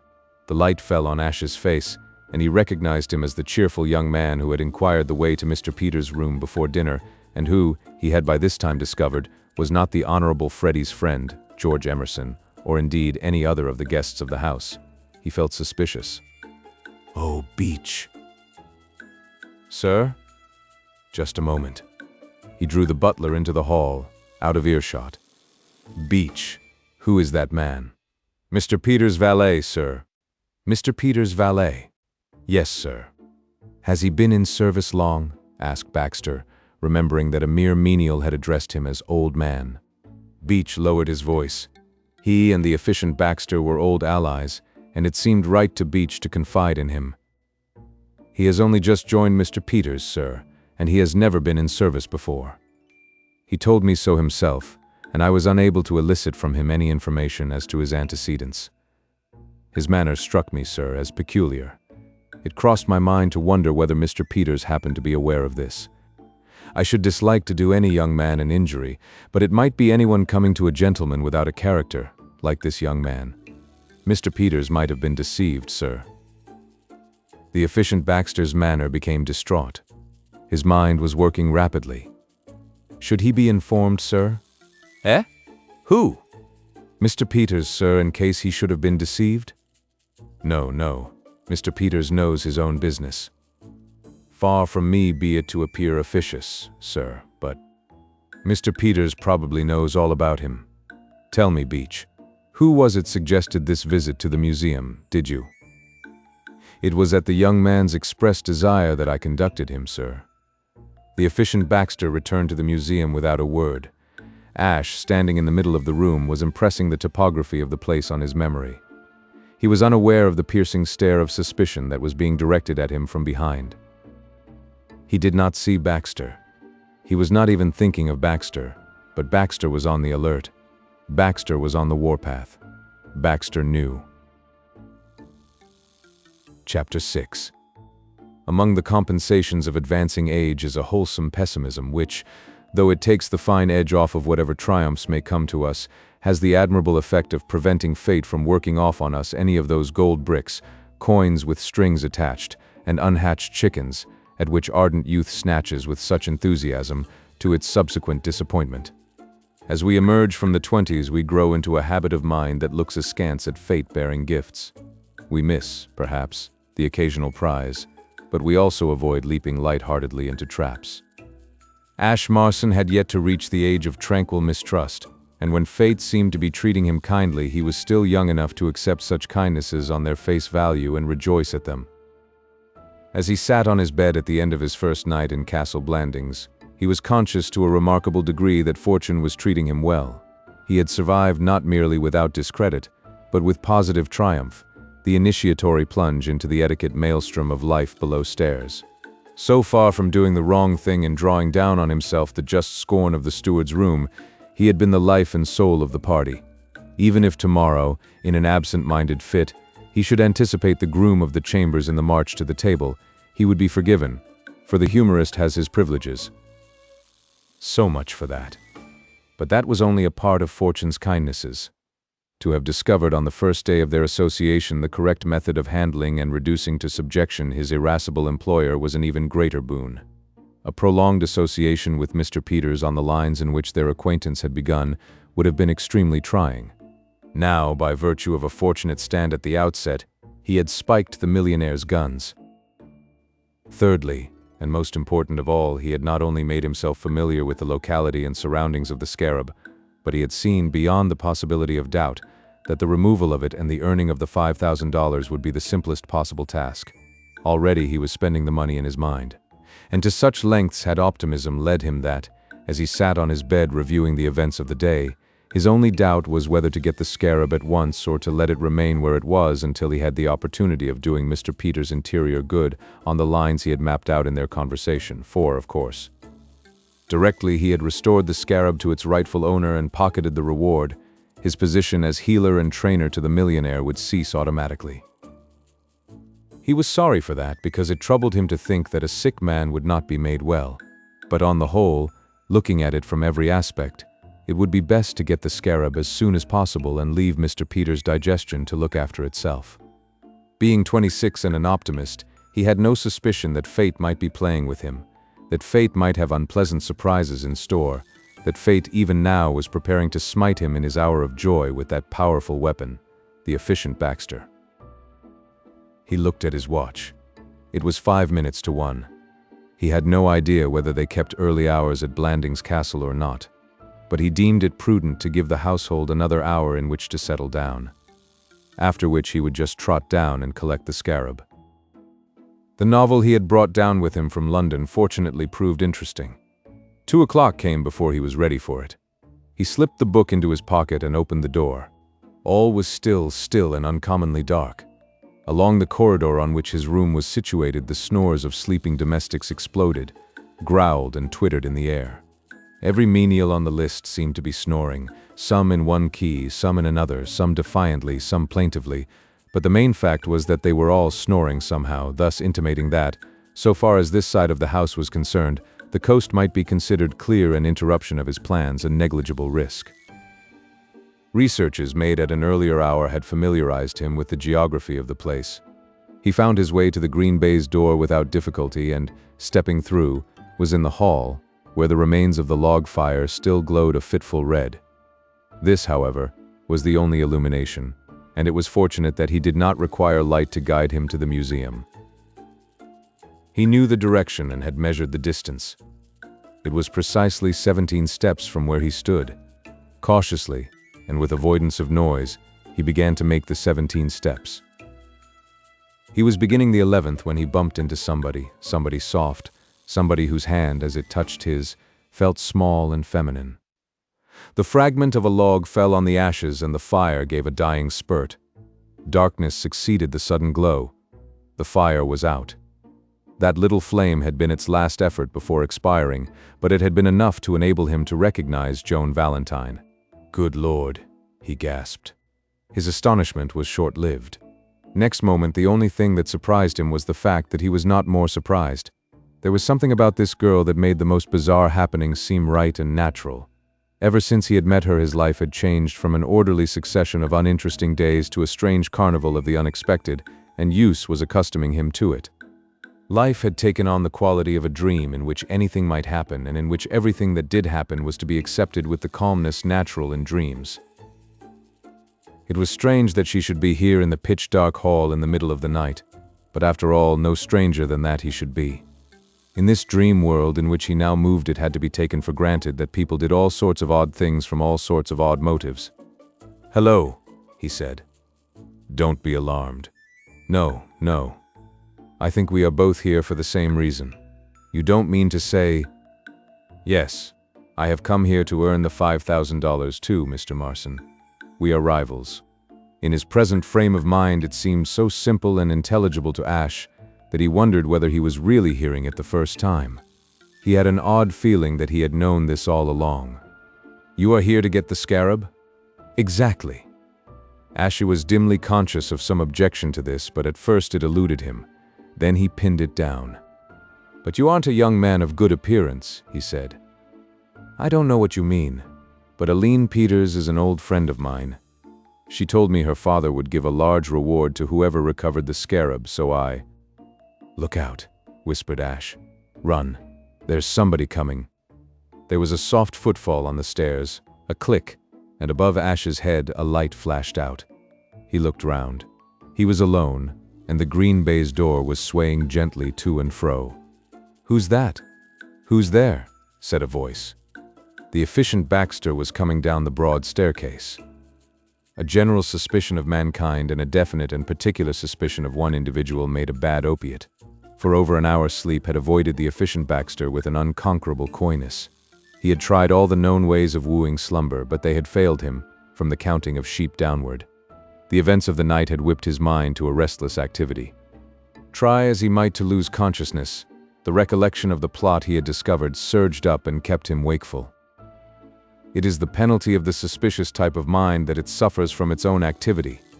From the moment he detected Mr. Peters in the act of rifling the museum and marked down Ash as an accomplice, Baxter's repose was doomed.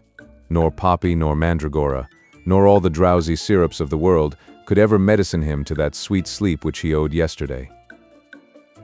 But it was the recollection that on previous occasions of wakefulness hot whiskey and water had done the trick, which had now brought him from his bed and downstairs.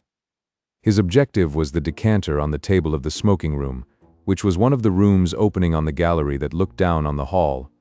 Hot water he could achieve in his bedroom by means of his stove.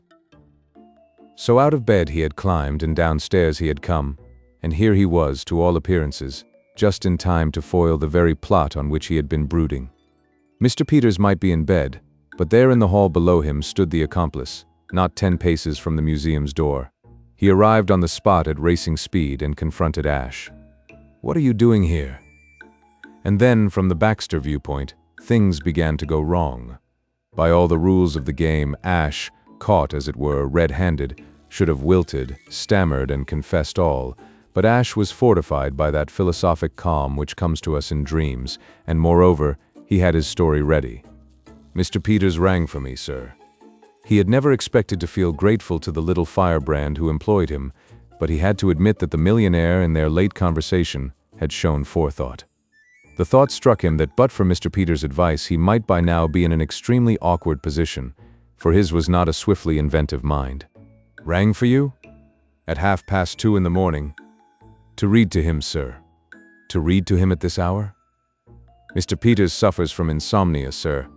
He has a weak digestion and pain sometimes prevents him from sleeping. The lining of his stomach is not at all what it should be." "I don't believe a word of it." With that meekness which makes the good man wronged so impressive a spectacle, Ash produced and exhibited his novel. "Here is the book I am about to read to him. I think, sir, if you will excuse me, I had better be going to his room. Good night, sir." He proceeded to mount the stairs. He was sorry for Mr. Peters, so shortly about to be roused from a refreshing slumber. But these were life's tragedies and must be borne bravely. The efficient Baxter dogged him the whole way, sprinting silently in his wake and dodging into the shadows whenever the light of an occasional electric bulb made it inadvisable to keep to the open. Then abruptly he gave up the pursuit. For the first time his comparative impotence in this silent conflict on which he had embarked was made manifest to him, and he perceived that on mere suspicion, however strong, he could do nothing. To accuse Mr. Peters of theft or to accuse him of being accessory to a theft was out of the question. Yet his whole being revolted at the thought of allowing the sanctity of the museum to be violated. Officially its contents belonged to Lord Emsworth, but ever since his connection with the castle he had been put in charge of them, and he had come to look on them as his own property.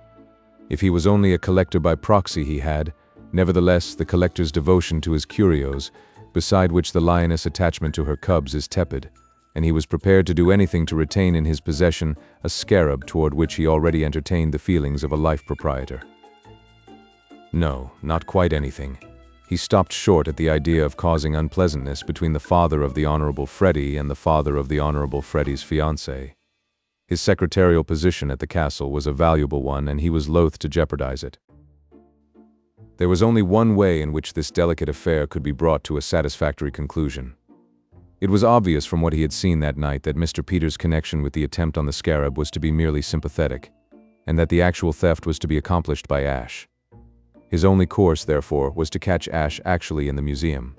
Then Mr. Peters need not appear in the matter at all. Mr. Peters' position in those circumstances would be simply that of a man who had happened to employ, through no fault of his own, a valet who happened to be a thief. He had made a mistake, he perceived, in locking the door of the museum. In future he must leave it open, as a trap is open, and he must stay up nights and keep watch. With these reflections, the efficient Baxter returned to his room. Meantime, Ash had entered Mr. Peters' bedroom and switched on the light. Mr. Peters, who had just succeeded in dropping off to sleep, sat up with a start. "I've come to read to you," said Ash. Mr. Peters emitted a stifled howl, in which wrath and self-pity were nicely blended. "You fool, don't you know I have just managed to get to sleep? And now you're awake again," said Ash soothingly. "Such is life. A little rest, a little folding of the hands in sleep, and then bing, off we go again. I hope you will like this novel. I dipped into it and it seems good." "What do you mean by coming in here at this time of night? Are you crazy? It was your suggestion, and, by the way, I must thank you for it. I apologize for calling it thin. It worked like a charm.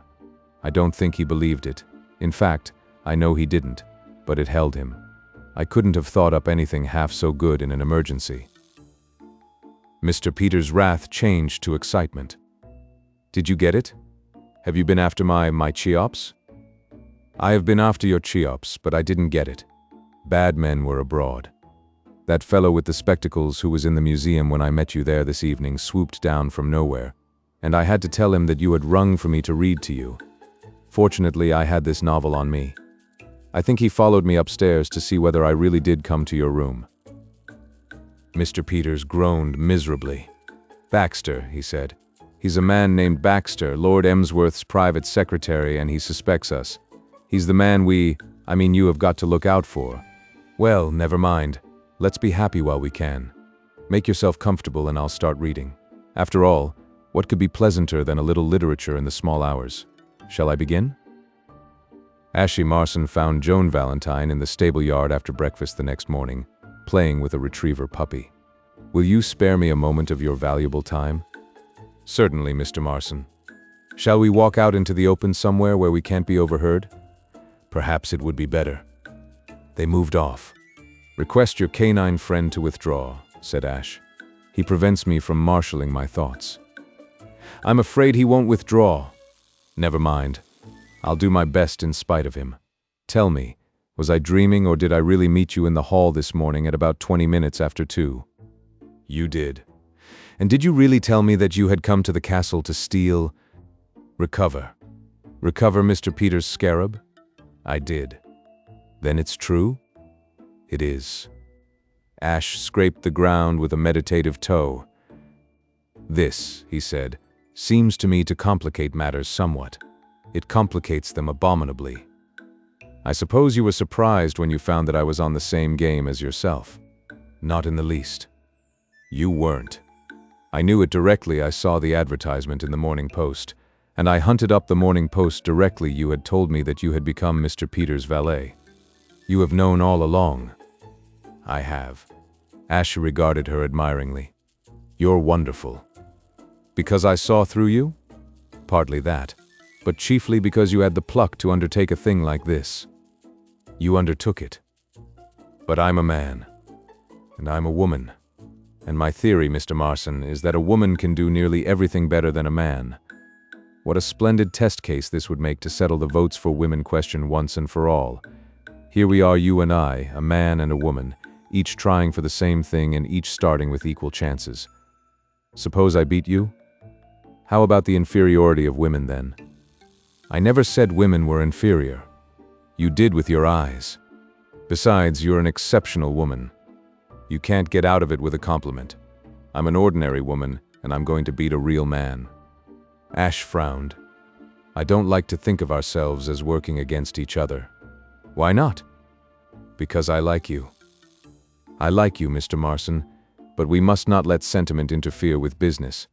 You want Mr. Peters' $5,000. So do I. I hate the thought of being the instrument to prevent you from getting the money. You won't be. I shall be the instrument to prevent you from getting it. I don't like that thought either, but one has got to face it. It makes me feel mean. That's simply your old-fashioned masculine attitude toward the female, Mr. Marson. You look on woman as a weak creature to be shielded and petted. We aren't anything of the sort. We're terrors. We're as hard as nails. We're awful creatures. You mustn't let my sex interfere with your trying to get this reward. Think of me as though I were another man.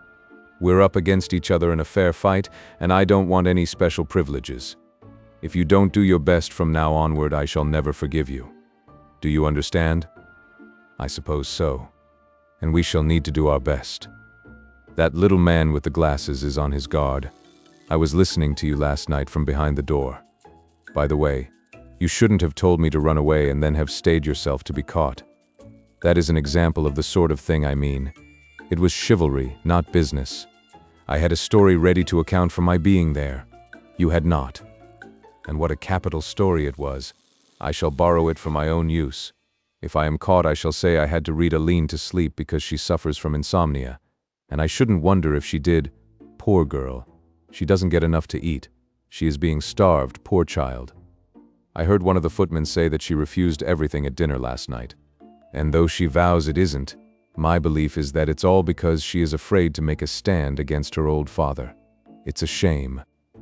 She is a weak creature, to be shielded and petted, said Ash solemnly. Joan laughed. Well, yes, you caught me there. I admit that poor Aline is not a shining example of the formidable modern woman, but... She stopped. Oh, bother. I've just thought of what I ought to have said, the good repartee that would have crushed you. I suppose it's too late now? Not at all. I'm like that myself, only it is generally the next day when I hit the right answer. Shall we go back? She is a weak creature, to be shielded and petted. Thank you so much, said Joan gratefully. And why is she a weak creature? Because she has allowed herself to be shielded and petted. Because she has permitted man to give her special privileges, and generally no, it isn't so good as I thought it was going to be. It should be crisper, said Ash critically. It lacks the punch. But it brings me back to my point, which is that I am not going to imitate her and forfeit my independence of action in return for chivalry. Try to look at it from my point of view, Mr. Marson. I know you need the money just as much as I do. Well, don't you think I should feel a little mean if I thought you were not trying your hardest to get it, simply because you didn't think it would be fair to try your hardest against a woman? That would cripple me. I should not feel as though I had the right to do anything. It's too important a matter for you to treat me like a child and let me win to avoid disappointing me. I want the money, but I don't want it handed to me. Believe me, said Ash earnestly, it will not be handed to you. I have studied the Baxter question more deeply than you have, and I can assure you that Baxter is a menace. What has put him so firmly on the right scent I don't know, but he seems to have divined the exact state of affairs in its entirety, so far as I am concerned, that is to say.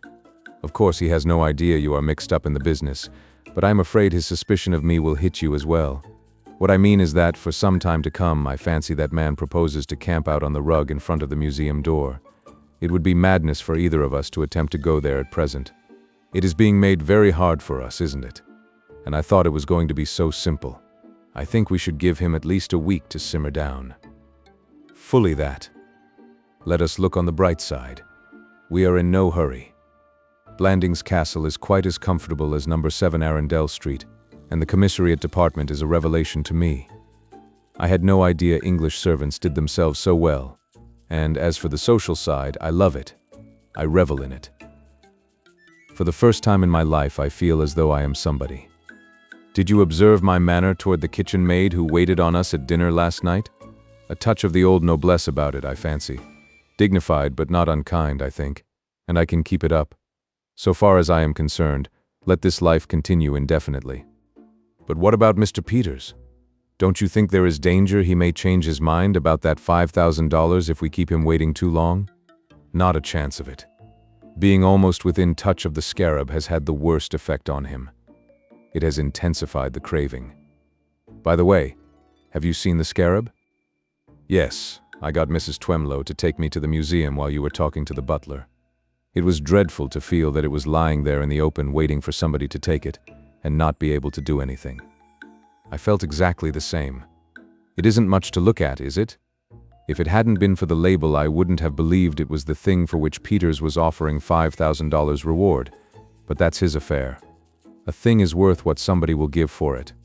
Ours not to reason why. Ours but to elude Baxter and gather it in. Ours indeed. You speak as though we were partners instead of rivals. Ashley uttered an exclamation. You've hit it. Why not? Why any cutthroat competition? Why shouldn't we form a company? It would solve everything. Joan looked thoughtful. You mean divide the reward? Exactly, into 2 equal parts. And the labor? The labor? How shall we divide that? Ashley hesitated. My idea, he said, was that I should do what I might call the rough work and… You mean you should do the actual taking of the scarab? Exactly. I would look after that end of it. And what would my duties be? Well, you would, as it were, how shall I put it? You would, so to speak, lend moral support. By lying snugly in bed, fast asleep? Ashley avoided her eye. Well, yes, something on those lines. While you ran all the risks? No. The risks are practically non-existent. I thought you said just now that it would be madness for either of us to attempt to go to the museum at present. Joan laughed. It won't do, Mr. Marson. You remind me of an old cat I once had. Whenever he killed a mouse, he would bring it into the drawing room and lay it affectionately at my feet. I would reject the corpse with horror and turn him out, but back he would come with his loathsome gift. I simply couldn't make him understand that he was not doing me a kindness. He thought highly of his mouse, and it was beyond him to realize that I did not want it.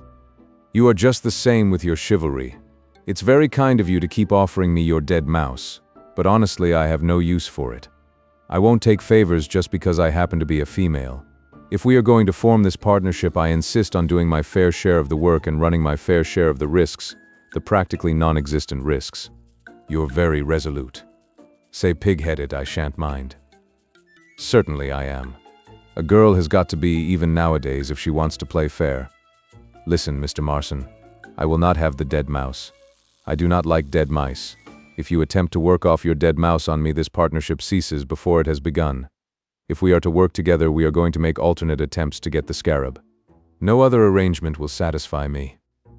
Then I claim the right to make the first one. You don't do anything of the sort. We toss up for first chance like little ladies and gentlemen. Have you a coin? I will spin and you call. Ash made a last stand. This is perfectly… Mr. Marson. Ash gave in. He produced a coin and handed it to her gloomily. Under protest, he said. Head or tail, said Joan, unmoved. Ash watched the coin gyrating in the sunshine. Tail, he cried. The coin stopped rolling. Tail it is, said Joan. What a nuisance. Well, never mind, I'll get my chance if you fail. I shan't fail, said Ash fervently. If I have to pull the museum down, I won't fail. Thank heaven, there's no chance now of your doing anything foolish. Don't be too sure. Well, good luck, Mr. Marson. Thank you, partner. They shook hands. As they parted at the door, Joan made one further remark. There's just one thing, Mr. Marson. Yes? If I could have accepted the mouse from anyone, I should certainly have accepted it from you.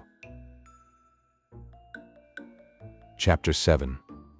It is worthy of record, in the light of after events, that at the beginning of their visit it was the general opinion of the guests gathered together at Blandings Castle that the place was dull.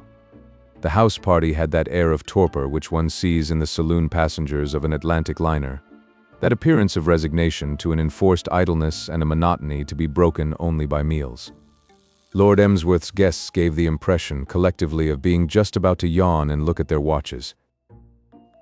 This was partly the fault of the time of year, for most house parties are dull if they happen to fall between the hunting and the shooting seasons, but must be attributed chiefly to Lord Emsworth's extremely sketchy notions of the duties of a host. A host has no right to intern a regiment of his relations in his house unless he also invites lively and agreeable outsiders to meet them. If he does commit this solecism, the least he can do is to work himself to the bone in the effort to invent amusements and diversions for his victims. Lord Emsworth had failed badly in both these matters. With the exception of Mr. Peters, his daughter Aline, and George Emerson, there was nobody in the house who did not belong to the clan, and, as for his exerting himself to entertain, the company was lucky if it caught a glimpse of its host at meals. Lord Emsworth belonged to the people who like to be left alone to amuse themselves when they come to a place school of hosts. He pottered about the garden in an old coat, now uprooting a weed, now wrangling with the autocrat from Scotland, who was theoretically in his service as head gardener, dreamily satisfied, when he thought of them at all, that his guests were as perfectly happy as he was. Apart from his son Freddie, whom he had long since dismissed as a youth of abnormal tastes, from whom nothing reasonable was to be expected, he could not imagine anyone not being content merely to be at Blandings when the buds were bursting on the trees. A resolute hostess might have saved the situation, but Lady Anne Warblington's abilities in that direction stopped short at leaving everything to Mrs. Twemlow and writing letters in her bedroom. When Lady Anne Warblington was not writing letters in her bedroom, which was seldom, for she had an apparently inexhaustible correspondence, she was nursing sick headaches in it. She was one of those hostesses whom a guest never sees except when he goes into the library and espies the tail of her skirt vanishing through the other door. As for the ordinary recreations of the country house, the guests could frequent the billiard room, where they were sure to find Lord Stockheath playing 100 up with his cousin, Algernon Wooster, a spectacle of the liveliest interest, or they could, if fond of golf, console themselves for the absence of links in the neighborhood with the exhilarating pastime of clock golf, or they could stroll about the terraces with such of their relations as they happened to be on speaking terms with at the moment, and abuse their host and the rest of their relations. This was the favorite amusement, and after breakfast on a morning 10 days after Joan and Ash had formed their compact, the terraces were full of perambulating couples. Here, Colonel Horace Mant, walking with the Bishop of Godalming, was soothing that dignitary by clothing in soldierly words thoughts that the latter had not been able to crush down, but which his holy office scarcely permitted him to utter. There, Lady Mildred Mant, linked to Mrs. Jack Hale, of the collateral branch of the family, was saying things about her father in his capacity of host and entertainer that were making her companion feel like another woman. Farther on, stopping occasionally to gesticulate, could be seen other Emsworth relations and connections. It was a typical scene of quiet, peaceful English family life. Leaning on the broad stone balustrade of the upper terrace, Aline Peters and George Emerson surveyed the malcontents. Aline gave a little sigh, almost inaudible, but George's hearing was good. "I was wondering when you were going to admit it," he said, shifting his position so that he faced her. "Admit what?" "That you can't stand the prospect. That the idea of being stuck for life with this crowd, like a fly on fly paper, is too much for you. That you are ready to break off your engagement to Freddie and come away and marry me and live happily ever after." "George." "Well, wasn't that what it meant? Be honest. What meant?" "That sigh." "I didn't sigh. I was just breathing." "Then you can breathe in this atmosphere. You surprise me." He raked the terraces with hostile eyes. "Look at them. Look at them crawling round like doped beetles. My dear girl, it's no use your pretending that this sort of thing wouldn't kill you. You're pining away already. You're thinner and paler since you came here. Gee, how we shall look back at this and thank our stars that we're out of it when we're back in old New York, with the elevated rattling and the streetcars squealing over the points, and something doing every step you take. I shall call you on the phone from the office and have you meet me downtown somewhere, and we'll have a bite to eat and go to some show, and a bit of supper afterward and a dance or two, and then go home to our cozy." "George, you mustn't really." "Why mustn't I? It's wrong. You can't talk like that when we are both enjoying the hospitality." A wild laugh, almost a howl, disturbed the talk of the most adjacent of the perambulating relations. Colonel Horace Mant, checked in mid-sentence, looked up resentfully at the cause of the interruption. "I wish somebody would tell me whether it's that American fellow, Emerson, or young Freddie who's supposed to be engaged to Miss Peters. Hanged if you ever see her and Freddie together, but she and Emerson are never to be found apart. If my respected father-in-law had any sense, I should have thought he would have had sense enough to stop that. You forget, my dear Horace, said the bishop charitably. Miss Peters and Mr. Emerson have known each other since they were children. They were never nearly such children as Emsworth is now, snorted the colonel. If that girl isn't in love with Emerson, I'll eat my hat. No, no, said the bishop. No, surely not, Horace. What were you saying when you broke off? I was saying that if a man wanted his relations never to speak to each other again for the rest of their lives, the best thing he could do would be to herd them all together in a dashed barrack of a house 100 miles from anywhere, and then go off and spend all his time prodding dashed flower beds with a spud, dash it. Just so. Just so. So you were. Go on, Horace. I find a curious comfort in your words. On the terrace above them, Aline was looking at George with startled eyes. George. I'm sorry, but you shouldn't spring these jokes on me so suddenly. You said enjoying. Yes, reveling in it, aren't we? It's a lovely old place, said Aline defensively. And when you've said that, you've said everything. You can't live on scenery and architecture for the rest of your life. There's the human element to be thought of. And you're beginning. There goes father, interrupted Aline. How fast he is walking. George, have you noticed a sort of difference in father these last few days? I haven't. My specialty is keeping an eye on the rest of the Peters family. He seems better somehow. He seems to have almost stopped smoking, and I'm very glad, for those cigars were awfully bad for him. The doctor expressly told him he must stop them, but he wouldn't pay any attention to him, and he seems to take so much more exercise. My bedroom is next to his, and every morning I can hear things going on through the wall, father dancing about and puffing a good deal. And one morning I met his valet going in with a pair of Indian clubs. I believe father is really taking himself in hand at last. George Emerson exploded. And about time, too. How much longer are you to go on starving yourself to death just to give him the resolution to stick to his dieting? It maddens me to see you at dinner, and it's killing you. You're getting pale and thin. You can't go on like this. A wistful look came over Aline's face. I do get a little hungry sometimes, late at night generally. You want somebody to take care of you and look after you. I'm the man. You may think you can fool me, but I can tell. You're weakening on this Freddie proposition. You're beginning to see that it won't do. One of these days you're going to come to me and say, George, you were right. I take the count. Me for the quiet sneak to the station without anybody knowing, and the break for London, and the wedding at the registrar's. Oh, I know, I couldn't have loved you all this time and not know. You're weakening. The trouble with these supermen is that they lack reticence. They do not know how to omit. They expand their chests and whoop. And a girl, even the mildest and sweetest of girls, even a girl like Aline Peters, cannot help resenting the note of triumph. But supermen despise tact. As far as one can gather, that is the chief difference between them and the ordinary man. A little frown appeared on Aline's forehead, and she set her mouth mutinously. I'm not weakening at all, she said, and her voice was, for her, quite acid. You take too much for granted. George was contemplating the landscape with a conqueror's eye. You are beginning to see that it is impossible, this Freddie foolishness. It is not foolishness, said Aline pettishly, tears of annoyance in her eyes. And I wish you wouldn't call him Freddie. He asked me to. Aline stamped her foot. Well, never mind, please don't do it. Very well, little girl, said George softly.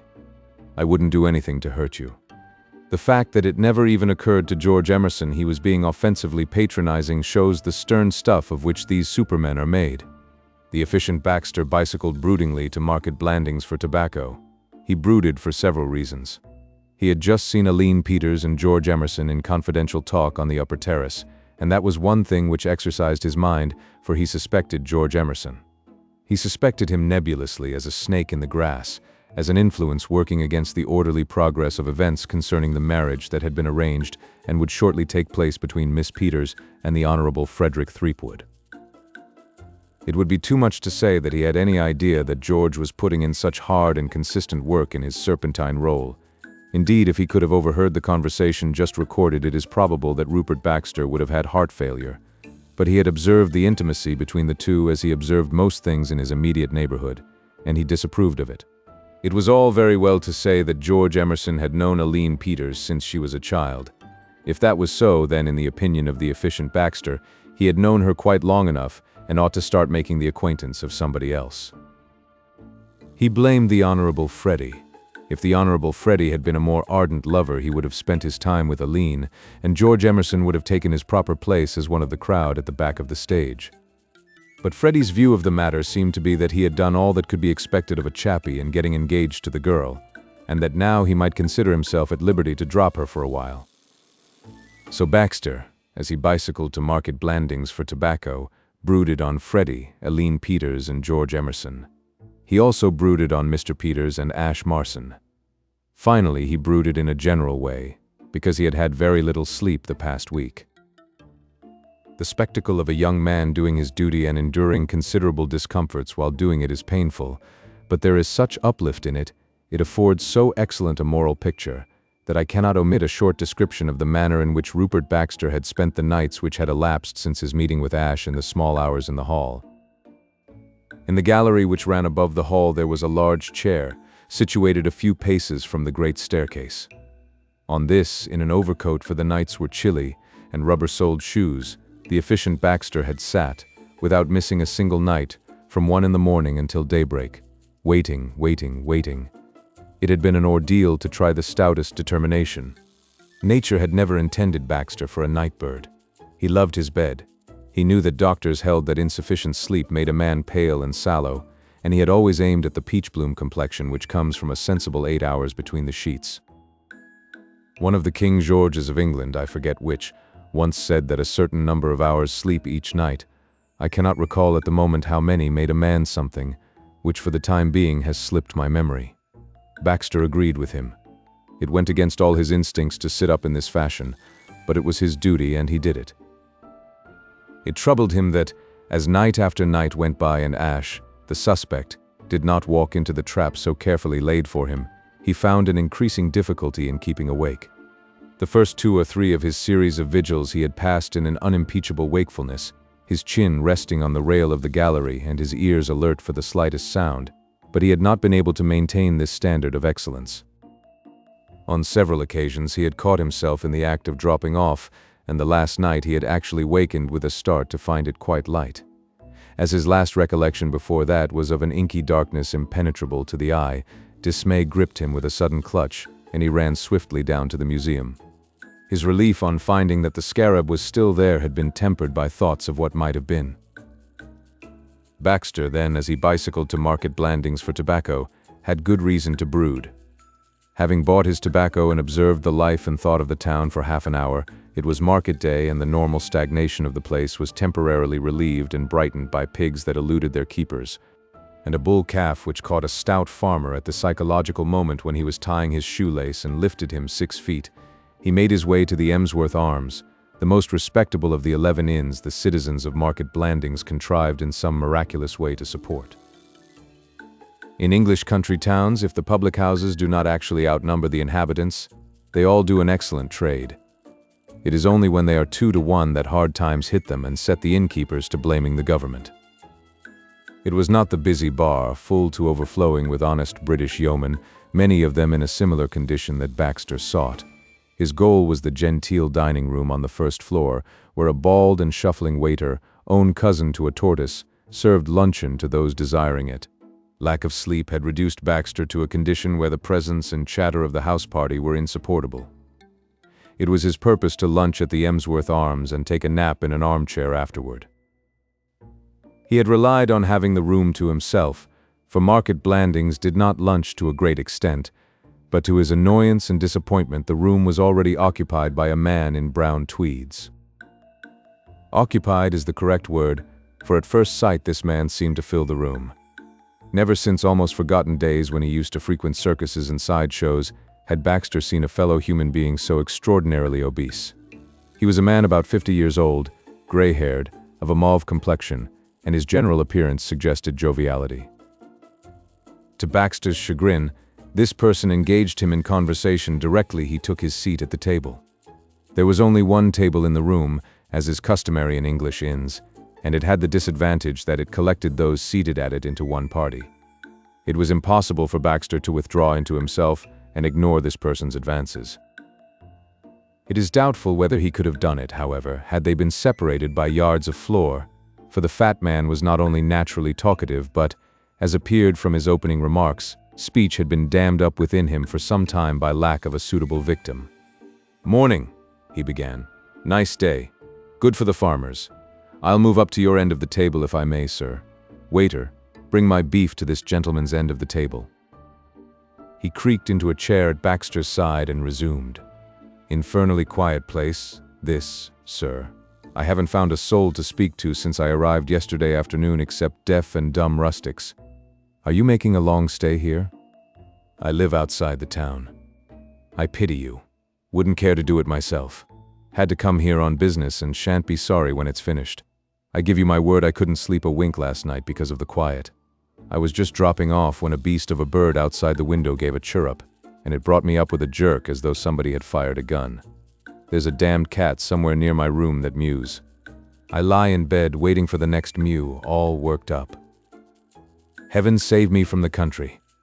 It may be all right for you, if you've got a comfortable home and a pal or two to chat with after dinner, but you've no conception what it's like in this infernal town. I suppose it calls itself a town. What a hole. There's a church down the street. I'm told it's Norman or something. Anyway, it's old. I'm not much of a man for churches as a rule, but I went and took a look at it. Then somebody told me there was a fine view from the end of High Street, so I went and took a look at that. And now, so far as I can make out, I've done the sights and exhausted every possibility of entertainment the town has to provide, unless there's another church. I'm so reduced that I'll go and see the Methodist chapel, if there is one.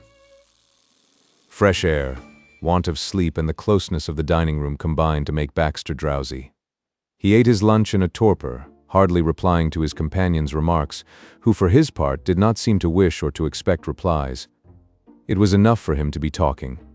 What do people do with themselves in a place like this? When they want amusement, I mean. I suppose it's different if you've been brought up to it. Like being born colorblind or something? You don't notice. It's the visitor who suffers. They've no enterprise in this sort of place. There's a bit of land just outside here that would make a sweet steeplechase course. Natural barriers, everything. It hasn't occurred to him to do anything with it. It makes you despair of your species, that sort of thing. Now if I... Baxter dozed. With his fork still impaling a piece of cold beef, he dropped into that half-awake, half-asleep state which is nature's daytime substitute for the true slumber of the night. The fat man, either not noticing or not caring, talked on. His voice was a steady drone, lulling Baxter to rest. Suddenly there was a break. Baxter sat up, blinking. He had a curious impression that his companion had said, "Hello, Freddy," and that the door had just opened and closed. "Eh?" he said. "Yes," said the fat man. "What did you say?" "I was speaking of... I thought you said, 'Hello, Freddy?'" His companion eyed him indulgently. "I thought you were dropping off when I looked at you. You've been dreaming. What should I say? 'Hello, Freddy,' for?"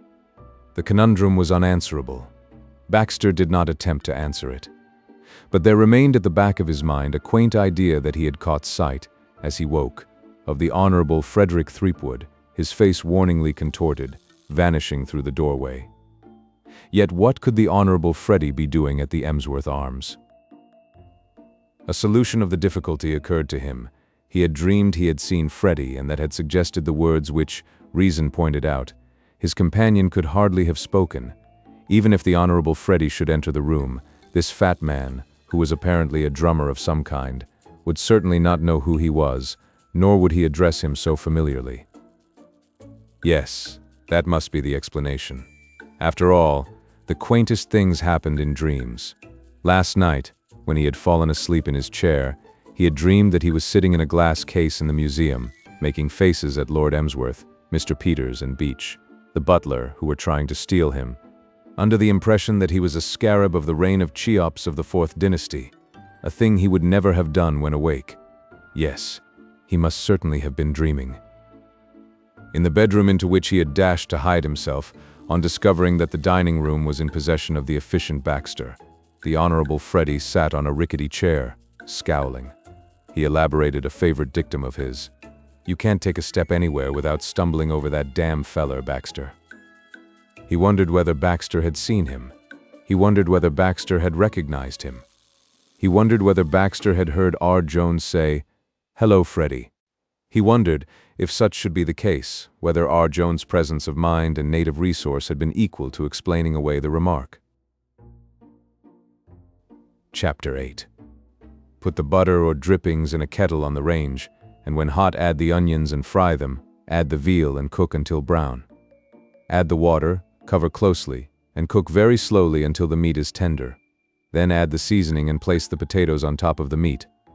Cover and cook until the potatoes are tender, but not falling to pieces. "Sure," said Mr. Peters, "not falling to pieces."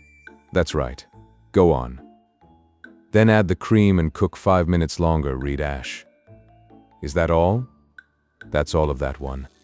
Mr. Peters settled himself more comfortably in bed. "Read me the piece where it tells about curried lobster." Ash cleared his throat. "Curried lobster," he read. "Materials: 2 one-pound lobsters, 2 teaspoonfuls lemon juice, half a spoonful curry powder, 2 tablespoonfuls butter, a tablespoonful flour, 1 cupful scalded milk, 1 cupful cracker crumbs, half teaspoonful salt, 1/4 teaspoonful pepper." "Go on." "Way of preparing: cream the butter and flour and add the scalded milk. Then add the lemon juice, curry powder, salt, and pepper. Remove the lobster meat from the shells and cut into half-inch cubes." "Half-inch cubes," sighed Mr. Peters wistfully. "Yes?" "Add the latter to the sauce." "You didn't say anything about the latter." "Oh, I see. It means the half-inch cubes." "Yes?" "Refill the lobster shells, cover with buttered crumbs and bake until the crumbs are brown. This will serve 6 persons. And make them feel an hour afterward as though they had swallowed a live wild cat," said Mr. Peters ruefully. "Not necessarily," said Ash. "I could eat 2 portions of that at this very minute and go off to bed and sleep like a little child." Mr. Peters raised himself on his elbow and stared at him.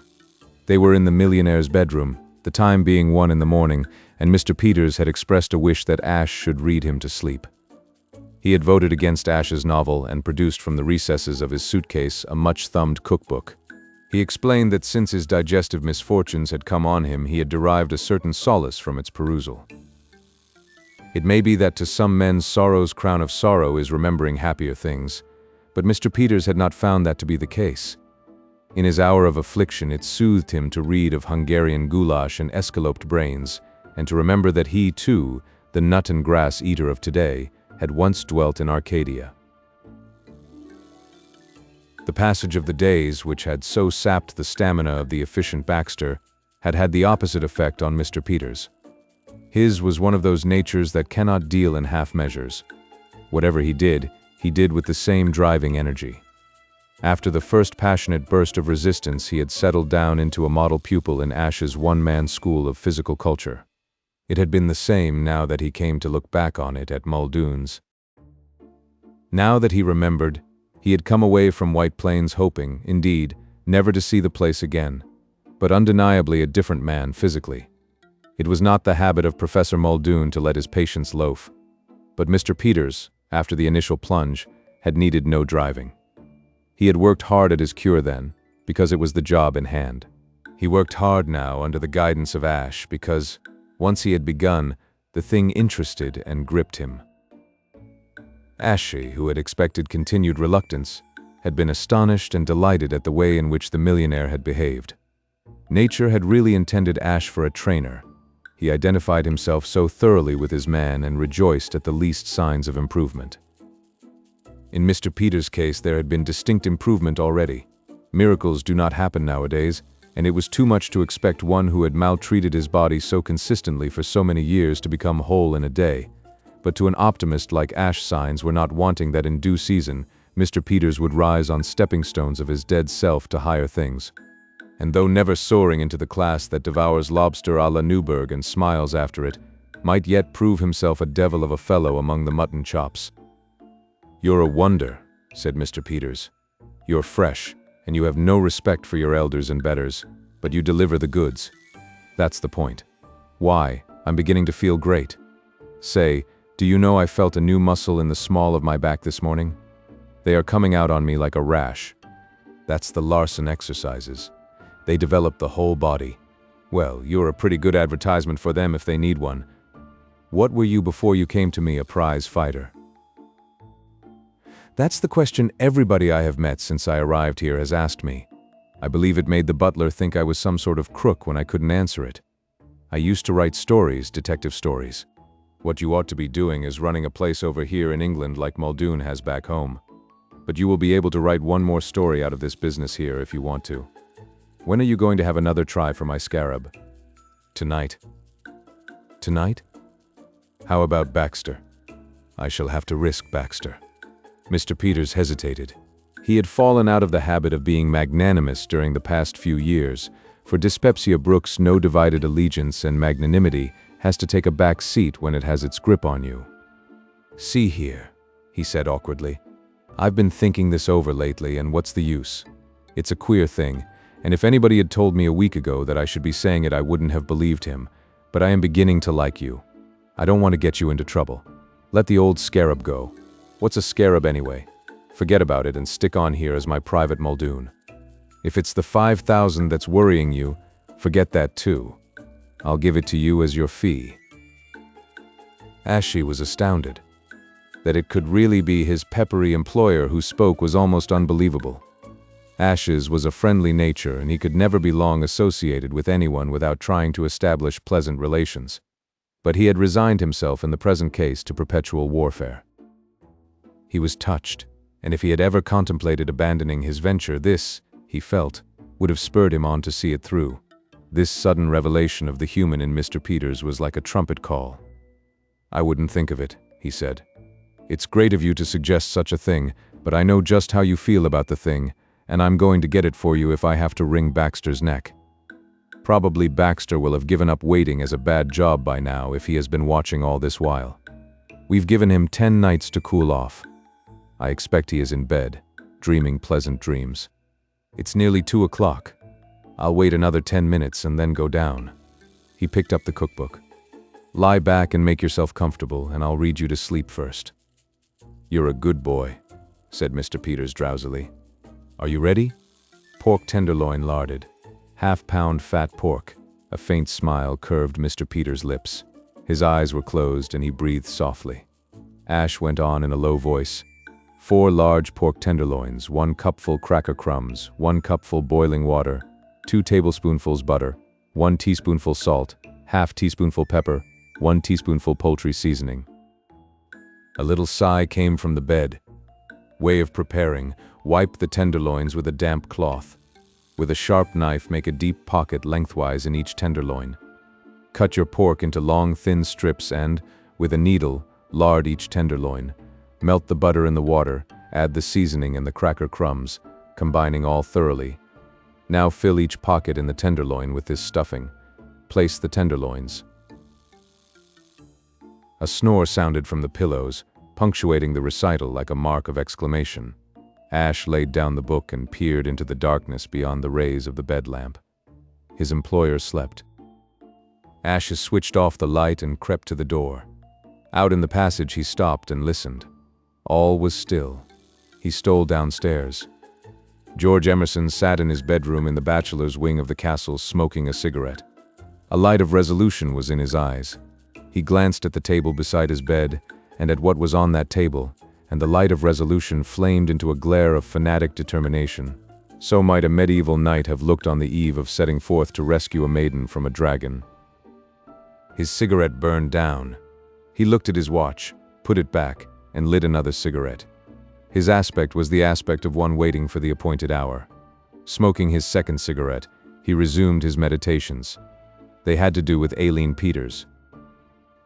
George Emerson was troubled about Aileen Peters. Watching over her as he did with a lover's eye, he had perceived that about her which distressed him.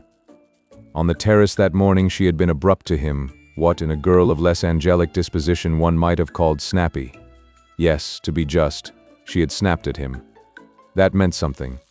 It meant that Aileen was not well, It meant what her pallor and tired eyes meant, that the life she was leading was doing her no good. 11 nights had George dined at Blandings Castle, and on each of the 11 nights he had been distressed to see the manner in which Aline, declining the baked meats, had restricted herself to the miserable vegetable messes which were all that doctor's orders permitted to her suffering father. George's pity had its limits. His heart did not bleed for Mr. Peters. Mr. Peters' diet was his own affair.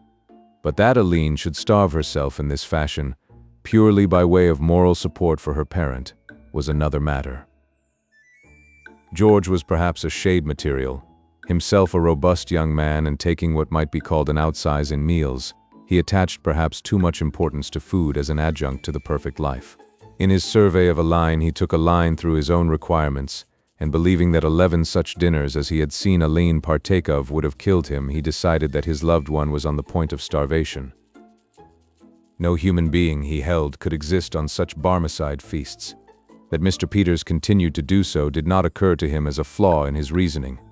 He looked on Mr. Peters as a sort of machine. Successful businessmen often give that impression to the young. If George had been told that Mr. Peters went along on gasoline like an automobile, he would not have been much surprised. But that Aline, his Aline, should have to deny herself the exercise of that mastication of rich meats which, together with the gift of speech, raises man above the beasts of the field. That was what tortured George. He had devoted the day to thinking out a solution of the problem. Such was the overflowing goodness of Aline's heart that not even he could persuade her to withdraw her moral support from her father and devote herself to keeping up her strength as she should do. It was necessary to think of some other plan. And then a speech of hers had come back to him. She had said, "Poor child. I do get a little hungry sometimes, late at night generally." The problem was solved. Food should be brought to her late at night.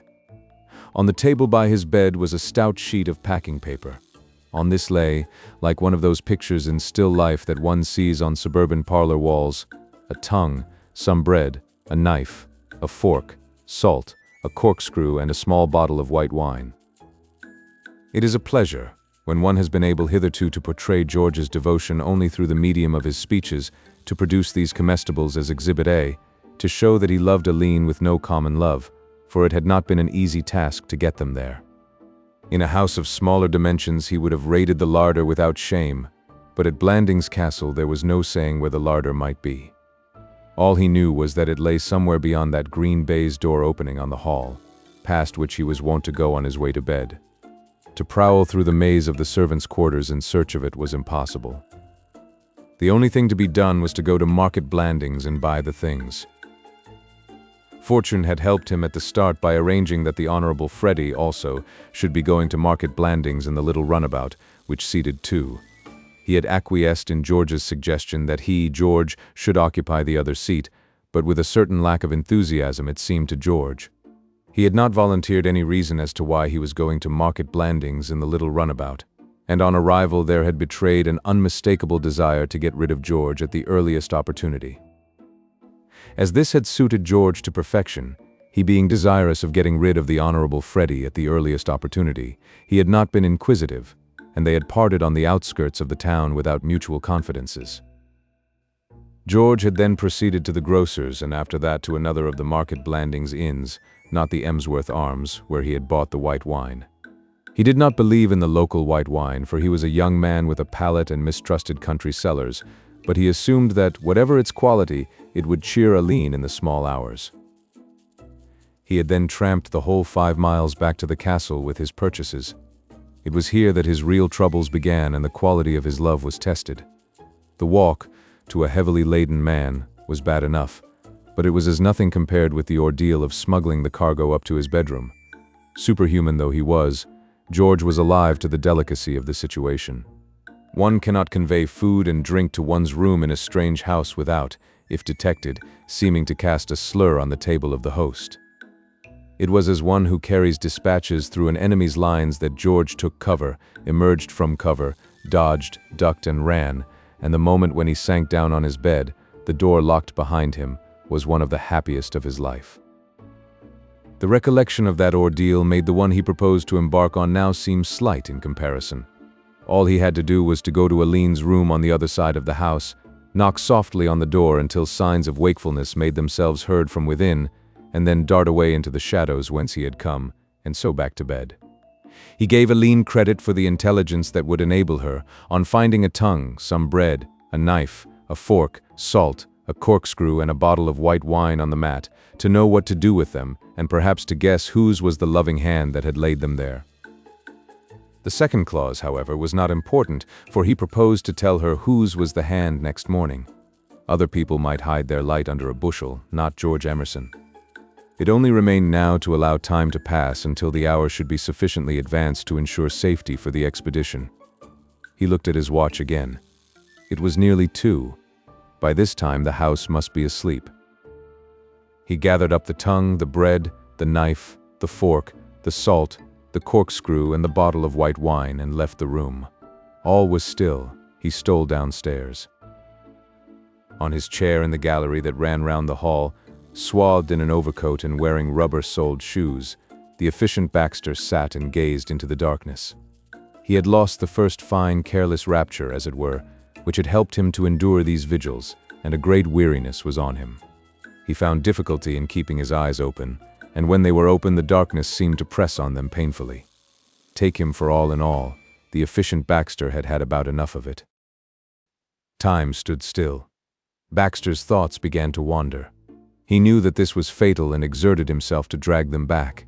He tried to concentrate his mind on some one definite thing. He selected the scarab as a suitable object, but it played him false. He had hardly concentrated on the scarab before his mind was straying off to ancient Egypt, to Mr. Peters' dyspepsia, and on a dozen other branch lines of thought. He blamed the fat man at the inn for this. If the fat man had not thrust his presence and conversation on him, he would have been able to enjoy a sound sleep in the afternoon, and would have come fresh to his nocturnal task. He began to muse on the fat man, and by a curious coincidence whom should he meet a few moments later but this same man. It happened in a somewhat singular manner, though it all seemed perfectly logical and consecutive to Baxter. He was climbing up the outer wall of Westminster Abbey in his pajamas and a tall hat, when the fat man, suddenly thrusting his head out of a window which Baxter had not noticed until that moment, said, "Hello, Freddie." Baxter was about to explain that his name was not Freddie when he found himself walking down Piccadilly with Ash Marson. Ash said to him, "Nobody loves me. Everybody steals my grapefruit." And the pathos of it cut the efficient Baxter like a knife.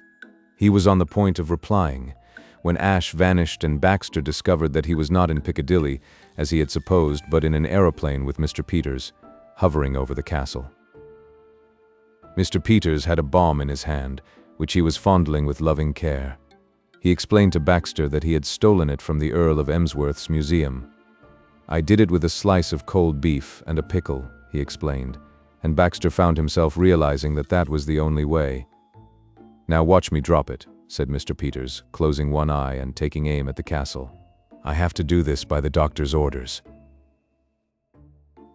He loosed the bomb, and immediately Baxter was lying in bed watching it drop.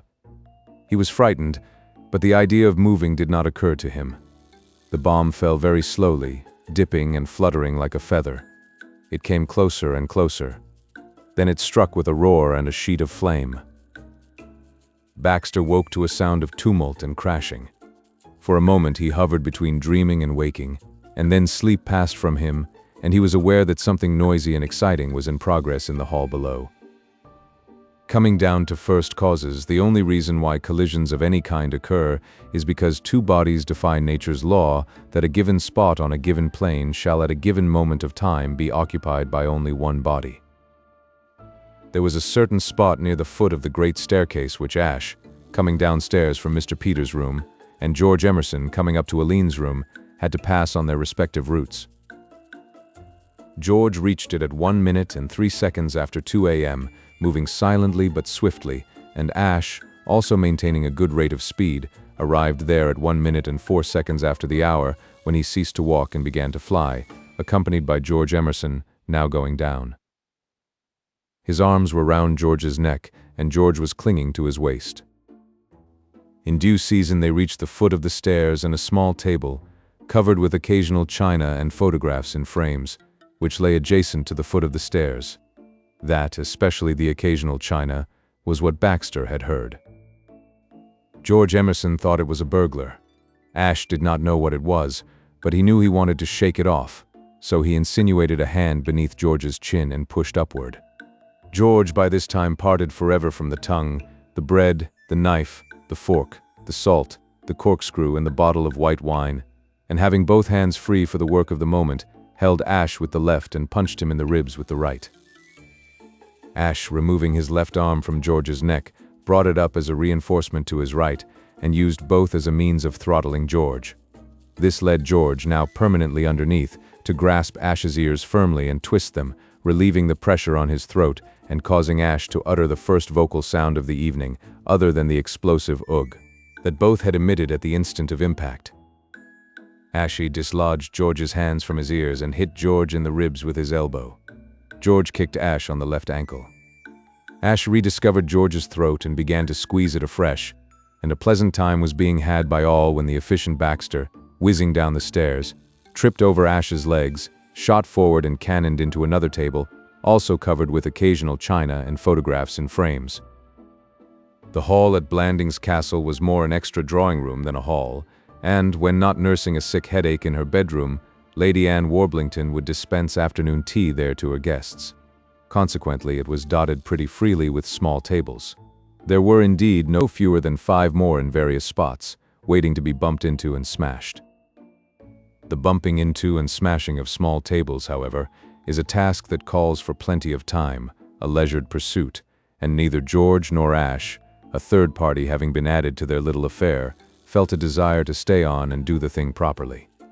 Ashy was strongly opposed to being discovered and called on to account for his presence there at that hour, and George, conscious of the tongue and its adjuncts now strewn about the hall, had a similar prejudice against the tedious explanations that detection must involve. As though by mutual consent, each relaxed his grip. They stood panting for an instant. Then, Ash in the direction where he supposed the green baize door of the servants' quarters to be, George to the staircase that led to his bedroom, they went away from that place.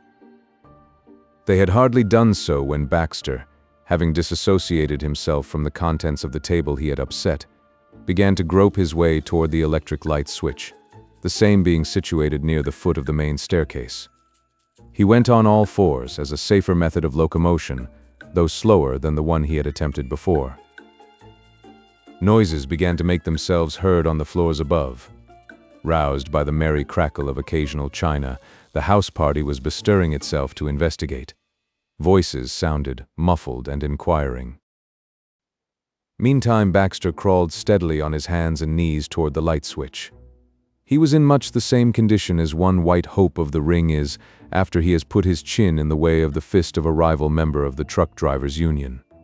He knew that he was still alive. More he could not say. The mists of sleep which still shrouded his brain, and the shake-up he had had from his encounter with the table, a corner of which he had rammed with the top of his head, combined to produce a dreamlike state. And so the efficient Baxter crawled on, and as he crawled his hand, advancing cautiously, fell on something that was not alive, something clammy and ice-cold, the touch of which filled him with a nameless horror. To say that Baxter's heart stood still would be physiologically inexact. The heart does not stand still. Whatever the emotions of its owner, it goes on beating. It would be more accurate to say that Baxter felt like a man taking his first ride in an express elevator, who has outstripped his vital organs by several floors and sees no immediate prospect of their ever catching up with him again.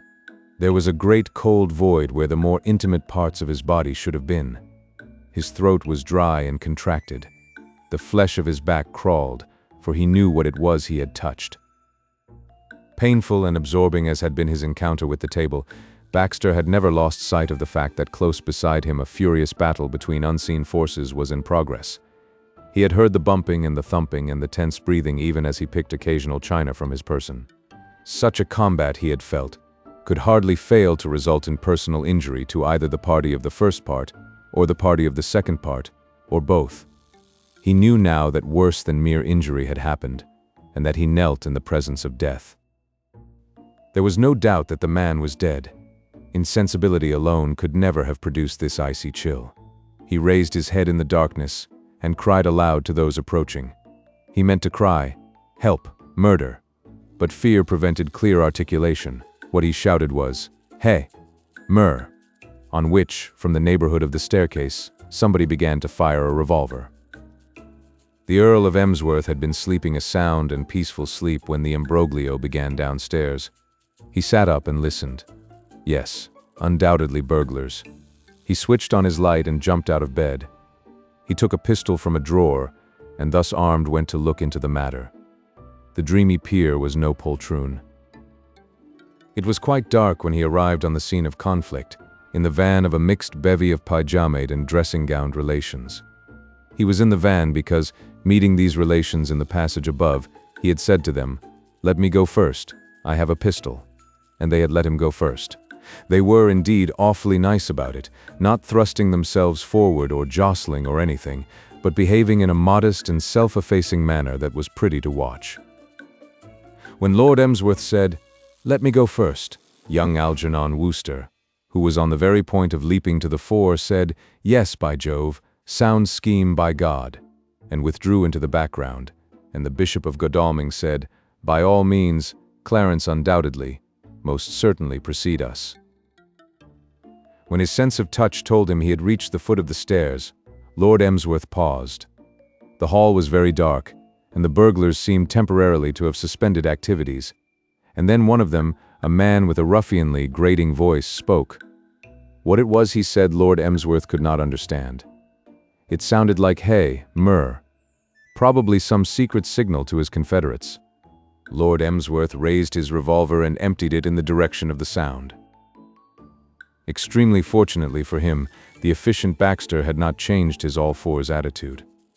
This undoubtedly saved Lord Emsworth the worry of engaging a new secretary. The shots sang above Baxter's head one after the other, 6 in all, and found other billets than his person. They disposed themselves as follows.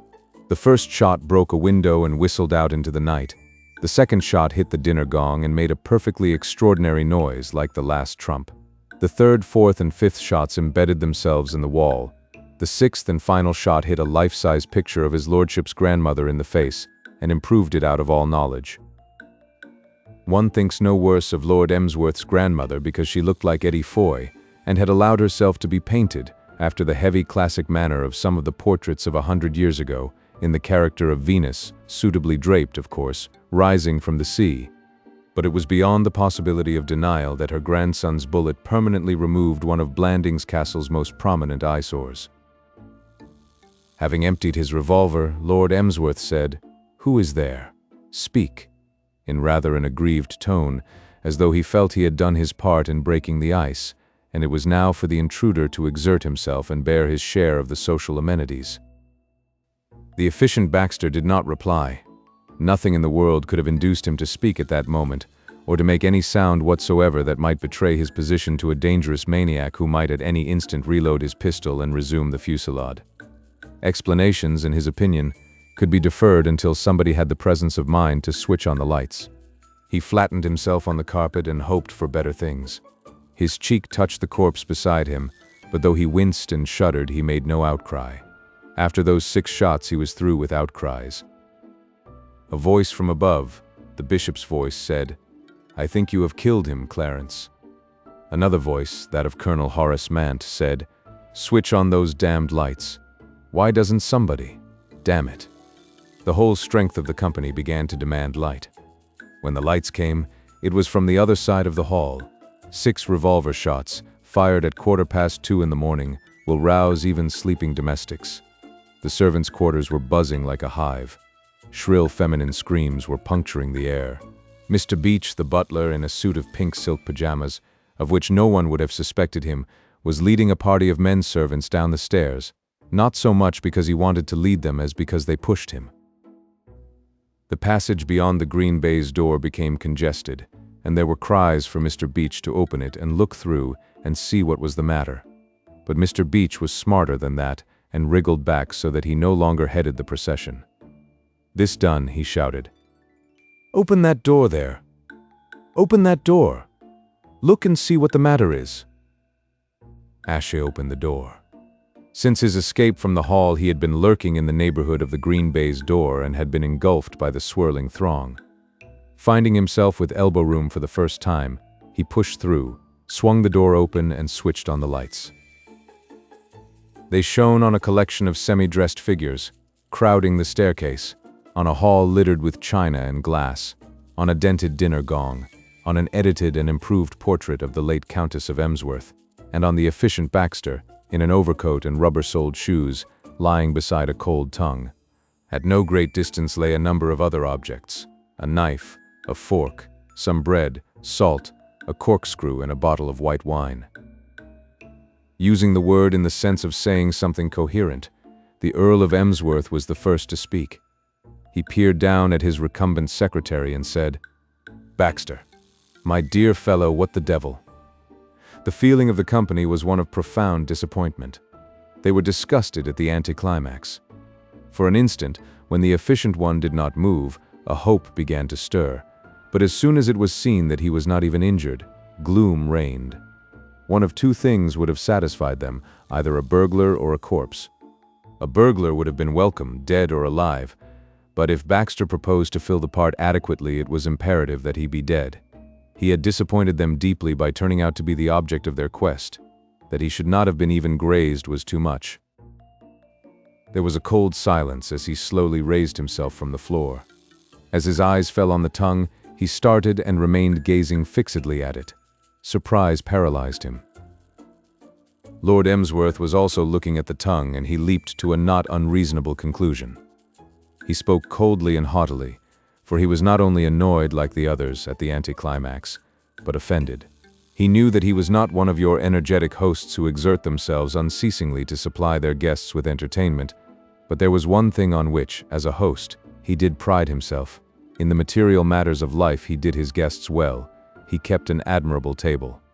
"My dear Baxter," he said in the tones he usually reserved for the correction of his son Freddie, "if your hunger is so great that you are unable to wait for breakfast and have to raid my larder in the middle of the night, I wish to goodness you would contrive to make less noise about it. I do not grudge you the food. Help yourself when you please, but do remember that people who have not such keen appetites as yourself like to sleep during the night. A far better plan, my dear fellow, would be to have sandwiches or buns or whatever you consider most sustaining, sent up to your bedroom." Not even the bullets had disordered Baxter's faculties so much as this monstrous accusation. Explanations pushed and jostled one another in his fermenting brain, but he could not utter them. On every side he met gravely reproachful eyes. George Emerson was looking at him in pained disgust. Ashmarson's face was the face of one who could never have believed this had he not seen it with his own eyes. The scrutiny of the knife and shoe boy was unendurable. He stammered. Words began to proceed from him, tripping and stumbling over each other. Lord Emsworth's frigid disapproval did not relax. "Pray do not apologize, Baxter. The desire for food is human. It is your boisterous mode of securing and conveying it that I deprecate. Let us all go to bed." "But Lord Emsworth—" "To bed," repeated his lordship firmly. The company began to stream moodily upstairs. The lights were switched off. The efficient Baxter dragged himself away. From the darkness in the direction of the servant's door, a voice spoke. "Greedy pig," said the voice scornfully. It sounded like the fresh young voice of the knife and shoe boy, but Baxter was too broken to investigate. He continued his retreat without pausing. "Stuffin' of hisself at all hours," said the voice. There was a murmur of approval from the unseen throng of domestics. Chapter 9. As we grow older and realize more clearly the limitations of human happiness, we come to see that the only real and abiding pleasure in life is to give pleasure to other people. One must assume that the efficient Baxter had not reached the age when this comes home to a man, for the fact that he had given genuine pleasure to some dozens of his fellow men brought him no balm. There was no doubt about the pleasure he had given. Once they had got over their disappointment at finding that he was not a dead burglar, the house party rejoiced wholeheartedly at the break in the monotony of life at Blandings Castle. Relations who had not been on speaking terms for years forgot their quarrels and strolled about the grounds in perfect harmony, abusing Baxter. The general verdict was that he was insane. "Don't tell me that young fellow's all there," said Colonel Horace Mant, "because I know better. Have you noticed his eye? Furtive, shifty, nasty gleam in it. Besides, dash it, Did you happen to take a look at the hall last night after he had been there? It was in ruins, my dear sir. Absolute dashed ruins. It was positively littered with broken china and tables that had been bowled over. Don't tell me that was just an accidental collision in the dark. My dear sir, the man must have been thrashing about, absolutely thrashing about, like a dashed salmon on a dashed hook. He must have had a paroxysm of some kind of a dashed fit. A doctor could give you the name for it. It's a well-known form of insanity. Paranoia, isn't that what they call it? Rush of blood to the head, followed by a general running amok. I've heard fellows who have been in India talk of it. Natives get it. Don't know what they're doing, and charge through the streets taking cracks at people with dashed whacking great knives. Same with this young man, probably in a modified form at present. He ought to be in a home. One of these nights, if this grows on him, he will be massacring Emsworth in his bed. My dear Horace. The Bishop of Godalming's voice was properly horror-stricken, but there was a certain unctuous relish in it. Take my word for it, though, mind you, I don't say they aren't well suited. Everyone knows that Emsworth has been, to all practical intents and purposes, a dashed lunatic for years. What was it that young fellow Emerson, Freddie's American friend, was saying the other day about some acquaintance of his who is not quite right in the head? Nobody in the house, is that it? Something to that effect, at any rate. I felt at the time it was a perfect description of Emsworth. My dear Horace, your father-in-law, the head of the family. A dashed lunatic, my dear sir, head of the family or no head of the family. A man as absent-minded as he is has no right to call himself sane. Nobody in the house, I recollect it now, nobody in the house except gas, and that has not been turned on. That's Emsworth. The efficient Baxter, who had just left his presence, was feeling much the same about his noble employer.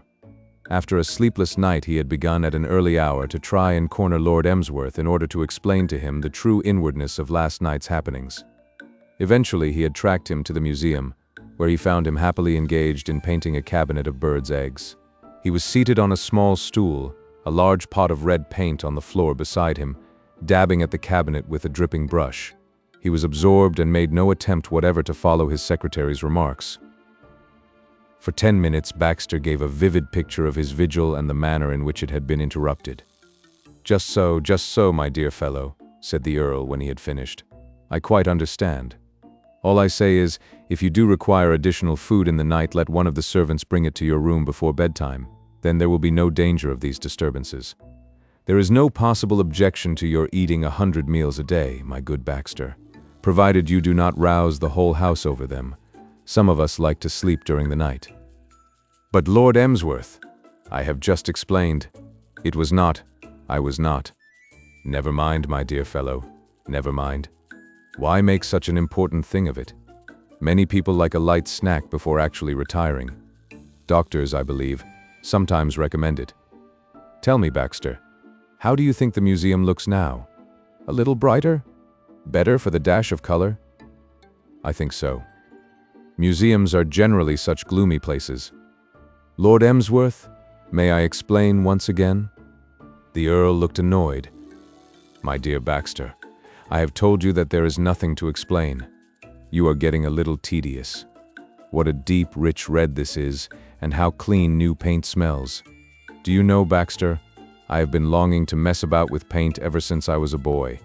I recollect my old father beating me with a walking stick. That would be before your time, of course. By the way, if you see Freddie, will you tell him I want to speak to him? He probably is in the smoking room. Send him to me here. It was an overwrought Baxter who delivered the message to the Honorable Freddie, who, as predicted, was in the smoking room, lounging in a deep armchair. There are times when life presses hard on a man, and it pressed hard on Baxter now. Fate had played him a sorry trick. It had put him in a position where he had to choose between two courses, each as disagreeable as the other. He must either face a possible second fiasco like that of last night, or else he must abandon his post and cease to mount guard over his threatened treasure. His imagination quailed at the thought of a repetition of last night's horrors. He had been badly shaken by his collision with the table, and even more so by the events that had followed it. Those revolver shots still rang in his ears. It was probably the memory of those shots that turned the scale. It was unlikely he would again become entangled with a man bearing a tongue and the other things he had given up in despair, the attempt to unravel the mystery of the tongue. It completely baffled him, but it was by no means unlikely that if he spent another night in the gallery looking on the hall, he might not again become a target for Lord Emsworth's irresponsible firearm. Nothing, in fact, was more likely, for in the disturbed state of the public mind, the slightest sound after nightfall would be sufficient cause for a fusillade.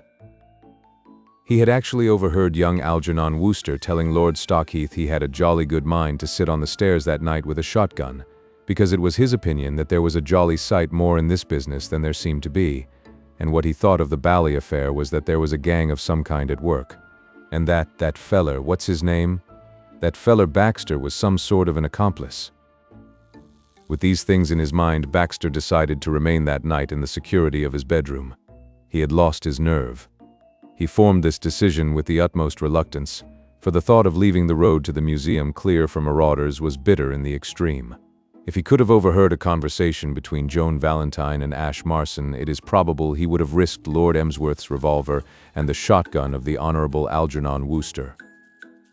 Ash, when he met Joan and recounted the events of the night, at which Joan, who was a sound sleeper, had not been present, was inclined to blame himself as a failure. True, fate had been against him, but the fact remained that he had achieved nothing. Joan, however, was not of this opinion. "You have done wonders," she said. "You have cleared the way for me. That is my idea of real teamwork. I'm so glad now that we formed our partnership. It would have been too bad if I had got all the advantage of your work and had jumped in and deprived you of the reward. As it is, I shall go down and finish the thing off tonight with a clear conscience." "You can't mean that you dream of going down to the museum tonight." "Of course I do. But it's madness. On the contrary, tonight is the one night when there ought to be no risk at all." "After what happened last night?" "Because of what happened last night. Do you imagine Mr. Baxter will dare to stir from his bed after that? If ever there was a chance of getting this thing finished, it will be tonight." "You're quite right. I never looked at it in that way. Baxter wouldn't risk a second disaster. I'll certainly make a success of it this time." Joan raised her eyebrows. "I don't quite understand you, Mr. Marson. Do you propose to try to get the scarab tonight?" "Yes. It will be as easy as—" "Are you forgetting that by the terms of our agreement, it is my turn? You surely don't intend to hold me to that?" "Certainly I do. But good heavens, consider my position. Do you seriously expect me to lie in bed while you do all the work, and then to take a half share in the reward?" "I do." "It's ridiculous. It's no more ridiculous than that I should do the same. Mr. Marson, there's no use in our going over all this again. We settled it long ago."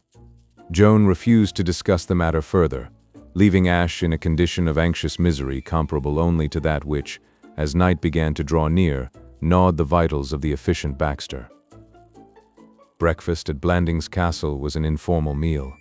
There was food and drink in the long dining hall for such as were energetic enough to come down and get it, but the majority of the house party breakfasted in their rooms. Lord Emsworth, whom nothing in the world would have induced to begin the day in the company of a crowd of his relations, most of whom he disliked, setting them the example.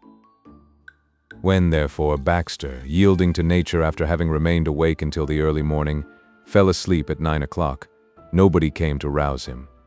He did not ring his bell, so he was not disturbed, and he slept on until 11:30, by which time, it being Sunday morning and the house party including one bishop and several of the minor clergy, most of the occupants of the place had gone off to church. Baxter shaved and dressed hastily, for he was in state of nervous apprehension. He blamed himself for having lain in bed so long. When every minute he was away might mean the loss of the scarab, he had passed several hours in dreamy sloth. He had wakened with a presentiment. Something told him the scarab had been stolen in the night, and he wished now that he had risked all and kept guard.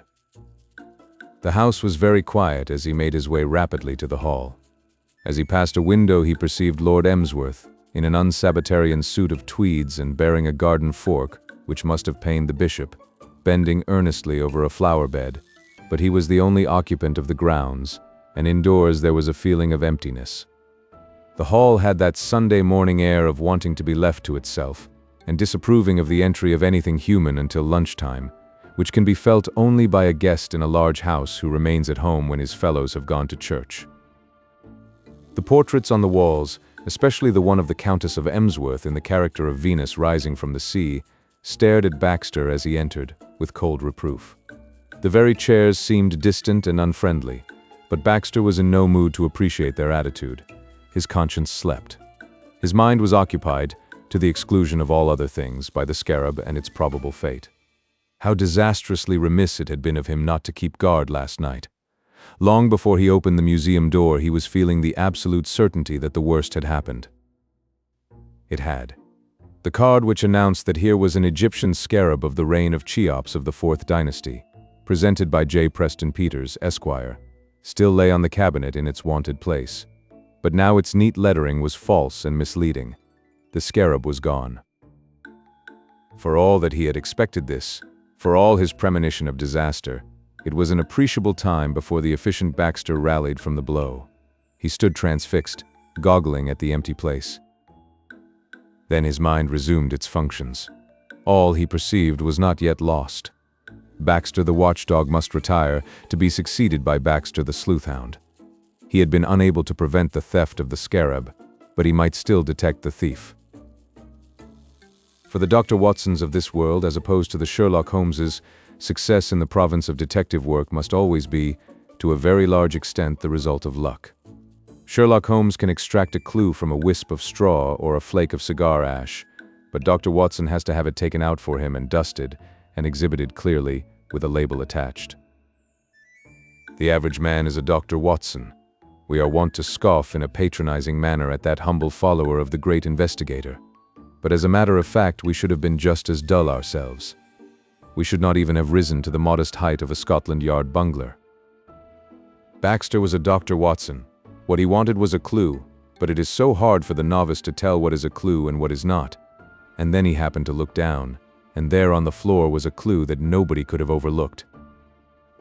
Baxter saw it, but did not immediately recognize it for what it was. What he saw, at first, was not a clue, but just a mess. He had a tidy soul and abhorred messes, and this was a particularly messy mess. A considerable portion of the floor was a sea of red paint. The can from which it had flowed was lying on its side, near the wall.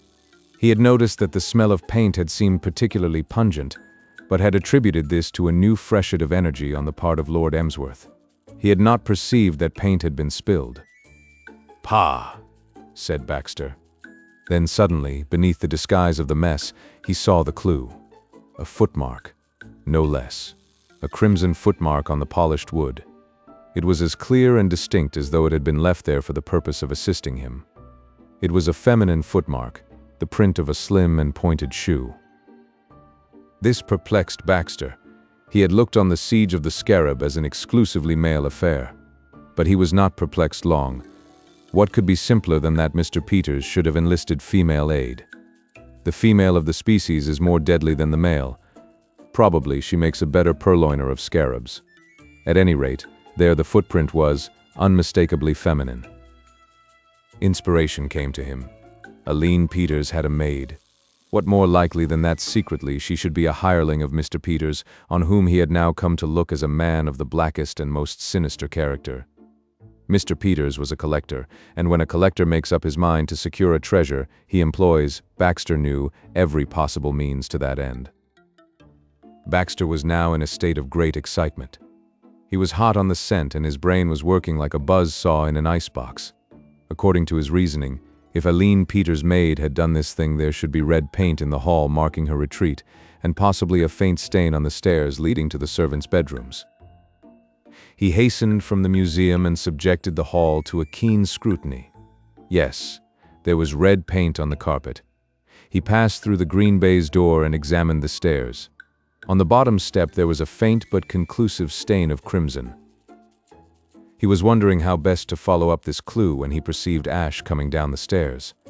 Ash, like Baxter, and as the result of a night disturbed by anxious thoughts, had also overslept himself. There are moments when the giddy excitement of being right on the trail causes the amateur or Watsonian detective to be incautious. If Baxter had been wise, he would have achieved his object, the getting a glimpse of Joan's shoes by a devious and snaky route. As it was, zeal getting the better of prudence, he rushed straight on. His early suspicion of Ash had been temporarily obscured. Whatever Ash's claims to be a suspect, it had not been his footprint Baxter had seen in the museum. "Here, you," said the efficient Baxter excitedly. "Sir?" "The shoes." "I beg your pardon?" "I wish to see the servants' shoes." "Where are they?" "I expect they have them on, sir." "Yesterday's shoes, man, yesterday's shoes. Where are they?" "Where are the shoes of yesteryear?" murmured Ash. "I should say at a venture, sir, that they would be in a large basket somewhere near the kitchen. Our genial knife and shoe boy collects them, I believe, at early dawn. Would they have been cleaned yet?" "If I know the lad, sir, no." "Go and bring that basket to me. Bring it to me in this room." The room to which he referred was none other than the private sanctum of Mr. Beach, the butler, the door of which, standing open, showed it to be empty. It was not Baxter's plan, excited as he was, to risk being discovered sifting shoes in the middle of a passage in the servants' quarters. Ash's brain was working rapidly as he made for the shoe cupboard, that little den of darkness and smells where Billy, the knife and shoe boy, better known in the circle in which he moved as young Bonehead, pursued his menial tasks. What exactly was at the back of the efficient Baxter's mind prompting these maneuvers he did not know, but that there was something he was certain. He had not yet seen Joan this morning, and he did not know whether or not she had carried out her resolve of attempting to steal the scarab on the previous night, but this activity and mystery on the part of their enemy must have some sinister significance. He gathered up the shoe basket thoughtfully. He staggered back with it and dumped it down on the floor of Mr. Beach's room. The efficient Baxter stooped eagerly over it. Ash, leaning against the wall, straightened the creases in his clothes and flicked disgustedly at an inky spot which the journey had transferred from the basket to his coat. "We have here, sir," he said, "a fair selection of our various foot coverings. You did not drop any on your way?" "Not one, sir." The efficient Baxter uttered a grunt of satisfaction and bent once more to his task. Shoes flew about the room. Baxter knelt on the floor beside the basket and dug like a terrier at a rat hole. At last he made a find and with an exclamation of triumph rose to his feet. In his hand he held a shoe. "Put those back," he said. Ash began to pick up the scattered footgear. "That's the lot, sir," he said, rising. "Now come with me. Leave the basket there. You can carry it back when you return." "Shall I put back that shoe, sir?" "Certainly not. I shall take this one with me." "Shall I carry it for you, sir?" Baxter reflected. "Yes, I think that would be best." Trouble had shaken his nerve. He was not certain that there might not be others besides Lord Emsworth in the garden, and it occurred to him that, especially after his reputation for eccentric conduct had been so firmly established by his misfortunes that night in the hall, it might cause comment should he appear before them carrying a shoe. Ashy took the shoe and, doing so, understood what before had puzzled him. Across the toe was a broad splash of red paint. Though he had nothing else to go on, he saw all. The shoe he held was a female shoe. His own researches in the museum had made him aware of the presence there of red paint. It was not difficult to build up on these data a pretty accurate estimate of the position of affairs. "Come with me," said Baxter. He left the room. Ash followed him. In the garden, Lord Emsworth, garden fork in hand, was dealing summarily with a green young weed that had incautiously shown its head in the middle of a flower bed. He listened to Baxter's statement with more interest than he usually showed in anybody's statements. He resented the loss of the scarab, not so much on account of its intrinsic worth as because it had been the gift of his friend Mr. Peters. "Indeed," he said when Baxter had finished. "Really. Dear me. It certainly seems it is extremely suggestive. You are certain there was red paint on this shoe?" "I have it with me. I brought it on purpose to show you." He looked at Ash, who stood in close attendance. The shoe. Lord Emsworth polished his glasses and bent over the exhibit. "Aha," he said. "Now let me look at this, you say, is the—" "Just so, just— My dear Baxter, it may be that I have not examined this shoe with sufficient care, but can you point out to me exactly where this paint is that you speak of?" The efficient Baxter stood staring at the shoe with wild, fixed stare. Of any suspicion of paint, red or otherwise, it was absolutely and entirely innocent. The shoe became the center of attraction, the center of all eyes. The efficient Baxter fixed it with the piercing glare of one who feels that his brain is tottering. Lord Emsworth looked at it with a mildly puzzled expression. Ash Marson examined it with a sort of affectionate interest, as though he were waiting for it to do a trick of some kind. Baxter was the first to break the silence. "There was paint on this shoe," he said vehemently. "I tell you, there was a splash of red paint across the toe. This man here will bear me out in this. You saw paint on this shoe?"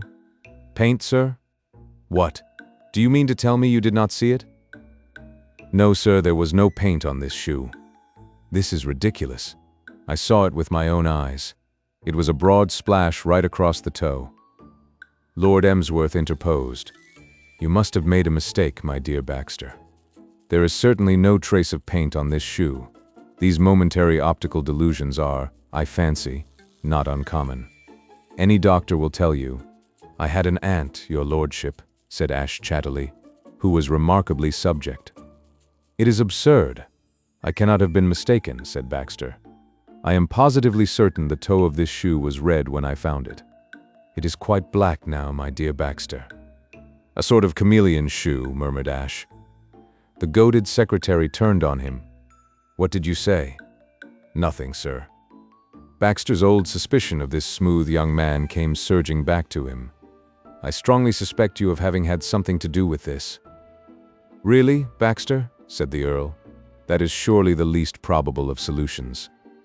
This young man could hardly have cleaned the shoe on his way from the house. A few days ago, when painting in the museum, I inadvertently splashed some paint on my own shoe. I can assure you it does not brush off. It needs a very systematic cleaning before all traces are removed." "Exactly, your lordship," said Ash. "My theory, if I may?" "Yes?" "My theory, your lordship, is that Mr. Baxter was deceived by the light and shade effects on the toe of the shoe. The morning sun, streaming in through the window, must have shone on the shoe in such a manner as to give it a momentary and fictitious aspect of redness. If Mr. Baxter recollects, he did not look long at the shoe. The picture on the retina of the eye consequently had not time to fade. I myself remember thinking at the moment that the shoe appeared to have a certain reddish tint.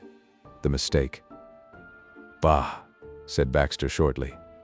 Lord Emsworth, now thoroughly bored with the whole affair and desiring nothing more than to be left alone with his weeds and his garden fork, put in his word.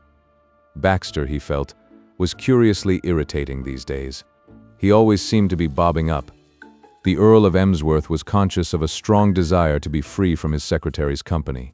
He was efficient, yes, invaluable indeed. He did not know what he should do without Baxter, but there was no denying that his company tended after a while to become a trifle tedious. He took a fresh grip on his garden fork and shifted it about in the air as a hint that the interview had lasted long enough. "It seems to me, my dear fellow," he said, "the only explanation that will square with the facts. A shoe that is really smeared with red paint does not become black of itself in the course of a few minutes." "You are very right, your lordship," said Ash approvingly. "May I go now, your lordship?" "Certainly, certainly, by all means." "Shall I take the shoe with me, your lordship?" "If you do not want it, Baxter." The secretary passed the fraudulent piece of evidence to Ash without a word, and the latter, having included both gentlemen in a kindly smile, left the garden. On returning to the butler's room, Ash's first act was to remove a shoe from the top of the pile in the basket. He was about to leave the room with it, when the sound of footsteps in the passage outside halted him. "I do not in the least understand why you wish me to come here, my dear Baxter," said a voice, "and you are completely spoiling my morning, but—" For a moment Ash was at a loss. It was a crisis that called for swift action, and it was a little hard to know exactly what to do. It had been his intention to carry the paint-splashed shoe back to his own room, there to clean it at his leisure. But it appeared that his strategic line of retreat was blocked. Plainly, the possibility, nay, the certainty, that Ash had substituted another shoe for the one with the incriminating splash of paint on it had occurred to the efficient Baxter almost directly the former had left the garden. The window was open. Ash looked out. There were bushes below. It was a makeshift policy, and one which did not commend itself to him as the ideal method. But it seemed the only thing to be done, for already the footsteps had reached the door. He threw the shoe out of window, and it sank beneath the friendly surface of the long grass round a wisteria bush. Ash turned, relieved, and the next moment the door opened and Baxter walked in, accompanied with obvious reluctance by his bored employer. Baxter was brisk and peremptory. "I wish to look at those shoes again," he said coldly. "Certainly, sir," said Ash. "I can manage without your assistance," said Baxter. "Very good, sir." Leaning against the wall, Ash watched him with silent interest as he burrowed among the contents of the basket, like a terrier digging for rats. The Earl of Emsworth took no notice of the proceedings. He yawned plaintively and pottered about the room. He was one of nature's potterers. The scrutiny of the man whom he had now placed definitely as a malefactor irritated Baxter. Ash was looking at him in an insufferably tolerant manner, as if he were an indulgent father brooding over his infant son while engaged in some childish frolic. He lodged a protest. "Don't stand there staring at me. I was interested in what you were doing, sir." "Never mind. Don't stare at me in that idiotic way." "May I read a book, sir?" "Yes, read if you like." "Thank you, sir." Ashy took a volume from the butler's slenderly stocked shelf. The shoe expert resumed his investigations in the basket. He went through it twice, but each time without success. After the second search, he stood up and looked wildly about the room. He was as certain as he could be of anything that the missing piece of evidence was somewhere within those four walls. There was very little cover in the room, even for so small a fugitive as a shoe. He raised the tablecloth and peered beneath the table. "Are you looking for Mr. Beach, sir?" said Ash. "I think he has gone to church." Baxter, pink with his exertions, fastened a baleful glance upon him. "You had better be careful," he said. At this point, the Earl of Emsworth, having done all the pottering possible in the restricted area, yawned like an alligator. "Now, my dear Baxter," he began querulously. Baxter was not listening. He was on the trail. He had caught sight of a small closet in the wall, next to the mantelpiece, and it had stimulated him. "What is in this closet?" "That closet, sir?" "Yes, this closet." He rapped the door irritably. "I could not say, sir. Mr. Beach, to whom the closet belongs, possibly keeps a few odd trifles there. A ball of string, perhaps. Maybe an old pipe or something of that kind. Probably nothing of value or interest." "Open it." "It appears to be locked, sir." "Unlock it." "But where is the key?" Baxter thought for a moment. "Lord Emsworth," he said, "I have my reasons for thinking that this man is deliberately keeping the contents of this closet from me. I am convinced that the shoe is in there. Have I your leave to break open the door?" The Earl looked a little dazed, as if he were unequal to the intellectual pressure of the conversation. "Now, my dear Baxter," said the Earl impatiently, "please tell me once again why you have brought me in here. I cannot make head or tail of what you have been saying. Apparently you accuse this young man of keeping his shoes in a closet. Why should you suspect him of keeping his shoes in a closet? And if he wishes to do so, why on earth should not he keep his shoes in a closet? This is a free country." "Exactly, your lordship," said Ash approvingly. "You have touched the spot. It all has to do with the theft of your scarab, Lord Emsworth. Somebody got into the museum and stole the scarab." Ah yes, so they did. I remember now. You told me. Bad business that, my dear Baxter. Mr. Peters gave me that scarab. He will be most deucedly annoyed if it's lost. Yes, indeed. Whoever stole it upset the can of red paint and stepped in it. Devilish careless of them. It must have made the dickens of a mess. Why don't people look where they are walking? I suspect this man of shielding the criminal by hiding her shoe in this closet. Oh, it's not his own shoes that this young man keeps in closets. It is a woman's shoe, Lord Emsworth. The deuce it is. Then it was a woman who stole the scarab? Is that the way you figure it out? Bless my soul, Baxter. One wonders what women are coming to nowadays. It's all this movement, I suppose. The vote and all that, eh? I recollect having a chat with the Marquis of Petersfield some time ago. He is in the cabinet, and he tells me it is perfectly infernal the way these women carry on. He said sometimes it got to such a pitch, with them waving banners and presenting petitions, and throwing flour and things at a fellow, that if he saw his own mother coming toward him, with a hand behind her back, he would run like a rabbit. Told me so himself. So, said the efficient Baxter, cutting in on the flow of speech, what I wish to do is to break open this closet. Eh? Why? To get the shoe. The shoe? Ah, yes, I recollect now. You were telling me. If your lordship has no objection. Objection, my dear fellow? None in the world. Why should I have any objection? Let me see. What is it you wish to do? This, said Baxter shortly. He seized the poker from the fireplace and delivered 2 rapid blows on the closet door. The wood was splintered. A third blow smashed the flimsy lock. The closet, with any skeletons it might contain, was open for all to view. It contained a corkscrew, a box of matches, a paper-covered copy of a book entitled Mary, the Beautiful Mill Hand, a bottle of embrocation, a spool of cotton, 2 pencil stubs, and other useful and entertaining objects. It contained, in fact, almost everything except a paint-splashed shoe, and Baxter gazed at the collection in dumb disappointment. "Are you satisfied now, my dear Baxter?" said the Earl. "Or is there any more furniture that you would like to break? You know, this furniture breaking is becoming a positive craze with you, my dear fellow. You ought to fight against it. The night before last, I don't know how many tables broken in the hall, and now this closet. You will ruin me. No purse can stand the constant drain." Baxter did not reply. He was still trying to rally from the blow. A chance remark of Lord Emsworth's set him off on the trail once more. Lord Emsworth, having said his say, had dismissed the affair from his mind and begun to potter again. The course of his pottering had brought him to the fireplace, where a little pile of soot on the fender caught his eye. He bent down to inspect it. "Dear me," he said. "I must remember to tell Beach to have his chimney swept. It seems to need it badly." No trumpet call ever acted more instantaneously on old Warhorse than this simple remark on the efficient Baxter.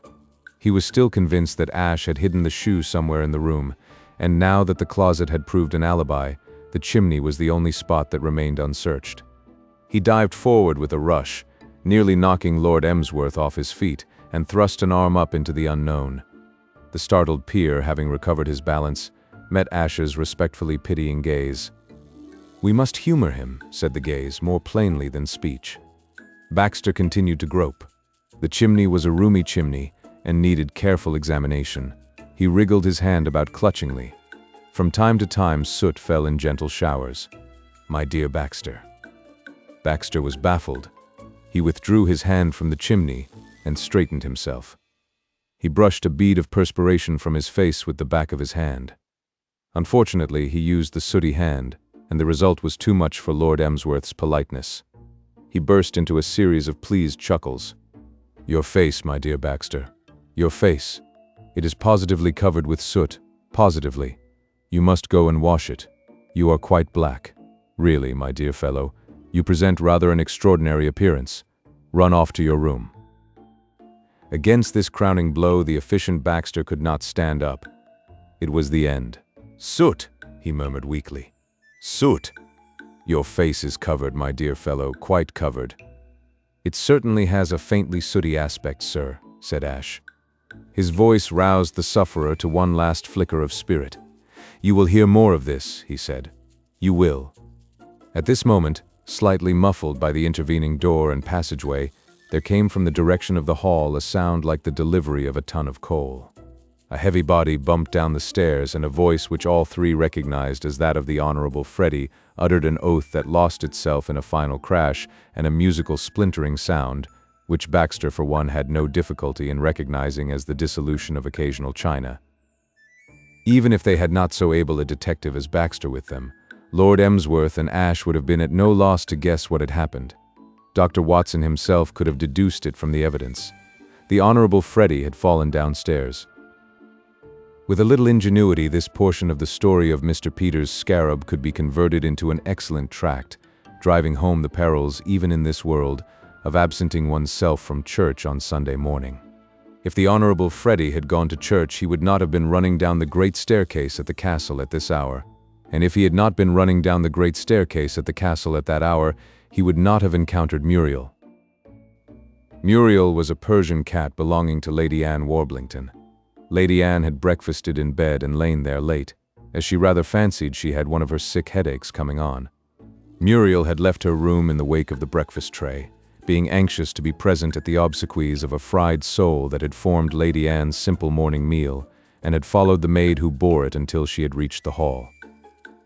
At this point, the maid, who disliked Muriel, stopped and made a noise like an exploding pop bottle, at the same time taking a little run in Muriel's direction and kicking at her with a menacing foot. Muriel, wounded and startled, had turned in her tracks and sprinted back up the staircase at the exact moment when the Honorable Freddie, who for some reason was in a great hurry, ran lightly down. There was an instant when Freddie could have saved himself by planting a number 10 shoe on Muriel's spine, but even in that crisis he bethought him that he hardly stood solid enough with the authorities to risk adding to his misdeeds the slaughter of his aunt's favorite cat, and he executed a rapid swerve. The spared cat proceeded on her journey upstairs while Freddie, touching the staircase at intervals, went on down.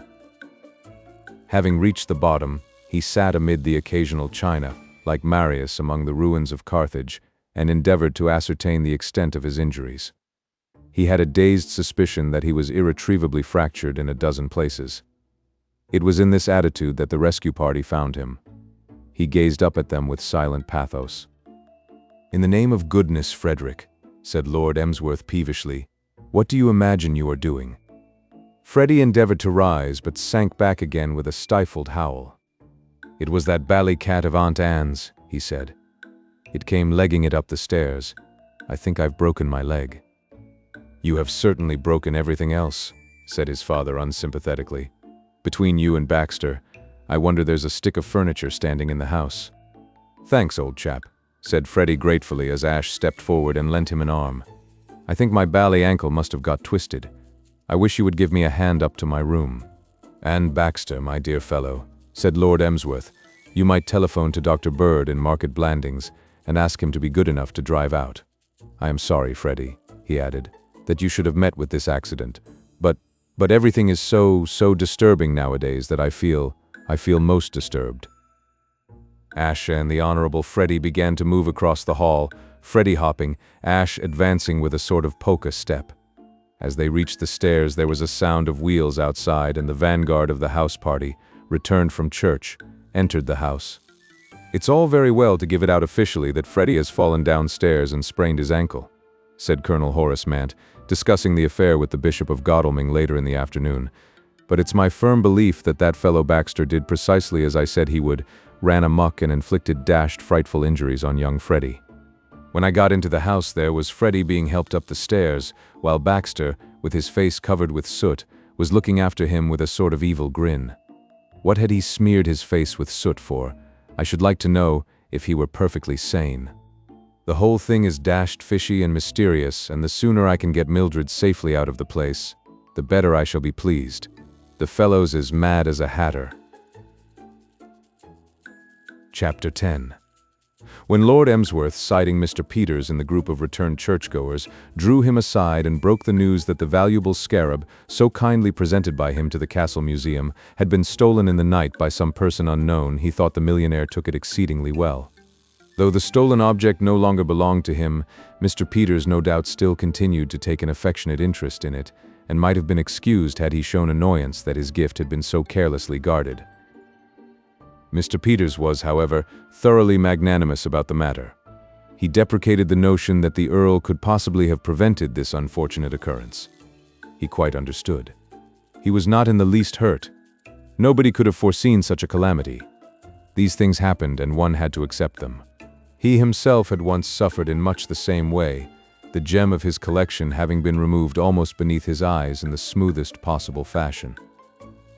Altogether, he relieved Lord Emsworth's mind very much, and when he had finished doing so, he departed swiftly and rang for Ash. When Ash arrived, he bubbled over with enthusiasm. He was lyrical in his praise. He went so far as to slap Ash on the back. It was only when the latter disclaimed all credit for what had occurred that he checked the flow of approbation. "It wasn't you who got it. Who was it, then?" "It was Miss Peters' maid. It's a long story, but we were working in partnership. I tried for the thing and failed, and she succeeded." It was with mixed feelings that Ash listened while Mr. Peters transferred his adjectives of commendation to Joan. He admired Joan's courage. He was relieved that her venture had ended without disaster, and he knew that she deserved whatever anyone could find to say in praise of her enterprise. But, at first, though he tried to crush it down, he could not help feeling a certain amount of chagrin that a girl should have succeeded where he, though having the advantage of first chance, had failed. The terms of his partnership with Joan had jarred on him from the beginning. A man may be in sympathy with the modern movement for the emancipation of woman, and yet feel aggrieved when a mere girl proves herself a more efficient thief than himself. Woman is invading man's sphere more successfully every day, but there are still certain fields in which man may consider that he is rightfully entitled to a monopoly, and the purloining of scarabs in the watches of the night is surely one of them. Joan, in Ash's opinion, should have played a meeker and less active part. These unworthy emotions did not last long. Whatever his other shortcomings, Ash possessed a just mind. By the time he had found Joan after Mr. Peters had said his say, and dispatched him below stairs for that purpose, he had purged himself of petty regrets and was prepared to congratulate her wholeheartedly. He was, however, resolved that nothing should induce him to share in the reward. On that point, he resolved, he would refuse to be shaken. "I have just left Mr. Peters," he began. "All is well. His checkbook lies before him on the table and he is trying to make his fountain pen work long enough to write a check. But there is just one thing I want to say." She interrupted him. To his surprise, she was eyeing him coldly and with disapproval. "And there is just one thing I want to say," she said, "and that is, if you imagine I shall consent to accept a penny of the reward." Exactly what I was going to say. Of course, I couldn't dream of taking any of it. "I don't understand you. You are certainly going to have it all. I told you when we made our agreement that I should only take my share if you let me do my share of the work. Now that you have broken that agreement, nothing could induce me to take it. I know you meant it kindly, Mr. Marson, but I simply can't feel grateful. I told you that ours was a business contract and that I wouldn't have any chivalry, and I thought that after you had given me your promise—" "One moment," said Ash, bewildered. "I can't follow this. What do you mean?" "What do I mean? Why, that you went down to the museum last night before me and took the scarab, though you had promised to stay away and give me my chance." "But I didn't do anything of the sort." It was Joan's turn to look bewildered. "But you have got the scarab, Mr. Marson?" "Why, you have got it." "No. But it has gone. I know. I went down to the museum last night, as we had arranged, and when I got there was no scarab. It had disappeared." They looked at each other in consternation. Ash was the first to speak. "It was gone when you got to the museum?" "There wasn't a trace of it. I took it for granted that you had been down before me." I was furious. "But this is ridiculous," said Ash. "Who can have taken it?" "There was nobody beside ourselves who knew Mr. Peters was offering the reward. What exactly happened last night?" "I waited until 1 o'clock. Then I slipped down, got into the museum, struck a match, and looked for the scarab. It wasn't there. I couldn't believe it at first. I struck some more matches, quite a number, but it was no good. The scarab was gone, so I went back to bed and thought hard thoughts about you. It was silly of me. I ought to have known you would not break your word, but there didn't seem any other solution of the thing's disappearance. Well, somebody must have taken it, and the question is, what are we to do?" She laughed. "It seems to me that we were a little premature in quarreling about how we are to divide that reward. It looks as though there wasn't going to be any reward." "Meantime," said Ash gloomily, "I suppose I have got to go back and tell Peters. I expect it will break his heart." Chapter 11.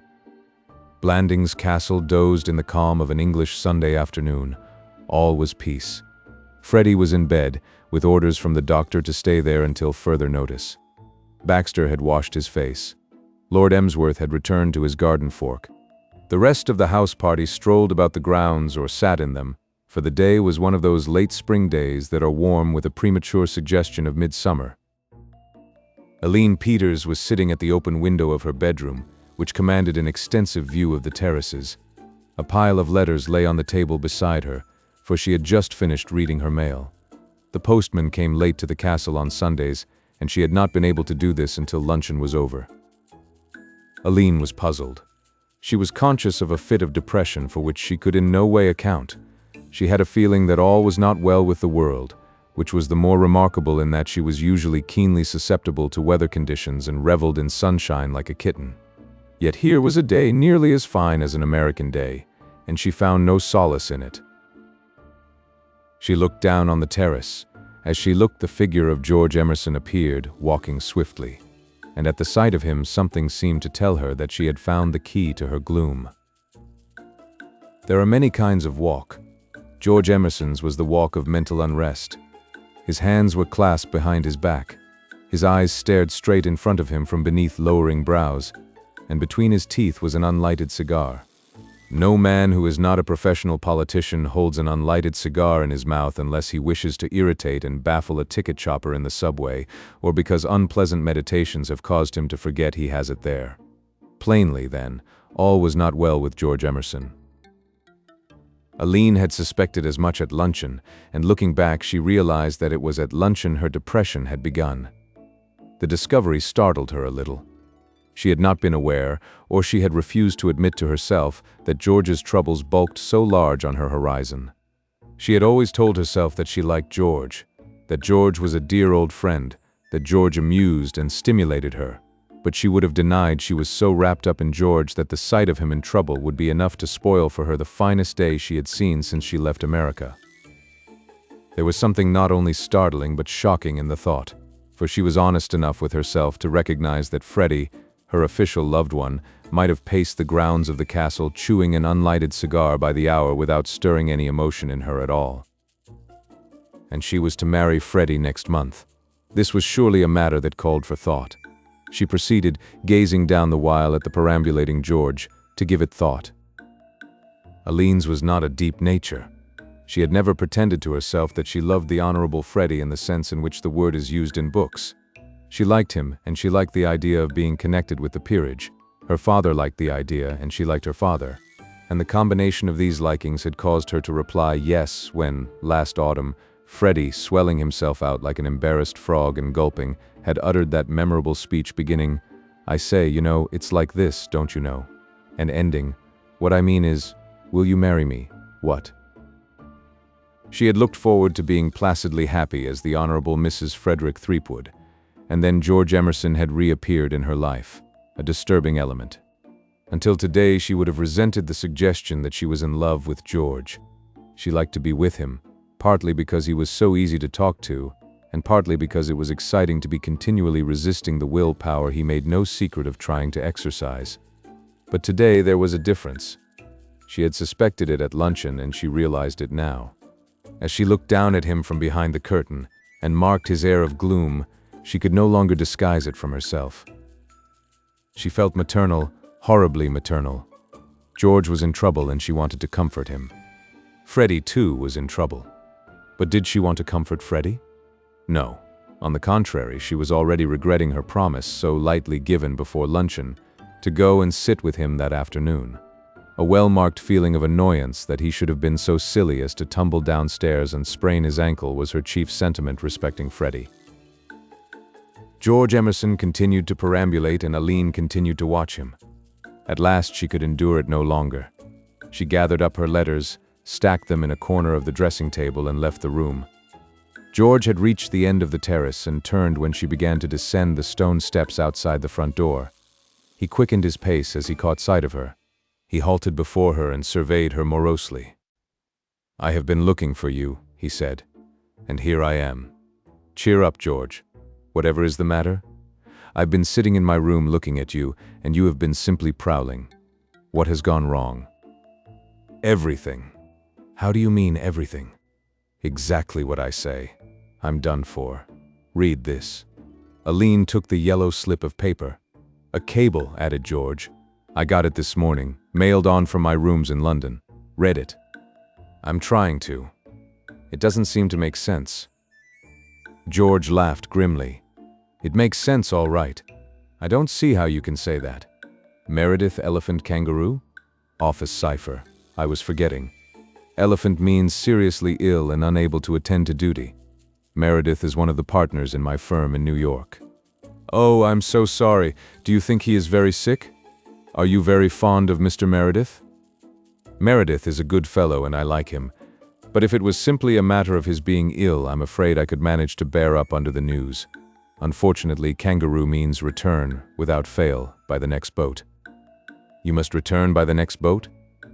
Aline looked at him, in her eyes a slow-growing comprehension of the situation.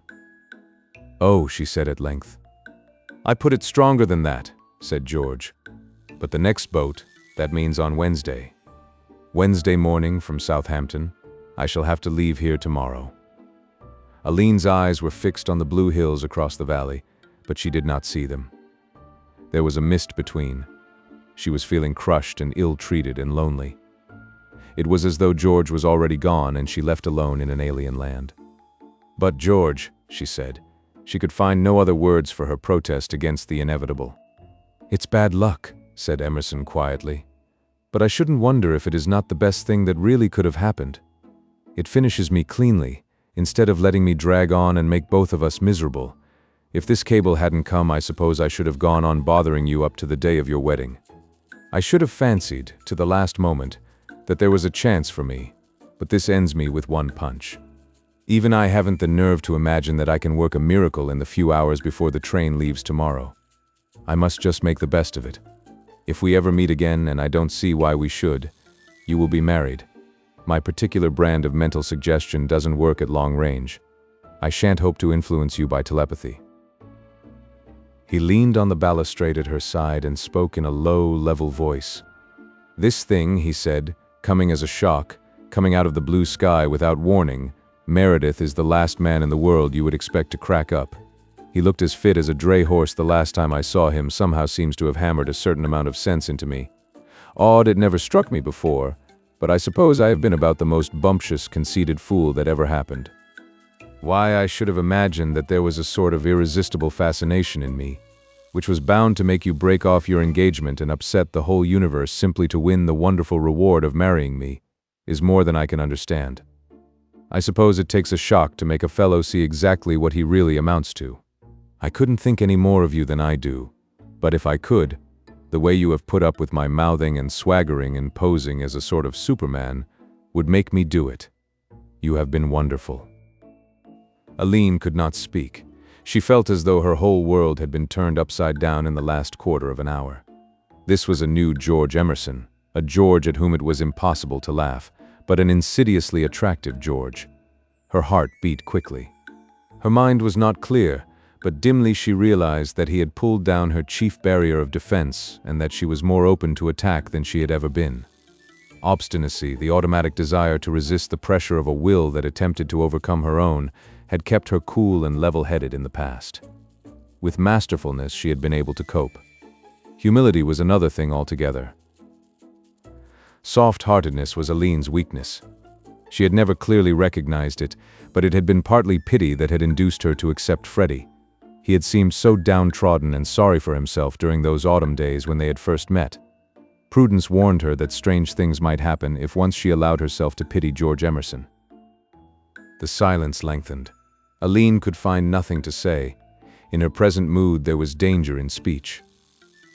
"We have known each other so long," said Emerson, "and I have told you so often that I love you, we have come to make almost a joke of it, as though we were playing some game. It just happens that that is our way to laugh at things, but I am going to say it once again, even though it has come to be a sort of catchphrase. I love you.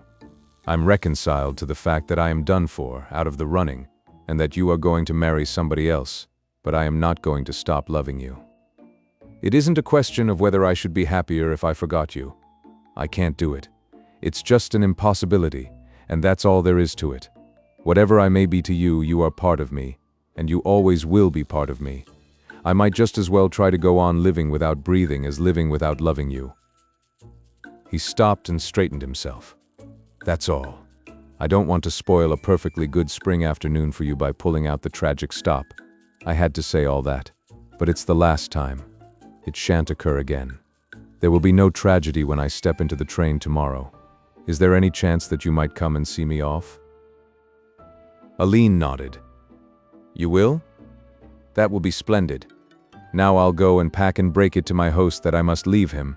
I expect it will be news to him to learn that I am here. I doubt if he knows me by sight." Aline stood where he had left her, leaning on the balustrade. In the fullness of time there came to her the recollection she had promised Freddie that shortly after luncheon she would sit with him. The Honorable Freddie, draped in purple pajamas and propped up with many pillows, was lying in bed, reading Gridley Quayle, Investigator.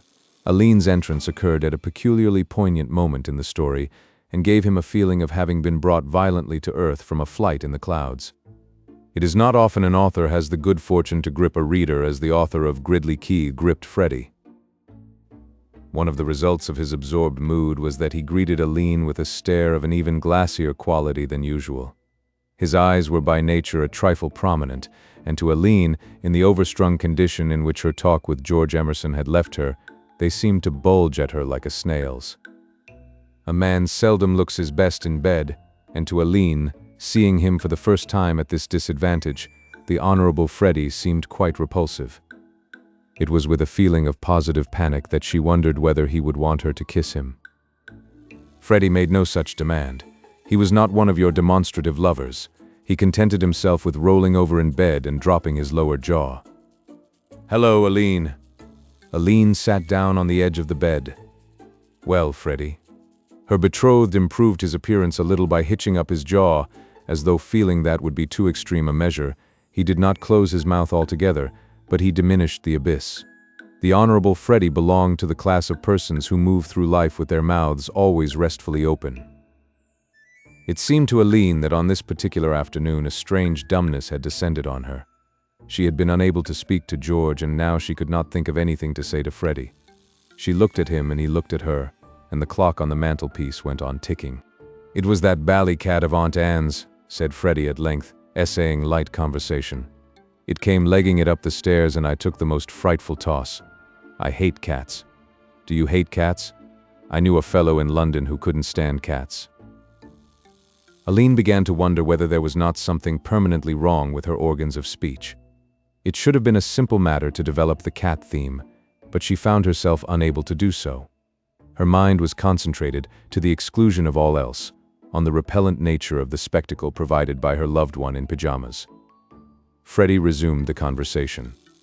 "I was just reading a corking book. Have you ever read these things? They come out every month and they're corking. The fellow who writes them must be a corker. It beats me how he thinks of these things. They are about a detective, a chap called Gridley Quayle, frightfully exciting." An obvious remedy for dumbness struck Aline. "Shall I read to you, Freddie?" "Right-ho, good scheme. I've got to the top of this page." Aline took the paper-covered book. 7 guns covered him with deadly precision. "Did you get as far as that?" "Yes, just beyond." "It's a bit thick, don't you know? This chappie Quayle has been trapped in a lonely house, thinking he was going to see a pal in distress. And instead of the pal there pop out a whole squad of masked blighters with guns. I don't see how he's going to get out of it myself, but I'll bet he does. He's a corker." If anybody could have pitied Aline more than she pitied herself, as she waded through the adventures of Mr. Quayle, it would have been Ash Marson. He had writhed as he wrote the words, and she writhed as she read them. The Honorable Freddie also writhed, but with tense excitement. "What's the matter?" "Don't stop," he cried as Aline's voice ceased. "I'm getting hoarse, Freddie." Freddie hesitated. The desire to remain on the trail with Gridley struggled with rudimentary politeness. "How would it be? Would you mind if I just took a look at the rest of it myself? We could talk afterward, you know. I shan't be long." "Of course. Do read if you want to. But do you really like this sort of thing, Freddie?" "Me? Rather. Why don't you?" "I don't know. It seems a little, I don't know." Freddie had become absorbed in his story. Aline did not attempt further analysis of her attitude toward Mr. Quayle. She relapsed into silence. It was a silence pregnant with thought. For the first time in their relations, she was trying to visualize to herself exactly what marriage with this young man would mean. Hitherto, it struck her, she had really seen so little of Freddie that she had scarcely had a chance of examining him. In the crowded world outside, he had always seemed a tolerable enough person. Today, somehow, he was different. Everything was different today. This, she took it, was a fair sample of what she might expect after marriage. Marriage meant to come to essentials that two people were very often and for lengthy periods alone together, dependent on each other for mutual entertainment. What exactly would it be like, being alone often and for lengthy periods with Freddie? Well, it would, she assumed, be like this. "It's all right," said Freddie without looking up. He did get out.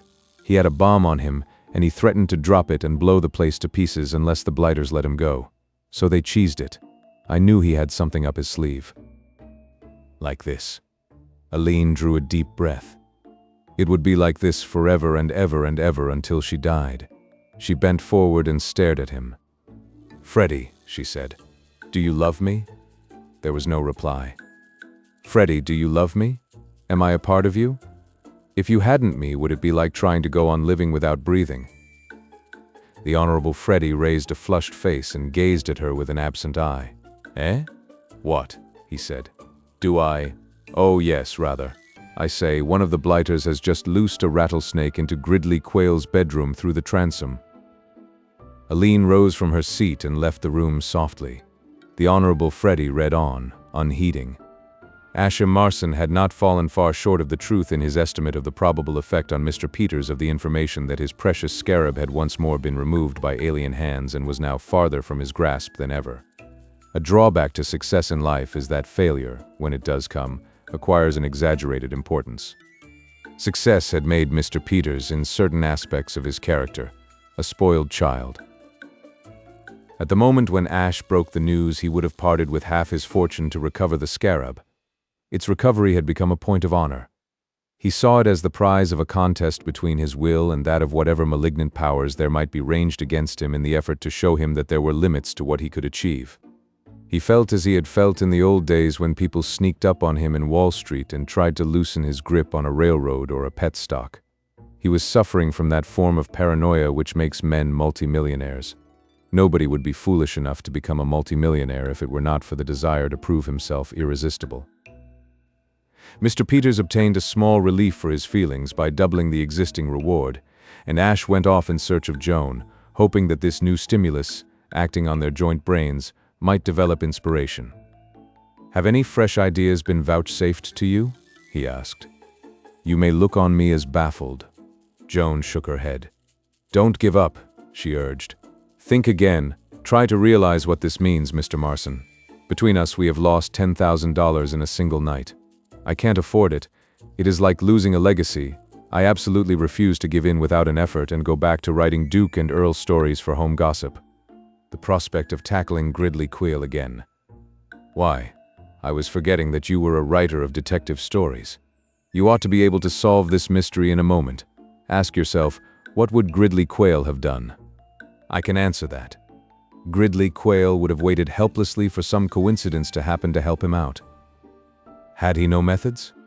He was full of methods, but they never led him anywhere without the coincidence. However, we might try to figure it out. What time did you get to the museum? 1 o'clock. And you found the scarab gone? What does that suggest to you? Nothing. What does it suggest to you?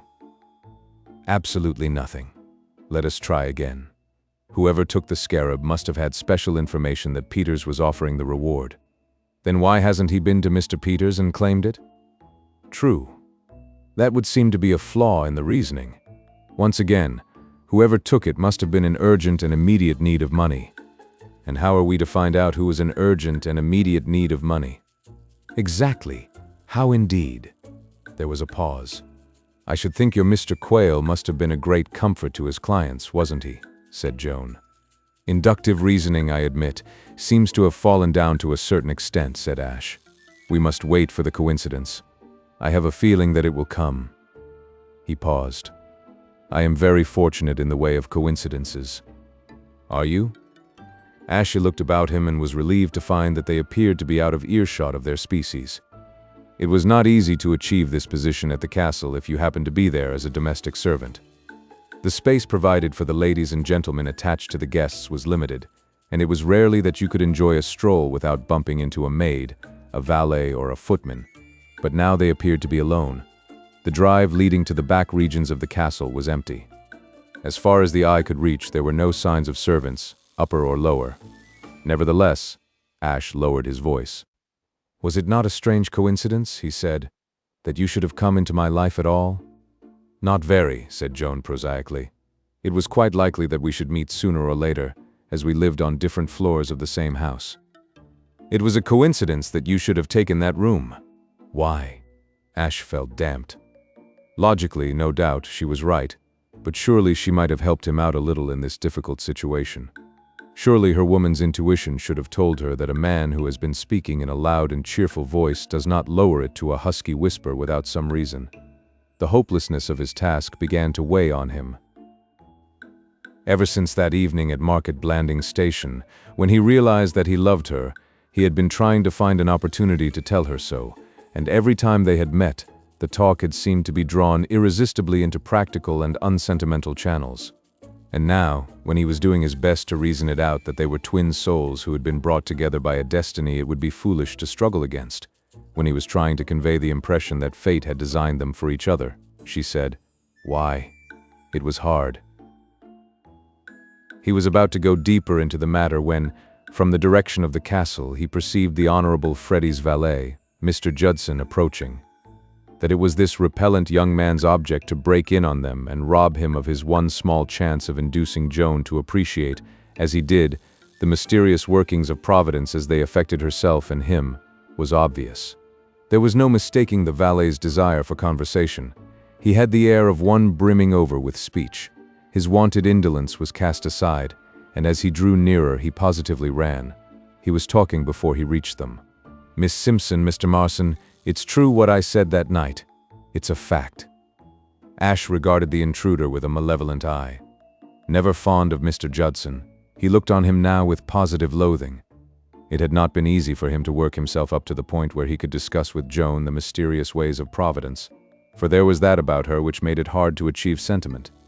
That indefinable something in Joan Valentine which made for nocturnal raids on other people's museums also rendered her a somewhat difficult person to talk to about twin souls and destiny. The qualities that Ash loved in her, her strength, her capability, her valiant self-sufficingness, were the very qualities which seemed to check him when he tried to tell her that he loved them. Mr. Judson was still babbling. "It's true. There ain't a doubt of it now. It's been and happened just as I said that night." "What did you say?" "Which night?" inquired Ash. "That night at dinner, the first night you two came here. Don't you remember me talking about Freddie and the girl he used to write letters to in London, the girl I said was so like you, Miss Simpson? What was her name again?" "Joan Valentine." "That was it. The girl at the theater that Freddie used to send me with letters to pretty nearly every evening. Well, she's been and done it, same as I told you all that night she was jolly likely to go and do. She's sticking young Freddie up for his letters, just as he ought to have known she would do if he hadn't been a young fathead. They're all alike, these girls, every one of them." Mr. Judson paused, subjected the surrounding scenery to a cautious scrutiny, and resumed.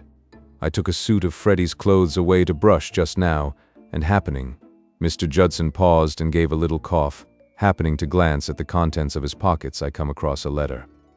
I took a sort of look at it before setting it aside, and it was from a fellow named Jones, and it said that this girl, Valentine, was sticking onto young Freddie's letters what he'd written her, and would see him blowed if she parted with them under another 1,000. And, as I made it out, Freddie had already given her 500. Where he got it is more than I can understand, but that's what the letter said. This fellow Jones said he had passed it to her with his own hands, but she wasn't satisfied, and if she didn't get the other 1,000, she was going to bring an action for breach. And now Freddie has given me a note to take to this Jones, who is stopping in Market Blandings." Joan had listened to this remarkable speech with a stunned amazement. At this point she made her first comment. "But that can't be true. Saw the letter with my own eyes, Miss Simpson." "But—" She looked at Ash helplessly. Their eyes met, hers wide with perplexity, his bright with the light of comprehension. "It shows," said Ash slowly, "that he was in immediate and urgent need of money." "You bet it does," said Mr. Judson with relish. It looks to me as though young Freddy had about reached the end of his tether this time. My word. There won't half be a kick-up if she does sue him for breach. I'm off to tell Mr. Beach and the rest. They'll jump out of their skins." His face fell. "Oh, Lord, I was forgetting this note. He told me to take it at once." "I'll take it for you," said Ash. "I'm not doing anything." Mr. Judson's gratitude was effusive. "You're a good fellow, Marson," he said. "I'll do as much for you another time. I couldn't hardly bear not to tell a bit of news like this right away. I should burst or something." And Mr. Judson, with shining face, hurried off to the housekeeper's room. "I simply can't understand it," said Joan at length. "My head is going round." "Can't understand it? Why, it's perfectly clear. This is the coincidence for which, in my capacity of Gridley Quayle, I was waiting. I can now resume inductive reasoning. Weighing the evidence, what do we find? That young sweep Freddy is the man. He has the scarab. But it's all such a muddle. I'm not holding his letters. For Jones' purposes you are. Let's get this Jones element in the affair straightened out. What do you know of him?" "He was an enormously fat man who came to see me one night and said he had been sent to get back some letters. I told him I had destroyed them ages ago and he went away." "Well, that part of it is clear then. He is working a simple but ingenious game on Freddy. It wouldn't succeed with everybody, I suppose, but from what I have seen and heard of him, Freddy isn't strong on intellect. He seems to have accepted the story without a murmur. What does he do? He has to raise £1,000 immediately, and the raising of the first 500 has exhausted his credit. He gets the idea of stealing the scarab. But why? Why should he have thought of the scarab at all? That is what I can't understand. He couldn't have meant to give it to Mr. Peters and claim the reward. He couldn't have known that Mr. Peters was offering a reward. He couldn't have known that Lord Emsworth had not got the scarab quite properly. He couldn't have known anything. Ash's enthusiasm was a trifle damped. There's something in that. But I have it. Jones must have known about the scarab and told him. But how could he have known? Yes, there's something in that too. How could Jones have known? He couldn't. He had gone by the time a line came that night. I don't quite understand. Which night? It was the night of the day I first met you. I was wondering for a moment whether he could by any chance have overheard Aline telling me about the scarab and the reward Mr. Peters was offering for it. Overheard. That word is like a bugle blast to me. 9 out of 10 of Gridley Quayle's triumphs were due to his having overheard something.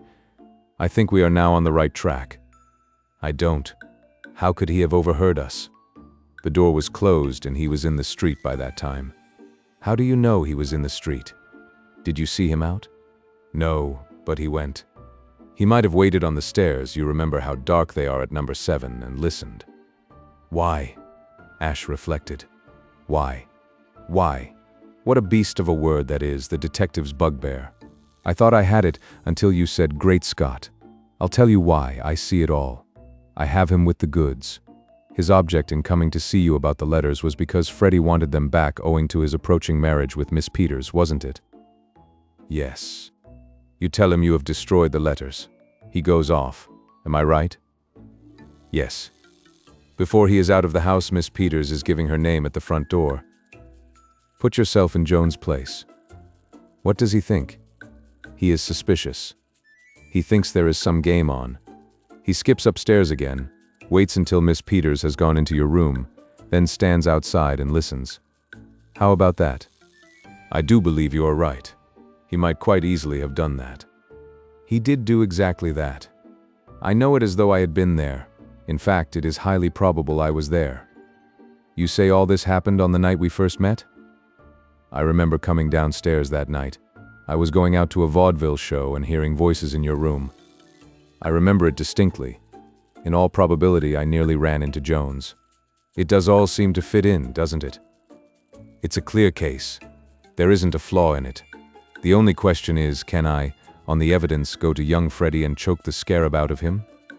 On the whole, I think I had better take this note to Jones, as I promised Judson, and see whether I can't work something through him. Yes, that's the best plan. I'll be starting at once. Perhaps the greatest hardship in being an invalid is the fact that people come and see you and keep your spirits up. The Honorable Freddie Threepwood suffered extremely from this. His was not a gregarious nature, and it fatigued his limited brain powers to have to find conversation for his numerous visitors. All he wanted was to be left alone to read the adventures of Gridley Quayle, and when tired of doing that, to lie on his back and look at the ceiling and think of nothing. It is your dynamic person, your energetic world's worker, who chafes at being laid up with a sprained ankle. The Honorable Freddie enjoyed it. From boyhood up, he had loved lying in bed, and now that fate had allowed him to do this without incurring rebuke, he objected to having his reveries broken up by officious relations. He spent his rare intervals of solitude in trying to decide in his mind which of his cousins, uncles and aunts was, all things considered, the greatest nuisance. Sometimes he would give the palm to Colonel Horace Mant, who struck the soldierly note. I recollect in a hill campaign in the winter of the year '93 giving my ankle the deuce of a twist. Anon the more spiritual attitude of the Bishop of Godalming seemed to annoy him more keenly. Sometimes he would head the list with the name of his cousin Percy, Lord Stockheath, who refused to talk of anything except his late breach of promise case and the effect the verdict had had on his old governor. Freddie was in no mood just now to be sympathetic with others on their breach of promise cases. As he lay in bed reading on Monday morning, the only flaw in his enjoyment of this unaccustomed solitude was the thought that presently the door was bound to open and some kind inquirer insinuate himself into the room. His apprehensions proved well-founded. Scarcely had he got well into the details of an ingenious plot on the part of a secret society to eliminate Gridley Quayle by bribing his cook, a bad lot, to sprinkle chopped-up horsehair in his chicken fricassee, when the doorknob turned and Ash Marson came in. Freddie was not the only person who had found the influx of visitors into the sick room a source of irritation. The fact that the invalid seemed unable to get a moment to himself had annoyed Ash considerably. For some little time he had hung about the passage in which Freddie's room was situated, full of enterprise, but unable to make a forward move owing to the throng of sympathizers. What he had to say to the sufferer could not be said in the presence of a third party. Freddie's sensation on perceiving him was one of relief. He had been half afraid it was the bishop. He recognized Ash as the valet chappie who had helped him to bed on the occasion of his accident. It might be that he had come in a respectful way to make inquiries, but he was not likely to stop long. He nodded and went on reading. And then, glancing up, he perceived Ash standing beside the bed, fixing him with a piercing stare. The Honorable Freddie hated piercing stares. One of the reasons why he objected to being left alone with his future father-in-law, Mr. J. Preston Peters, was that nature had given the millionaire a penetrating pair of eyes, and the stress of business life in New York had developed in him a habit of boring holes in people with them. A young man had to have a stronger nerve and a clearer conscience than the Honorable Freddie to enjoy a tête-à-tête with Mr. Peters. Though he accepted Aline's father as a necessary evil and recognized that his position entitled him to look at people as sharply as he liked, whatever their feelings, he would be hanged if he was going to extend this privilege to Mr. Peters' valet. This man standing beside him was giving him a look that seemed to his sensitive imagination to have been fired red-hot from a gun, and this annoyed and exasperated Freddie. "What do you want?" he said querulously. "What are you staring at me like that for?" Ashy sat down, leaned his elbows on the bed, and applied the look again from a lower elevation. "Ah," he said. Whatever may have been Ash's defects, so far as the handling of the inductive reasoning side of Gridley Quayle's character was concerned, there was one scene in each of his stories in which he never failed. That was the scene in the last chapter where Quayle, confronting his quarry, unmasked him. Quayle might have floundered in the earlier part of the story, but in his big scene he was exactly right. He was curt, crisp, and mercilessly compelling.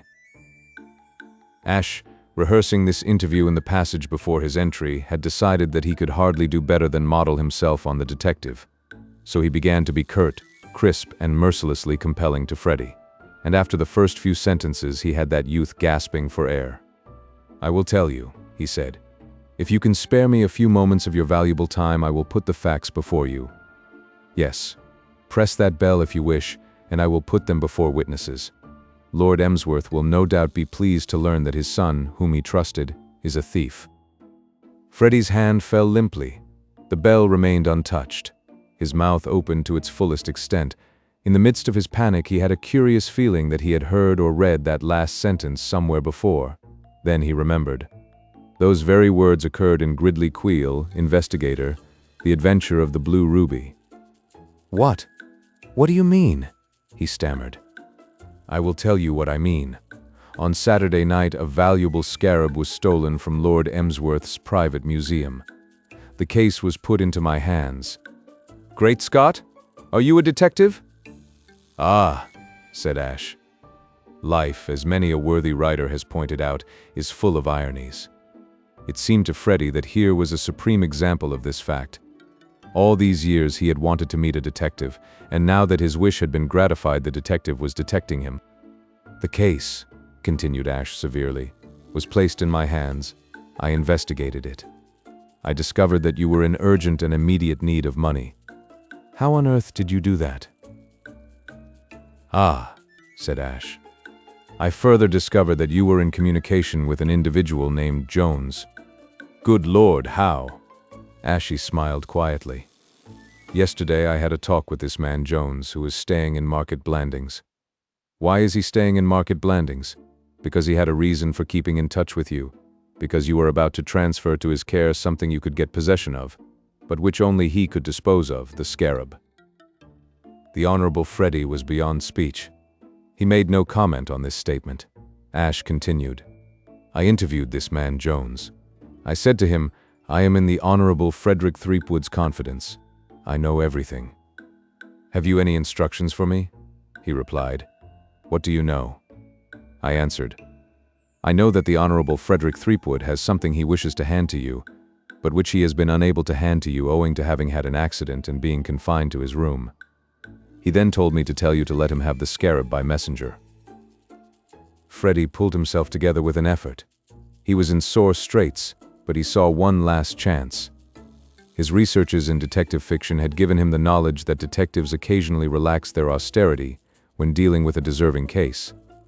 Even Gridley Quayle could sometimes be softened by a hard-luck story. Freddie could recall half a dozen times when a detected criminal had been spared by him because he had done it all from the best motives. He determined to throw himself on Ash's mercy.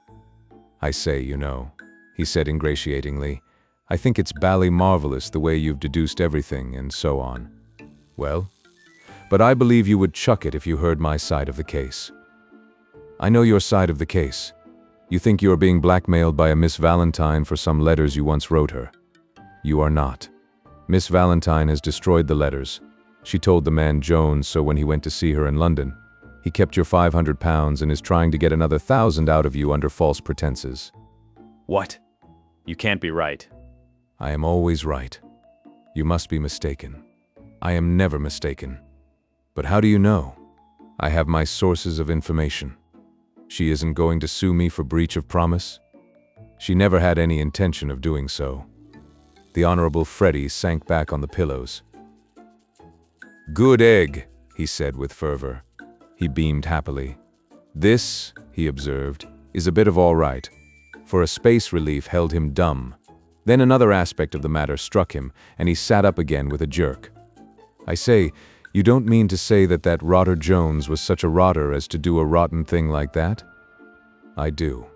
Freddie grew plaintive. "I trusted that man," he said. "I jolly well trusted him absolutely." "I know," said Ash. "There is one born every minute."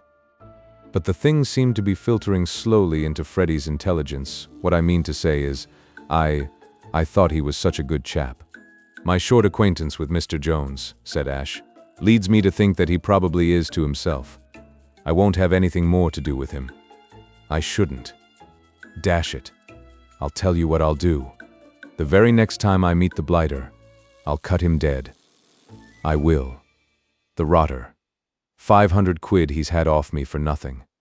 And if it hadn't been for you, he'd have had another 1,000. I'm beginning to think that my old governor wasn't so far wrong when he used to curse me for going around with Jones and the rest of that crowd. He knew a bit, by gad. Well, I'm through with them. If the governor ever lets me go to London again, I won't have anything to do with them. I'll jolly well cut the whole bunch. And to think that, if it hadn't been for you." Never mind that, said Ash. Give me the scarab. Where is it? What are you going to do with it? Restore it to its rightful owner. Are you going to give me away to the governor? I am not. It strikes me, said Freddy gratefully, that you are a dashed good sort. You seem to me to have the making of an absolute topper. It's under the mattress. I had it on me when I fell downstairs and I had to shove it in there. Ashy drew it out. He stood looking at it, absorbed. He could hardly believe his quest was at an end and that a small fortune lay in the palm of his hand. Freddy was eyeing him admiringly. You know, he said, I've always wanted to meet a detective. What beats me is how you chappies find out things. We have our methods. I believe you. You're a blooming marvel. What first put you on my track? That, said Ash, would take too long to explain. Of course, I had to do some tense inductive reasoning, but I cannot trace every link in the chain for you. It would be tedious. Not to me. Some other time. I say, I wonder whether you've ever read any of these things, these gridly queel stories. I know them by heart. With the scarab safely in his pocket, Ash could contemplate the brightly colored volume the other extended toward him without active repulsion. Already he was beginning to feel a sort of sentiment for the depressing queel, as something that had once formed part of his life. Do you read these things? I should say not. I write them. There are certain supreme moments that cannot be adequately described. Freddy's appreciation of the fact that such a moment had occurred in his life expressed itself in a startled cry and a convulsive movement of all his limbs. He shot up from the pillows and gaped at Ash. You write them? You don't mean, write them? Yes. Great Scott! He would have gone on, doubtless, to say more, but at this moment voices made themselves heard outside the door. There was a movement of feet. Then the door opened and a small procession entered. It was headed by the Earl of Emsworth. Following him came Mr. Peters. And in the wake of the millionaire were Colonel Horace Mant and the efficient Baxter. They filed into the room and stood by the bedside. Ash seized the opportunity to slip out. Freddy glanced at the deputation without interest. His mind was occupied with other matters.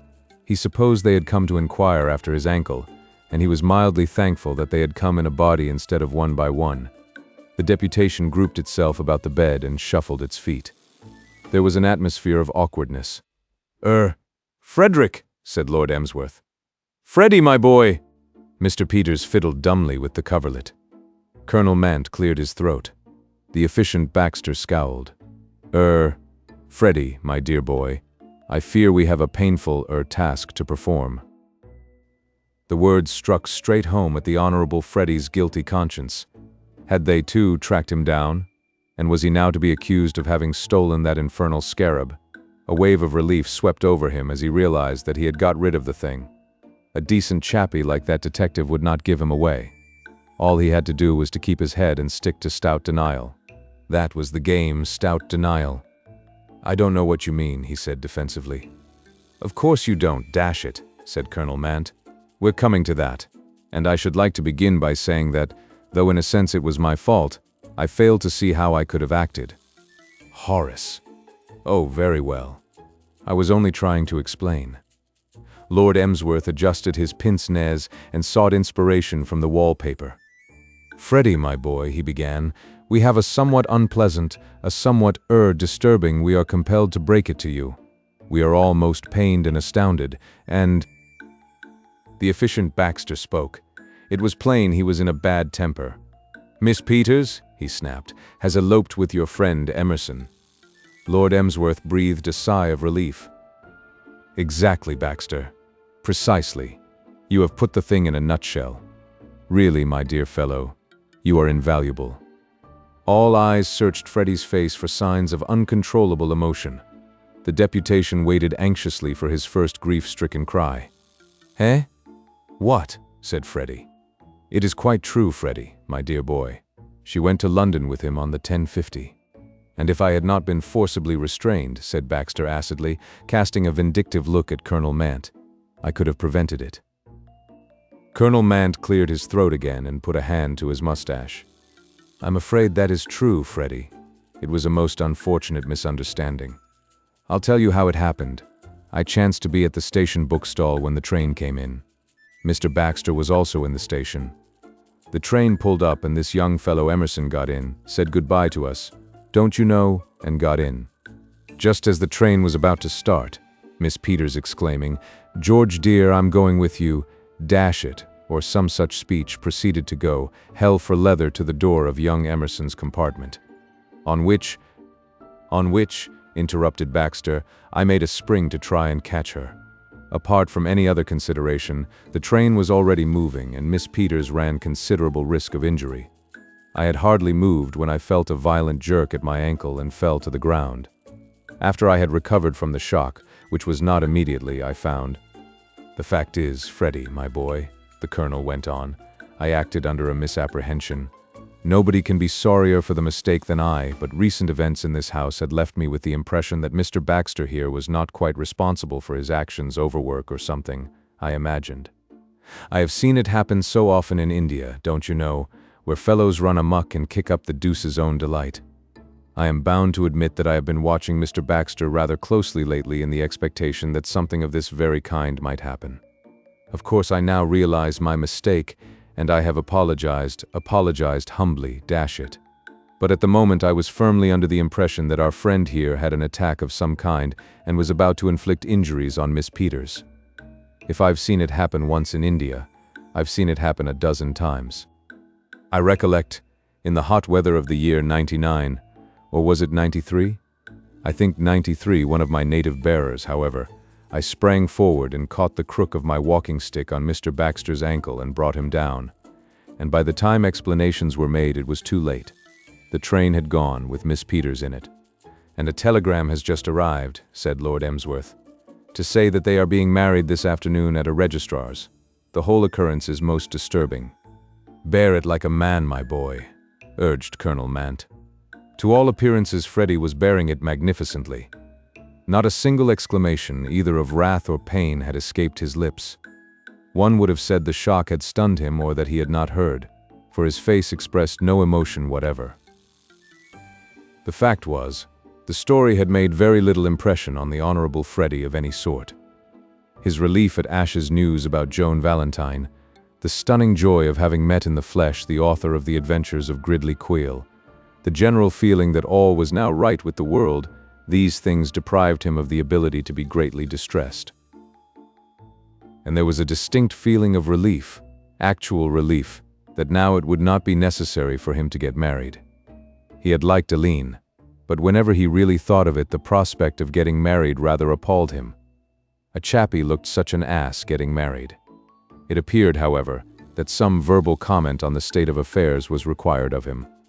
He searched his mind for something adequate. "You mean to say Aline has bolted with Emerson?" The deputation nodded pained nods. Freddie searched in his mind again. The deputation held its breath. "Well, I'm blowed," said Freddie. "Fancy that." Mr. Peters walked heavily into his room. Ash Marson was waiting for him there. He eyed Ash dully. "Pack," he said. "Pack? Pack. We're getting out of here by the afternoon train." "Has anything happened?" "My daughter has eloped with Emerson." "What?" "Don't stand there saying, 'What?' Pack." Ash put his hand in his pocket. "Where shall I put this?" he asked. For a moment Mr. Peters looked without comprehension at what Ash was holding out. Then his whole demeanor altered. His eyes lit up. He uttered a howl of pure rapture. "You got it!" "I got it." "Where was it? Who took it? How did you choke it out of them? How did you find it? Who had it?" "I don't know whether I ought to say. I don't want to start anything. You won't tell anyone?" "Tell anyone? What do you take me for? Do you think I am going about advertising this? If I can sneak out without that fellow Baxter jumping on my back, I shall be satisfied. You can take it from me that there won't be any sensational exposures if I can help it. Who had it?" "Young Threepwood." "Threepwood? Why did he want it?" "He needed money and he was going to raise it on." Mr. Peters exploded. "And I have been kicking because Aline can't marry him and has gone off with a regular fellow like young Emerson. He's a good boy, young Emerson. I knew his folks. He'll make a name for himself one of these days. He's got get-up in him. And I have been waiting to shoot him because he has taken Aline away from that goggle-eyed chump up in bed there. Why, if she had married Threepwood, I should have had grandchildren who would have sneaked my watch while I was dancing them on my knee. There is a taint of some sort in the whole family. Father sneaks my Cheops and Sonny sneaks it from father. What a gang, and the best blood in England. If that's England's idea of good blood, give me Hoboken. This settles it. I was a chump ever to come to a country like this. Property isn't safe here. I'm going back to America on the next boat. Where's my checkbook? I'm going to write you that check right away. You've earned it. Listen, young man. I don't know what your ideas are, but if you aren't chained to this country, I'll make it worth your while to stay on with me. They say no one's indispensable, but you come mighty near it. If I had you at my elbow for a few years, I'd get right back into shape.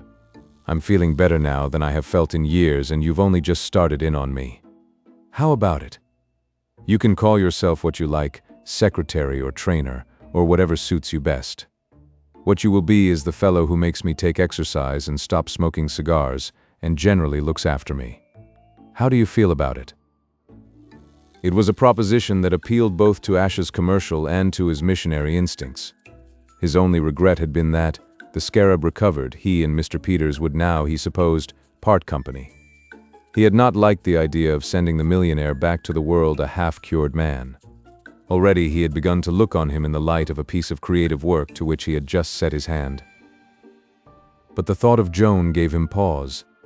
If this meant separation from Joan, it was not to be considered. Let me think it over, he said. Well, think quick, said Mr. Peters. It has been said by those who have been through fires, earthquakes, and shipwrecks that in such times of stress the social barriers are temporarily broken down, and the spectacle may be seen of persons of the highest social standing speaking quite freely to persons who are not in society at all, and of quite nice people addressing others to whom they have never been introduced. The news of Aline Peters' elopement with George Emerson, carried beyond the green baize door by Slingsby, the chauffeur, produced very much the same state of affairs in the servants' quarters at Blandings Castle. It was not only that Slingsby was permitted to penetrate into the housekeeper's room and tell his story to his social superiors there, though that was an absolutely unprecedented occurrence. What was really extraordinary was that mere menials discussed the affair with the personal ladies and gentlemen of the castle guests, and were allowed to do so uncrushed. James, the footman, that pushing individual, actually shoved his way into the room, and was heard by witnesses to remark to no less a person than Mr. Beach that it was a bit thick. And it is on record that his fellow footman, Alfred, meeting the groom of the chambers in the passage outside, positively prodded him in the lower ribs, winked, and said, "What a day we're having." One has to go back to the worst excesses of the French Revolution to parallel these outrages. It was held by Mr. Beach and Mrs. Twemlow afterward that the social fabric of the castle never fully recovered from this upheaval. It may be they took an extreme view of the matter, but it cannot be denied that it wrought changes. The rise of Slingsby is a case in point. Until this affair took place, the chauffeur's standing had never been satisfactorily settled. Mr. Beach and Mrs. Twemlow led the party which considered that he was merely a species of coachman, but there was a smaller group which, dazzled by Slingsby's personality, openly declared it was not right that he should take his meals in the servants' hall with such admitted plebeians as the odd man and the steward's room footman. The Aline George elopement settled the point once and for all. Slingsby had carried George's bag to the train. Slingsby had been standing a few yards from the spot where Aline began her dash for the carriage door. Slingsby was able to exhibit the actual half-sovereign with which George had tipped him only 5 minutes before the great event. To send such a public man back to the servants' hall was impossible. By unspoken consent, the chauffeur dined that night in the steward's room, from which he was never dislodged.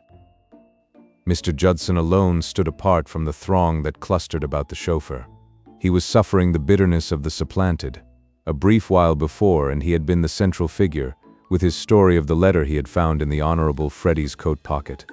Now the importance of his story had been engulfed in that of this later and greater sensation. Mr. Judson was learning, for the first time, on what unstable foundations popularity stands. Joan was nowhere to be seen. In none of the spots where she might have been expected to be at such a time was she to be found.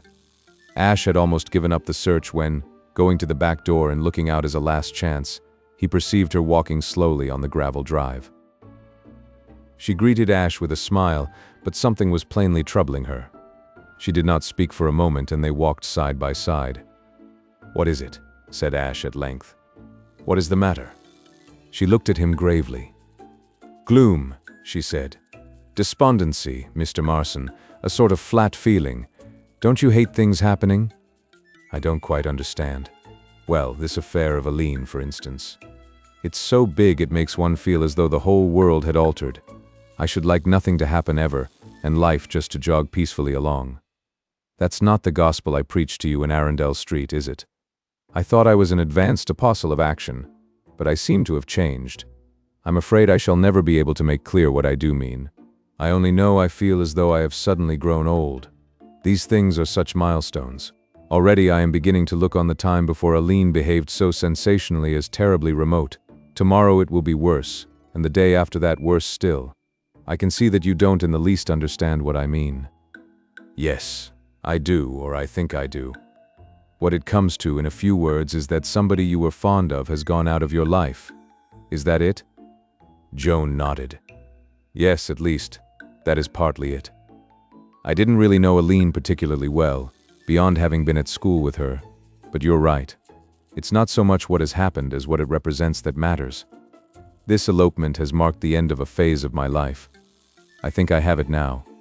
My life has been such a series of jerks. I dash along, then something happens which stops that bit of my life with a jerk, and then I have to start over again a new bit. I think I'm getting tired of jerks. I want something stodgy and continuous. I'm like one of the old bus horses that could go on forever if people got off without making them stop. It's the having to get the bus moving again that wears one out. This little section of my life since we came here is over, and it is finished for good. I've got to start the bus going again on a new road and with a new set of passengers. I wonder whether the old horses used to be sorry when they dropped one lot of passengers and took on a lot of strangers." A sudden dryness invaded Ash's throat. He tried to speak but found no words. Joan went on. "Do you ever get moods when life seems absolutely meaningless? It's like a badly constructed story, with all sorts of characters moving in and out who have nothing to do with the plot. And when somebody comes along that you think really has something to do with the plot, he suddenly drops out. After a while you begin to wonder what the story is about, and you feel that it's about nothing, just a jumble." "There is one thing," said Ash, "that knits it together." "What is that?" "The love interest." Their eyes met, and suddenly there descended on Ash confidence. He felt cool and alert, sure of himself, as in the old days he had felt when he ran races, and, the nerve-wracking hours of waiting past, he listened for the starter's gun. Subconsciously he was aware he had always been a little afraid of Joan, and that now he was no longer afraid. "Joan, will you marry me?" Her eyes wandered from his face. He waited. "I wonder," she said softly. "You think that is the solution?" "Yes." "How can you tell?" she broke out. "We scarcely know each other. I shan't always be in this mood. I may get restless again. I may find it is the jerks that I really like." "You won't." "You're very confident." "I am absolutely confident." "She travels fastest who travels alone," misquoted Joan. "What is the good," said Ash, "of traveling fast if you're going round in a circle? I know how you feel. I've felt the same myself. You are an individualist. You think there is something tremendous just round the corner and that you can get it if you try hard enough. There isn't, or if there is, it isn't worth getting. Life is nothing but a mutual aid association. I'm going to help old Peters, you are going to help me. I'm going to help you. Help me to do what? Make life coherent instead of a jumble. Mr. Marson." "Don't call me Mr. Marson. Ashy, you don't know what you are doing. You don't know me. I've been knocking about the world for 5 years and I'm hard right through. I should make you wretched. You are not in the least hard, and you know it. Listen to me, Joan. Where's your sense of fairness? You crash into my life, turn it upside down, dig me out of my quiet groove, revolutionize my whole existence, and now you propose to drop me and pay no further attention to me. Is it fair? But I don't. We shall always be the best of friends. We shall, but we will get married first. You are determined? I am. Joan laughed happily. How perfectly splendid. I was terrified lest I might have made you change your mind. I had to say all I did to preserve my self-respect after proposing to you. Yes, I did. How strange it is that men never seem to understand a woman, however plainly she talks. You don't think I was really worrying because I had lost Aline, do you? I thought I was going to lose you, and it made me miserable. You couldn't expect me to say it in so many words, but I thought I was hoping you guessed. I practically said it. Ash, what are you doing? Ash paused for a moment to reply. I am kissing you, he said. But you mustn't. There's a scullery maid or somebody looking through the kitchen window. She will see us. Ashy drew her to him. Scullery maids have few pleasures, he said. Theirs is a dull life. Let her see us. Chapter 12. The Earl of Emsworth sat by the sickbed and regarded the Honorable Freddie almost tenderly. I fear, Freddie, my dear boy, this has been a great shock to you. Eh? What? Yes, rather. Deuce of a shock, Governor. I have been thinking it over, my boy, and perhaps I have been a little hard on you. When your ankle is better, I have decided to renew your allowance, and you may return to London, as you do not seem happy in the country. Though how any reasonable being can prefer. The Honorable Freddie started, pop-eyed, to a sitting posture. My word. Not really? His father nodded. I say, Governor, you really are a topper. You really are, you know. I know just how you feel about the country and the jolly old birds and trees and chasing the bally slugs off the young geraniums and all that sort of thing. But somehow it's never quite hit me the same way. It's the way I'm built, I suppose. I like asphalt streets and crowds and dodging taxis and meeting chappies at the club and popping in at the Empire for half an hour and so forth. And there's something about having an allowance I don't know. Sort of makes you chuck your chest out and feel you're someone. I don't know how to thank you, Governor. You're an absolute sportsman. This is the most priceless bit of work you've ever done. I feel like a 2-year-old. I don't know when I've felt so braced. I really, you know, Governor, I'm most awfully grateful. Exactly, said Lord Emsworth. Ah, precisely. But, Freddie, my boy, he added, not without pathos, there is just one thing more. Do you think that, with an effort for my sake, you could endeavor this time not to make a damned fool of yourself? He eyed his offspring wistfully. Governor, said the Honorable Freddie firmly, I'll have a jolly good stab at it. The end.